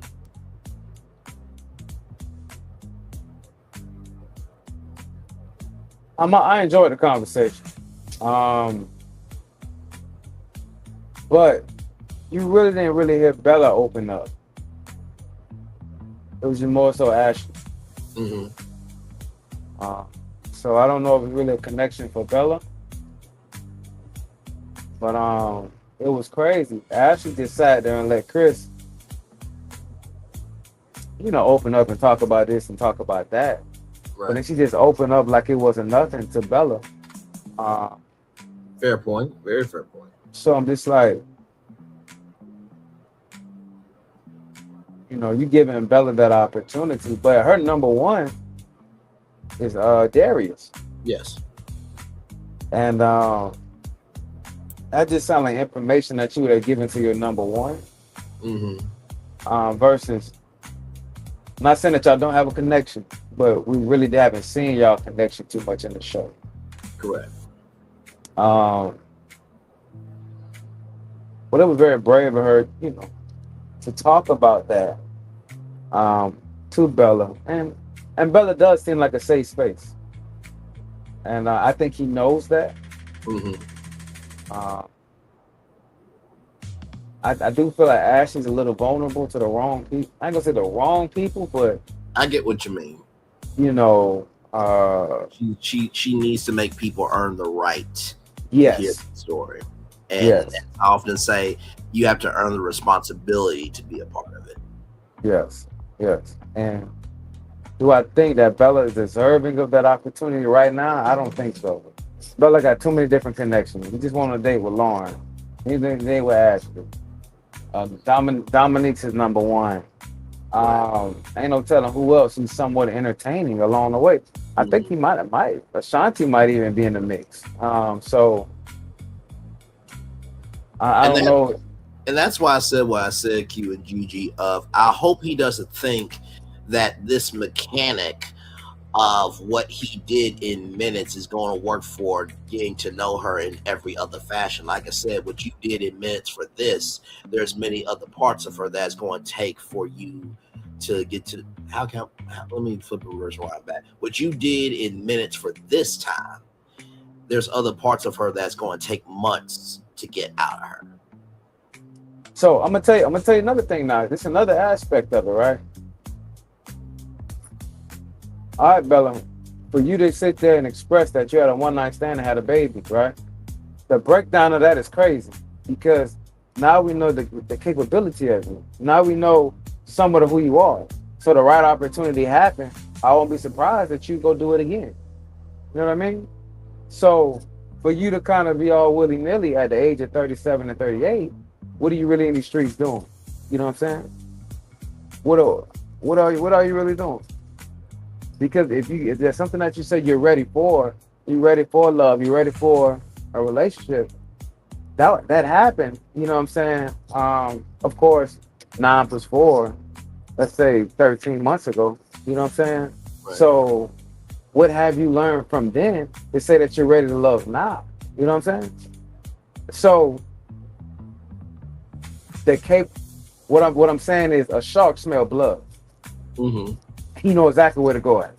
You know what I'm saying? Correct. And it don't take much. So what I'm hopefully, Bella is really there for love and really takes the opportunity to open herself up for that. Because when you out there fishing for blood, you know exactly where to find it. You know exactly how to bait it. You know what I'm saying? You know exactly who want it. You know, you can smell it. You know what I'm saying? So hopefully he's just not there for blood. He's there for love because the capability has shown us because you're 37, 38 years old. You just had a random baby. Yes. You know what I'm saying? You just had a random child. Right. You know what I'm saying? So are you making sure that doesn't happen moving forward? Because you just don't want to have these random hookups when you're pursuing and wanting love. You want something, you know, long lasting. So let's make better decisions along the way to protect the love in the future. You know what I'm saying?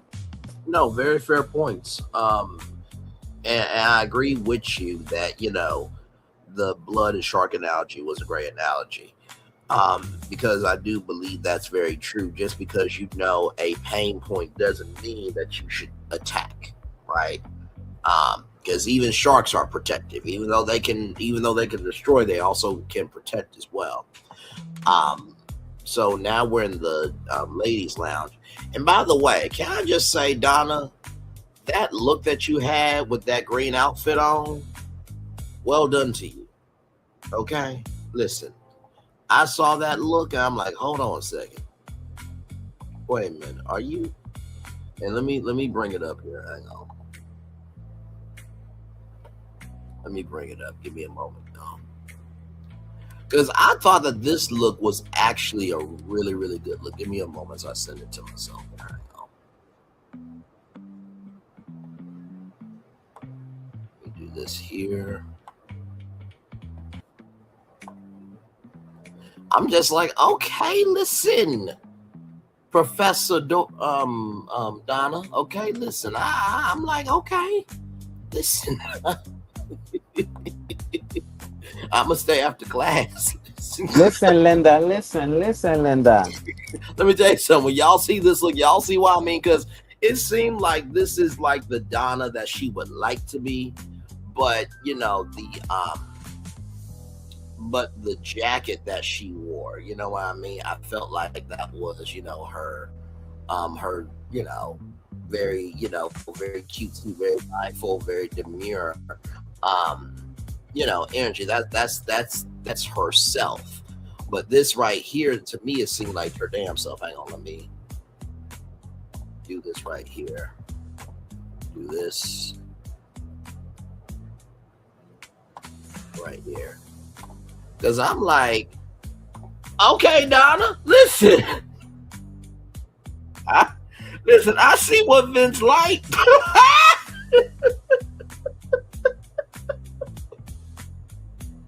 Listen, I ain't mad. Listen. Anyway, I just wanted to bring that up because Donna is a beautiful woman. Like I said, Donna's giving mathematicians a new light. Okay, listen. So what you want to do now? You want to add, or you want to multiply? You know what? Or do you want to be divided? Let me stop.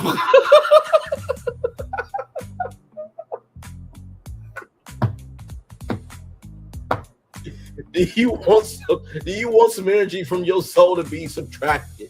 Let me stop. Let me stop. Let's get to this damn lady. Wow.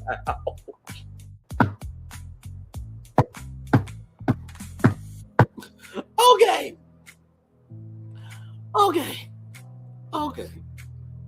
Gigi is like, these are the two men I deal with on a weekly basis. I cannot believe he just said this shit out of his mouth. Oh my God. Okay. So we're at the lounge now. And of course, y'all know they talk about who they're connecting with, who they're not connected with. Dominique says Carday, Nicole. All right, see you later. Say that again. He said he's got to get out of here. So I said, see you later. Good Lord Jesus. Nicole said that Vince snapped her out of the egg cloud, which was huge. Donna said Vince and Steven. Shannon said she hopped in the shower and still talked to Devon. So, you know, nephew Tommy said, you're going to get electrocuted because she still had the earbud in allegedly. And Lauren and Ashley both said fellow, right? So then when it came to, you know, not connecting, who they're not connected with, Donna, Ashley, Shannon, and Donna, Ashley, Shannon said Chris. Lauren said Darius. Ashante said Vince. And then Ashley said Ed. And, you know, Nicole was really trying to hold on to him. And the ladies, and this is the thing that I love about these ladies, they seem to be of the all right, much love to you as always, brother. Love you. We'll talk soon. It seemed to me that these ladies are being very supportive because when it came to Ed, I don't think that they were trying to say this to be rude to her, but they were saying it to help her. You know what I mean? Because they know each other for 15 years and you want to at least see what that can be. And then nephew Tommy said, I think you may have painted a picture of him that may not be the case. What did you think of this ladies lounge? Because this seemed to be a very supportive lounge. I mean, we've had 6 episodes. Yeah, I definitely like the support that they have because everybody could see it. You know, everybody could see the emotional detachment that Ed had, and also the emotional detachment that he had with Nicole, period. Like, there was no connection. It doesn't seem like he was even trying to, not even for the process of the show, force a connection between them. Because honestly, if we're thinking about it, if you really wanted to, say, stay on the show and progress, Nicole would have been his better choice, right? Mm-hmm. Just because they know each other. He knows that she's crushing on him. They could have built something. Then you would have seen their story develop throughout that time. Mm-hmm. But that wasn't even the case because he was not feeling her. So for these ladies to acknowledge that and also respectfully, no one said it aggressively. It was very respectful the way that it was mentioned to her, like, you know, hey, you need to wake up. And as you said, nephew Tommy coming in instead of as a nephew but as an uncle, like, hey, you definitely need to wake up because it doesn't seem like he has the same feelings for you that you may have for him, and this person that you were in love with 15 years ago isn't the same person 15 years later. So, yeah, I definitely like this women's lounge, and the fact that it seems like it got through to her, even though it was painful. It's good that she's able to hopefully move forward from that. Yeah, no, absolutely. So then we get to Chris and Enchante. This is their first date, and Chris has been looking forward to this. So here we go, everybody. And y'all wait till y'all hear some news about one of the cast members, because we talked about Miss GoFundMe, Daphne, Miss SingingArrangement.com, Christina, and Daphne, of course. But right here, Chris has a top 5. Enchante's a top. Dominique is a toss-up between Nicole and Shannon. And, Enchante is like, wait, top 5? It's like only 6 women. That's crazy. Like, damn. Enchante is clocking it. And, some of the ladies feel like that, he's not listening enough and he seems detached. And, the energy has to match for Chris. And Enchante says that, it's given a friend vibe. And so at the end of this, Enchante says to Chris that you're not ready to love. And I will say this to you, Chris, you took it very, very well. Like you said, it is not easy to get on national television and be rejected and everybody sees it, right? And talks about it and this, that, and the third. But he said the feedback was extremely accurate. And I love the fact that while the feedback was accurate, it is not going to define who he is. What did you think of this? I'm loving, and I know I keep saying this word, Gigi, all season to you, gorgeous, but it seems like the grownness this season, they have leaned into it, dived into it. They are getting engulfed by it, and they don't give a flying fuck. And I'm loving it. Yeah, it's definitely good to see how well they're handling rejection, as well as, like I said, the conversations, the importance of being your authentic self. So we're seeing a lot of that this season, which is really, really good and awesome. And their conversation is so crazy, because when he was talking about having a top 5 and she, make a comment of like, yo, there's only 6 women, that's crazy. But then she also let it be known, like, hey, you say you have these connections, but the women don't feel that way. Like, they don't feel like they're connected with you. They don't feel like you're putting in the real effort to have those connections. So for that to be said, where, hey, you think you're doing something, but you're really not, and him to still take it well and be rejected, yeah, that was definitely shows growth, definitely shows maturity, and even the way that she was delivering it to him, she did it in a mature fashion. So yeah, that was definitely good. Absolutely. Now, here's the gag. Y'all ready for this? Ed and Nicole right here. Now, Nicole is crying because of the truth that she's going to have to deliver. And this breaks me very, very much, because you can really tell the weight is heavy with her. And then, of course, after the preview, wait till you hear this, because I don't think you have heard this. I learned about this news about a cast member that we'll talk about here coming up. Nicole is crying, and Nicole says that, the ladies want you to open up more. And Ed said, I have been opening up with limited access. Now, I know Gigi will go off about this too. But how can you be open but limited? How can you be open but limited? How can you be open but limited? There's a difference between getting, for example, like there was the Chevrolet Cruze, there was the L model, there was the LS, there was the LT, and then there was the Premier model. Even on the L package, you get the basics, bro. I'm going to say that 2 more times since we're in Detroit. Even on the L package, you still get the basics. Even on the L package, you still get the basics, right? So what I mean by that is the Chevrolet Cruze L package still gave you everything you need. It wasn't so limited that you couldn't utilize it. I felt like that was disrespectful to Nicole's frequency of energy, that you could be limited with every other woman, but why be limited with her when y'all have known each other for 15 years and she's actually giving a fuck?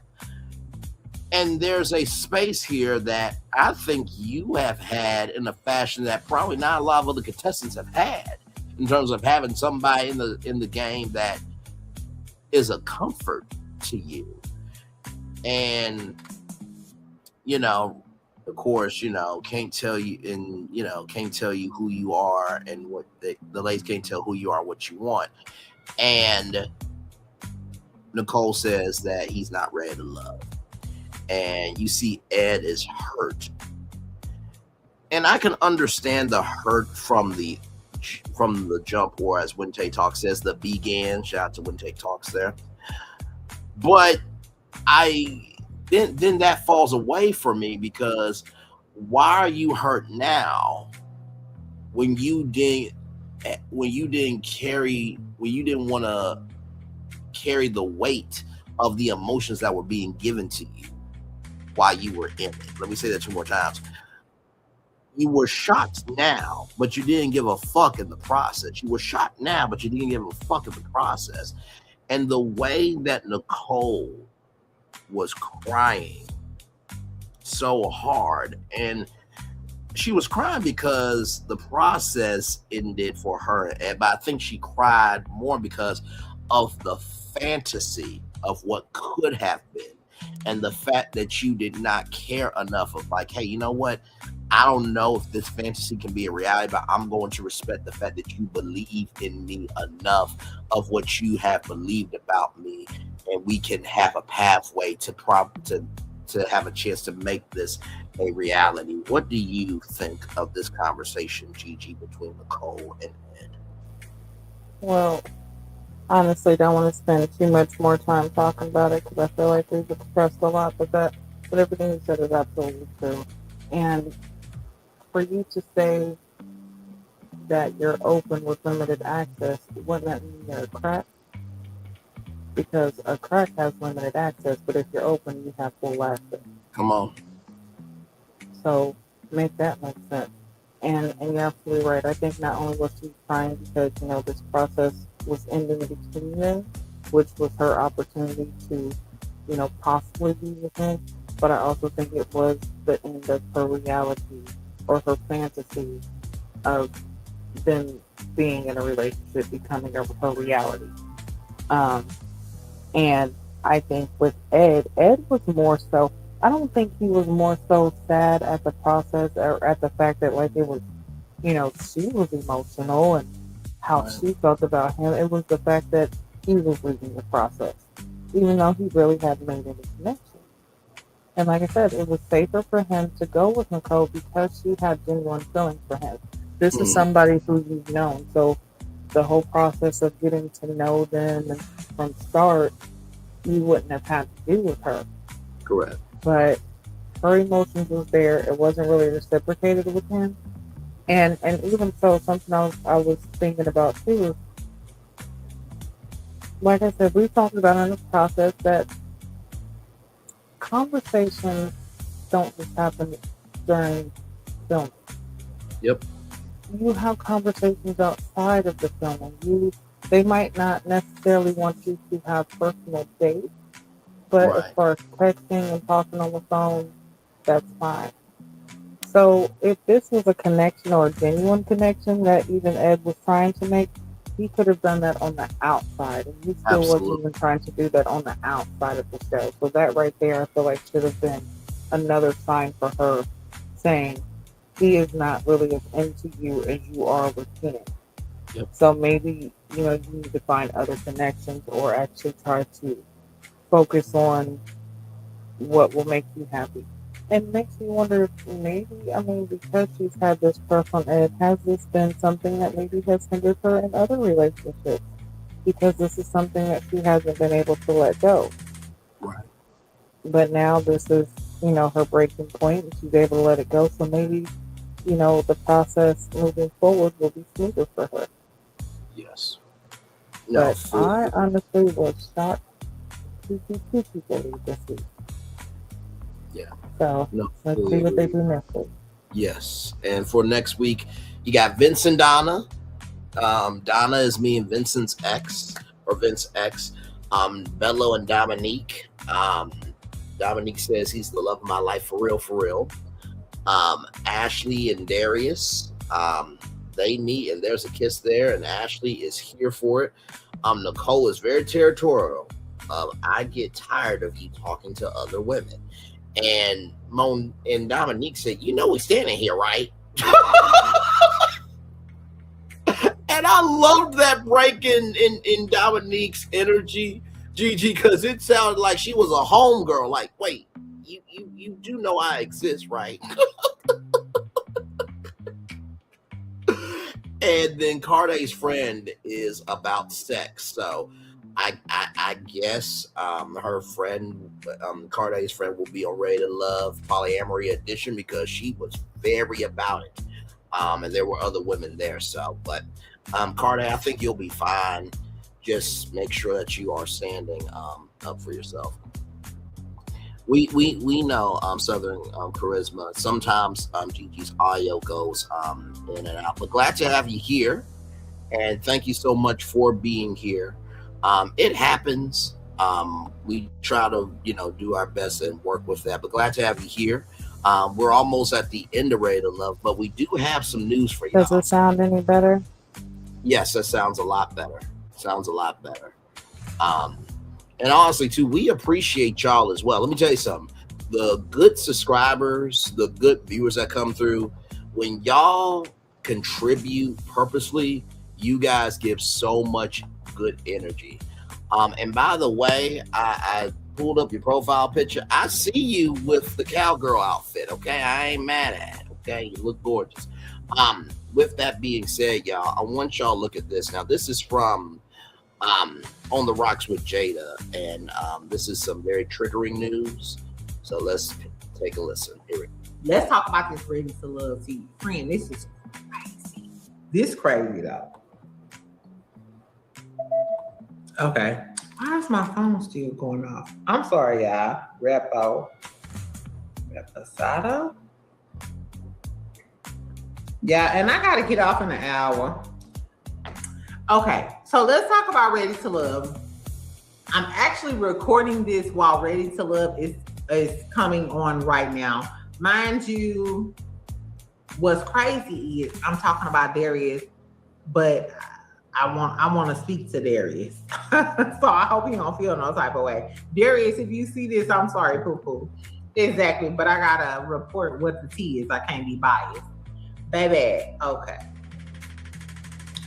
Now, mind you, y'all know I be on Reddit, I be on Facebook, I be on Instagram, I be literally all in the damn streets.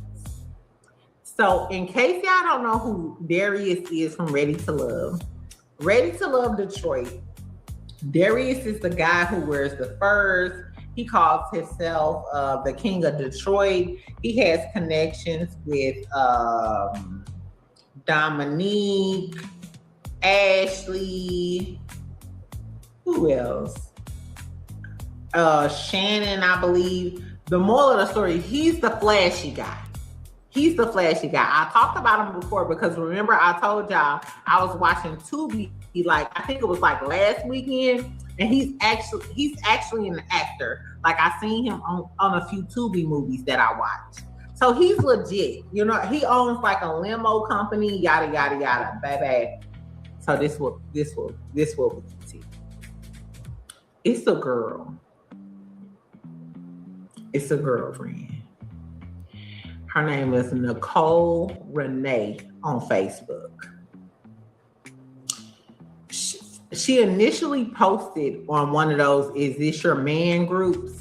If y'all don't know, on Facebook, it's a whole bunch of "Is This Your Man" groups where girls post pictures of the dudes, and then a whole bunch of girls can tell their stories. Oh, I met him on a day nap. I went on a date with him.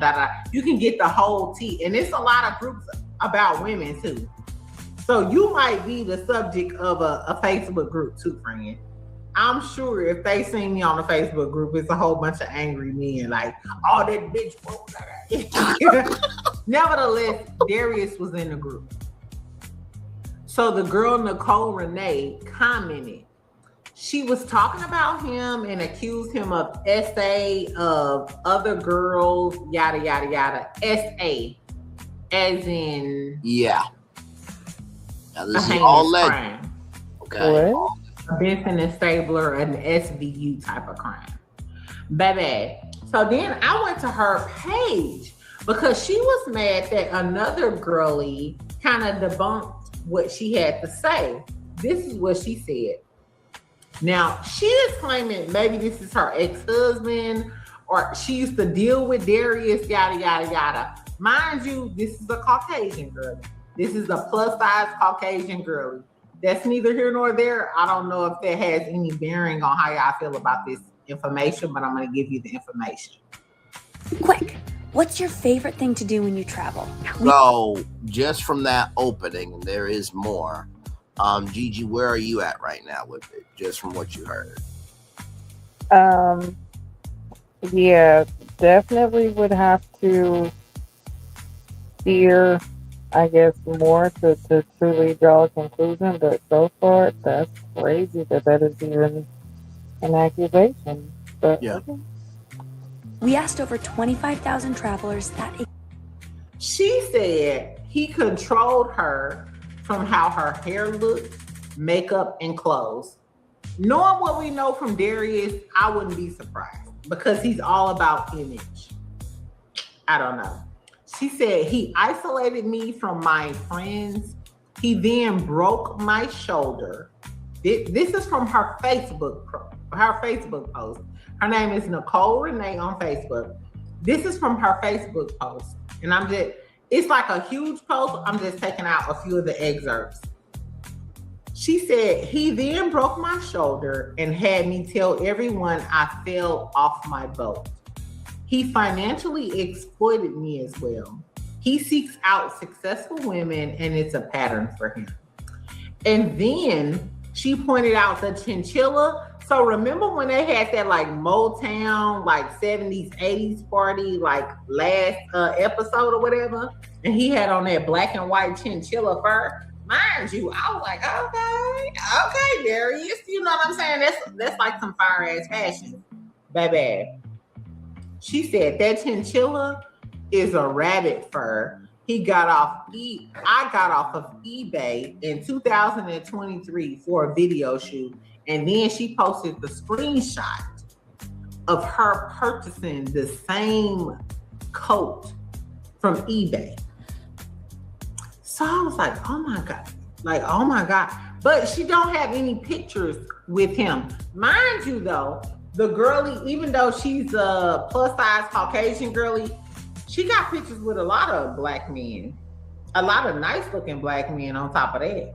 So, you know, I'm not gonna say because of the way you look, you can't pull Darius because you pulling men that look better than Darius.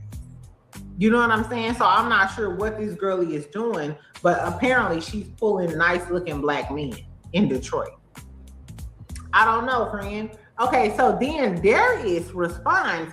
That's what really got me going because I was thinking maybe it was just some fan shit, maybe it's just some random shit.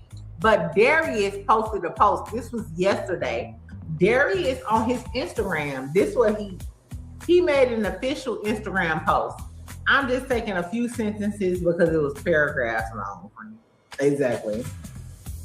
And I ain't got time. Y'all know I work a regular job. I'm supposed to go out tonight, but I'm tired. Exactly.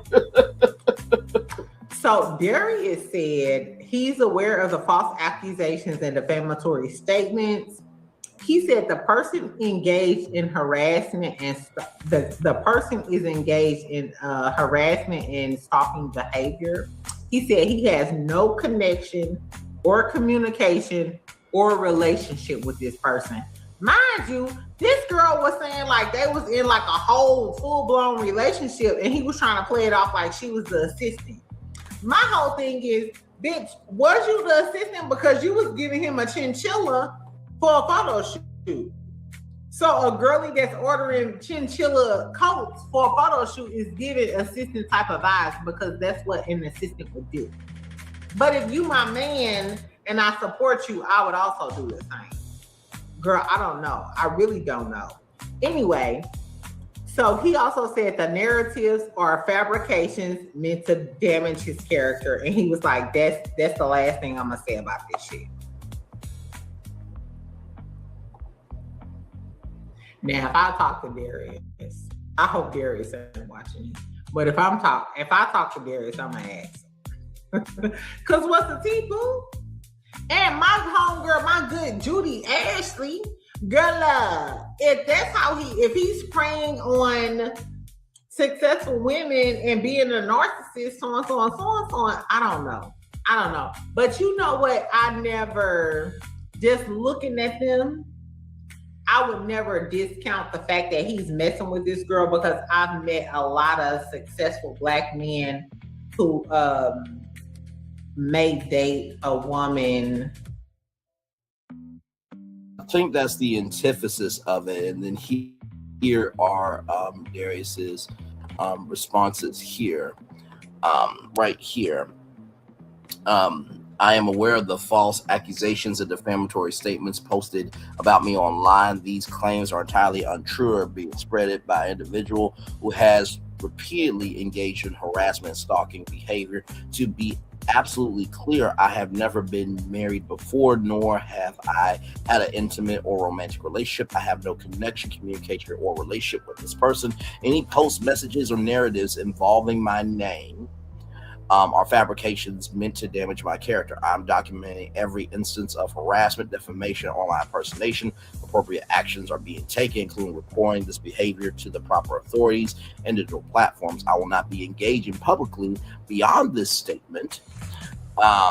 Any accurate or official information about me will only come directly from me. This serves as a formal notice that I do not authorize anyone to speak for me, use my name, or spread false statements about me in any capacity. And then right here, please don't judge a book by its cover. Open it, peel back the layers before you make an assessment. Gather your data to analyze first. Because I talk, walk, and dress smooth does not just because I talk, walk, and dress smooth does that mean I'm not qualified to love. You'll be surprised with the outcome. We'll find out on Ready to Love Detroit season 11 every Friday. Sir, it's 9/8 Central, not 9/7 Central. Just so you know. On the well, I mean, listen. We're supposed to uplift each other. I just because it would be 7/6 Central. He was probably thinking 8/7 Central, the regular schmegular time. But on the hashtag own network, hashtag Ready Love, hashtag Detroit, hashtag classy, hashtag King, at highlight Oprah Winfrey own ... Oprah Winfrey Network. So now that you have some more context, conjecture, and connection here, what are your thoughts? Oh, sorry. Honestly, I still don't have an opinion about it, just because it definitely could just be somebody who sees him doing good. It could be another unrequited affection, someone who is, who maybe wanted a connection with him but didn't get it. So they're mad to see him on a show where he's actually dating and trying to get to know other women. So that very well could be the case. Like, there's no proof about it, and honestly, I don't see OWN, especially at this point, and with the reputation that Ready to Love has, I don't see them allowing someone with that background. Fully agree. Being on the show. Yeah. Because trust and believe, if you're going to bring out accusations like that, make sure you have some proof about it. Like, you definitely don't just go out spreading rumors. And another thing, especially, and I mean, this is anybody, but this is definitely, honestly, at this point, a white woman saying something like that about a Black man, you really got to take it with a grain of salt. In some cases, just because of history, and also what we see so often when it comes to that. Yeah. So, absolutely. Yeah, I'm not. And that's where I'm at with it too. And it's not to say that women, nor men, nor children should not be believed, right? I do think, and you and me, and I will even say Q and Slime, we're all professionals at this point.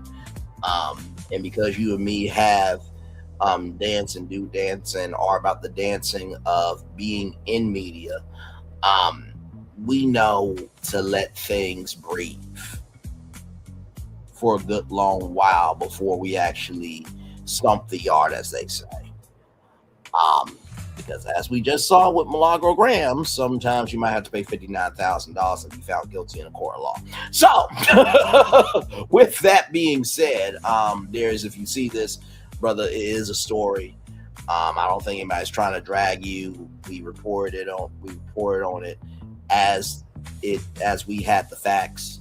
And like I said, this is most people's first time on national television. I think me and Gigi can both say that we have tact, malice, and care with what we do. We don't just say anything just to have content. We've been on for 4 hours, 34 minutes, and 53 seconds. And the show has been the show. So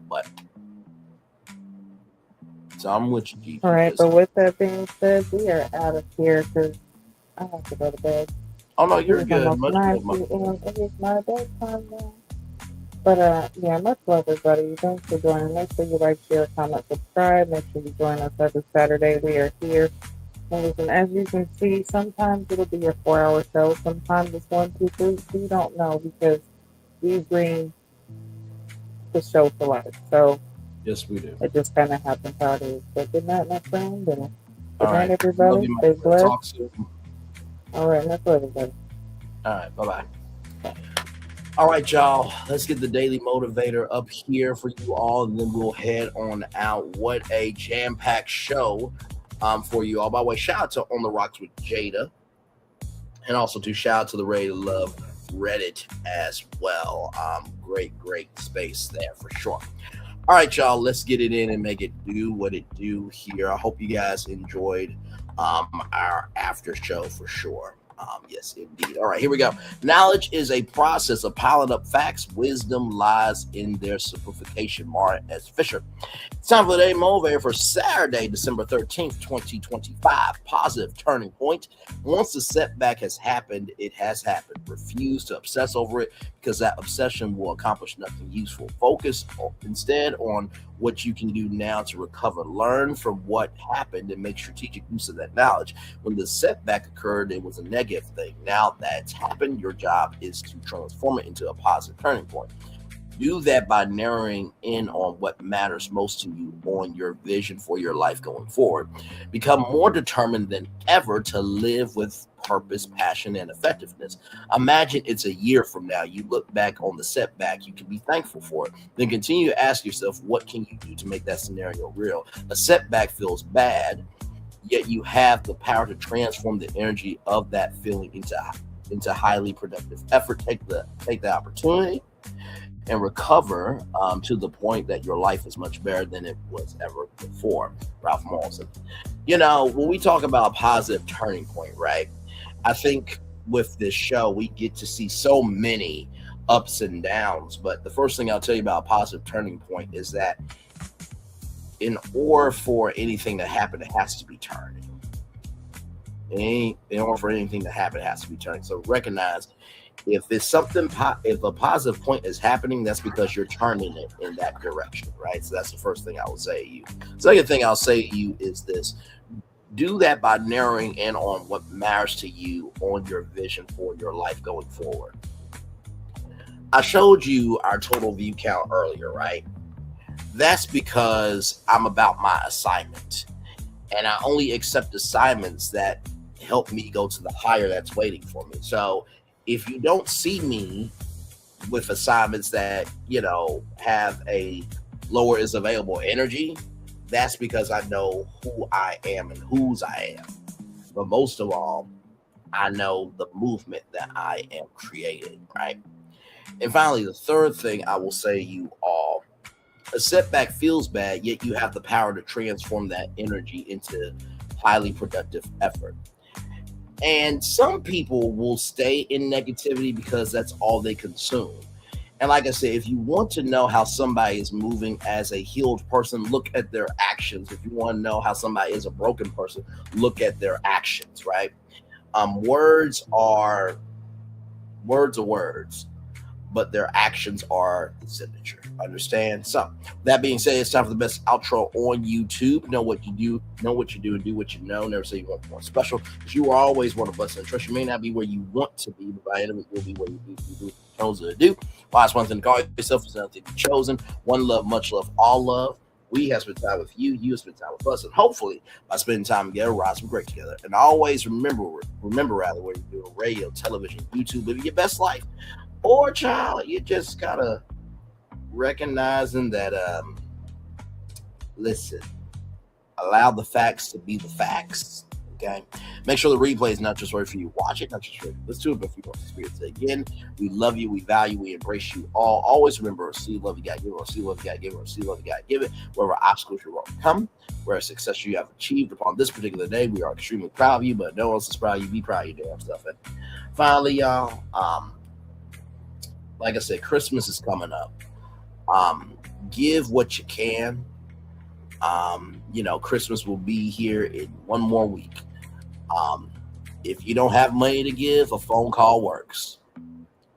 And, it was funny. I was talking with a coworker, and he said his brother's birthday is coming up. I said, you know what? As I've gotten older, what's really a blessing of a gift? The basics.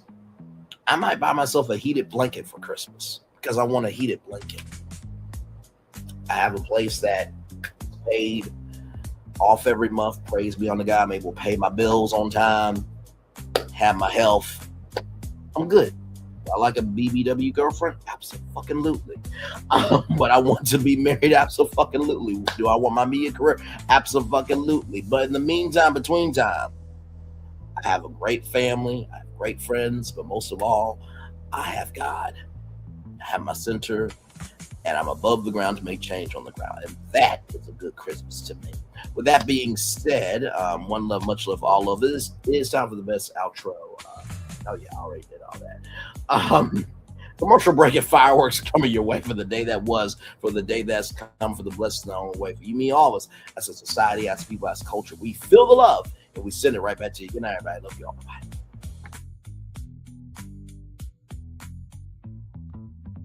I thought I should tell you, they've been talking about you. Yeah, they've been talking about you. They've been talking about the fact that they've done everything they could to stop you and everything they could to block you, but you still win. They've been talking about the fact that they have undermined your success and they have tried to sabotage your seasons, but you keep winning. They've been talking about the fact that even though they don't like each other, they get together to try to kill you, but you keep winning. They've been talking about the fact that you were voted least likely to succeed, but like cream, you keep rising to the top. They've been talking about how they tried to burn your world down, but like the phoenix, you rose from the ashes. They've been talking about you. And you know what they say? Oh, she's just lucky. He's just lucky. But no, you ain't lucky. You're anointed. You got something on you. You got favor on you. You got power on you. You were born to win. Now they can call it luck, but it's grace. They can call it luck, but it's favor. But whatever they call it, it doesn't matter, because you know what God calls you? Do you know what God calls you? A winner. I thought I should tell you, they've been talking about you. Yeah, they've been talking about you. They've been talking about the fact that they've done everything they could to stop you and everything they could to block you, but you still win. They've been talking about the fact that they have undermined your success and they have tried to sabotage your seasons, but you keep winning. They've been talking about the fact that even though they don't like each other, they get together to try to kill you, but you keep winning. They've been talking about the fact that you were voted least likely to succeed, but like cream, you keep rising to the top. They've been talking about how they tried to burn your world down, but like the phoenix, you rose from the ashes. They've been talking about you. And you know what they say? Oh, she's just lucky. He's just lucky. But no, you ain't lucky. You're anointed. You got something on you. You got favor on you. You got power on you. You were born to win. Now, they can call it luck, but it's grace. They can call it luck, but it's favor. But whatever they call it, it doesn't matter, because you know what God calls you? Do you know what God calls you? A winner. I thought I should tell you. Good evening. My name is Mark Woodbury. I'm the chairman and CEO of Universal Destinations and Experiences. Well, we're finally here. Tomorrow we begin a new chapter at Universal Orlando Resort as we open Epic Universe. We built this place for you. I want to thank you, our fans, for your love of our stories, characters, and immersive experiences that inspired this incredible place.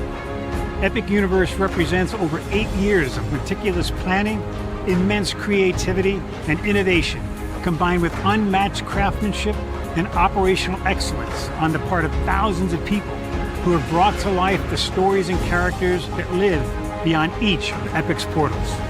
But it represents so much more. Your love of Universal and the deep connections we've shared together here in Orlando over the past 30 years inspired us to dream bigger and to push the boundaries to create something extraordinary for you and for generations of fans and families to come. And tomorrow, as we open Epic Universe, I can't wait for you to experience this place for yourself. Now it's your turn to step inside, to lose yourself, and to share this place with the ones you love most. As we open this park, we hope your world becomes a little more epic. Tomorrow, Epic Universe becomes yours.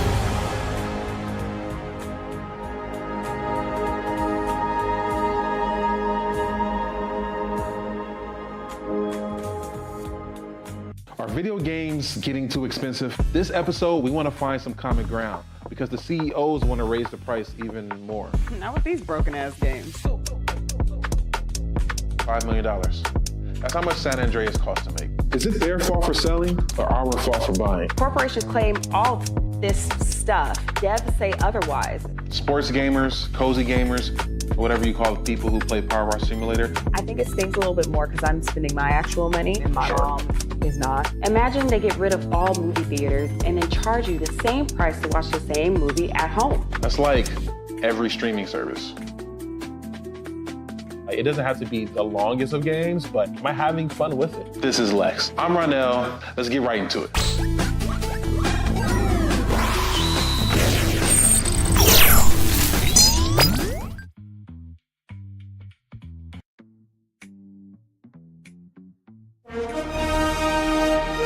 Prepare for a journey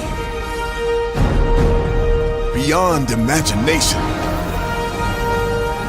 beyond belief, beyond anything you've experienced before. Universal Epic Universe, a new theme park where you'll step through extraordinary portals to 5 immersive worlds. Prepare for a cosmic voyage of discovery, an isle of fire-breathing excitement, a shadowy world of monsters and mystery, new wonders in the wizarding world, and a new way to play. Plus the splendor of a magnificent resort hotel overlooking the park. It's all new excitement at Universal Orlando Resort. A week's worth of vacation thrills with 4 amazing theme parks, a variety of spectacular themed hotels, and incredible dining and entertainment. It's all at Universal Orlando Resort, where you'll find new adventures every day. Explore the astonishing worlds of Universal Epic Universe at Universal Orlando Resort. Because here's the thing, a good streamer can find other content. Because here's the thing, a good streamer can find other content. Because here's the thing, a good streamer can find other content. Child Braydom been over there doing his thing, minding his GD business, staying out of trouble, trying to get the folks some positive stuff to talk about. Besides lying all the damn time. Child Braydom been over there doing his thing, minding his GD business, staying out of trouble, trying to get the folks some positive stuff to talk about. Besides lying all the damn time. Child Braydom been over there doing his thing, minding his GD business, staying out of trouble, trying to get the folks some positive stuff to talk about. Besides lying all the damn time.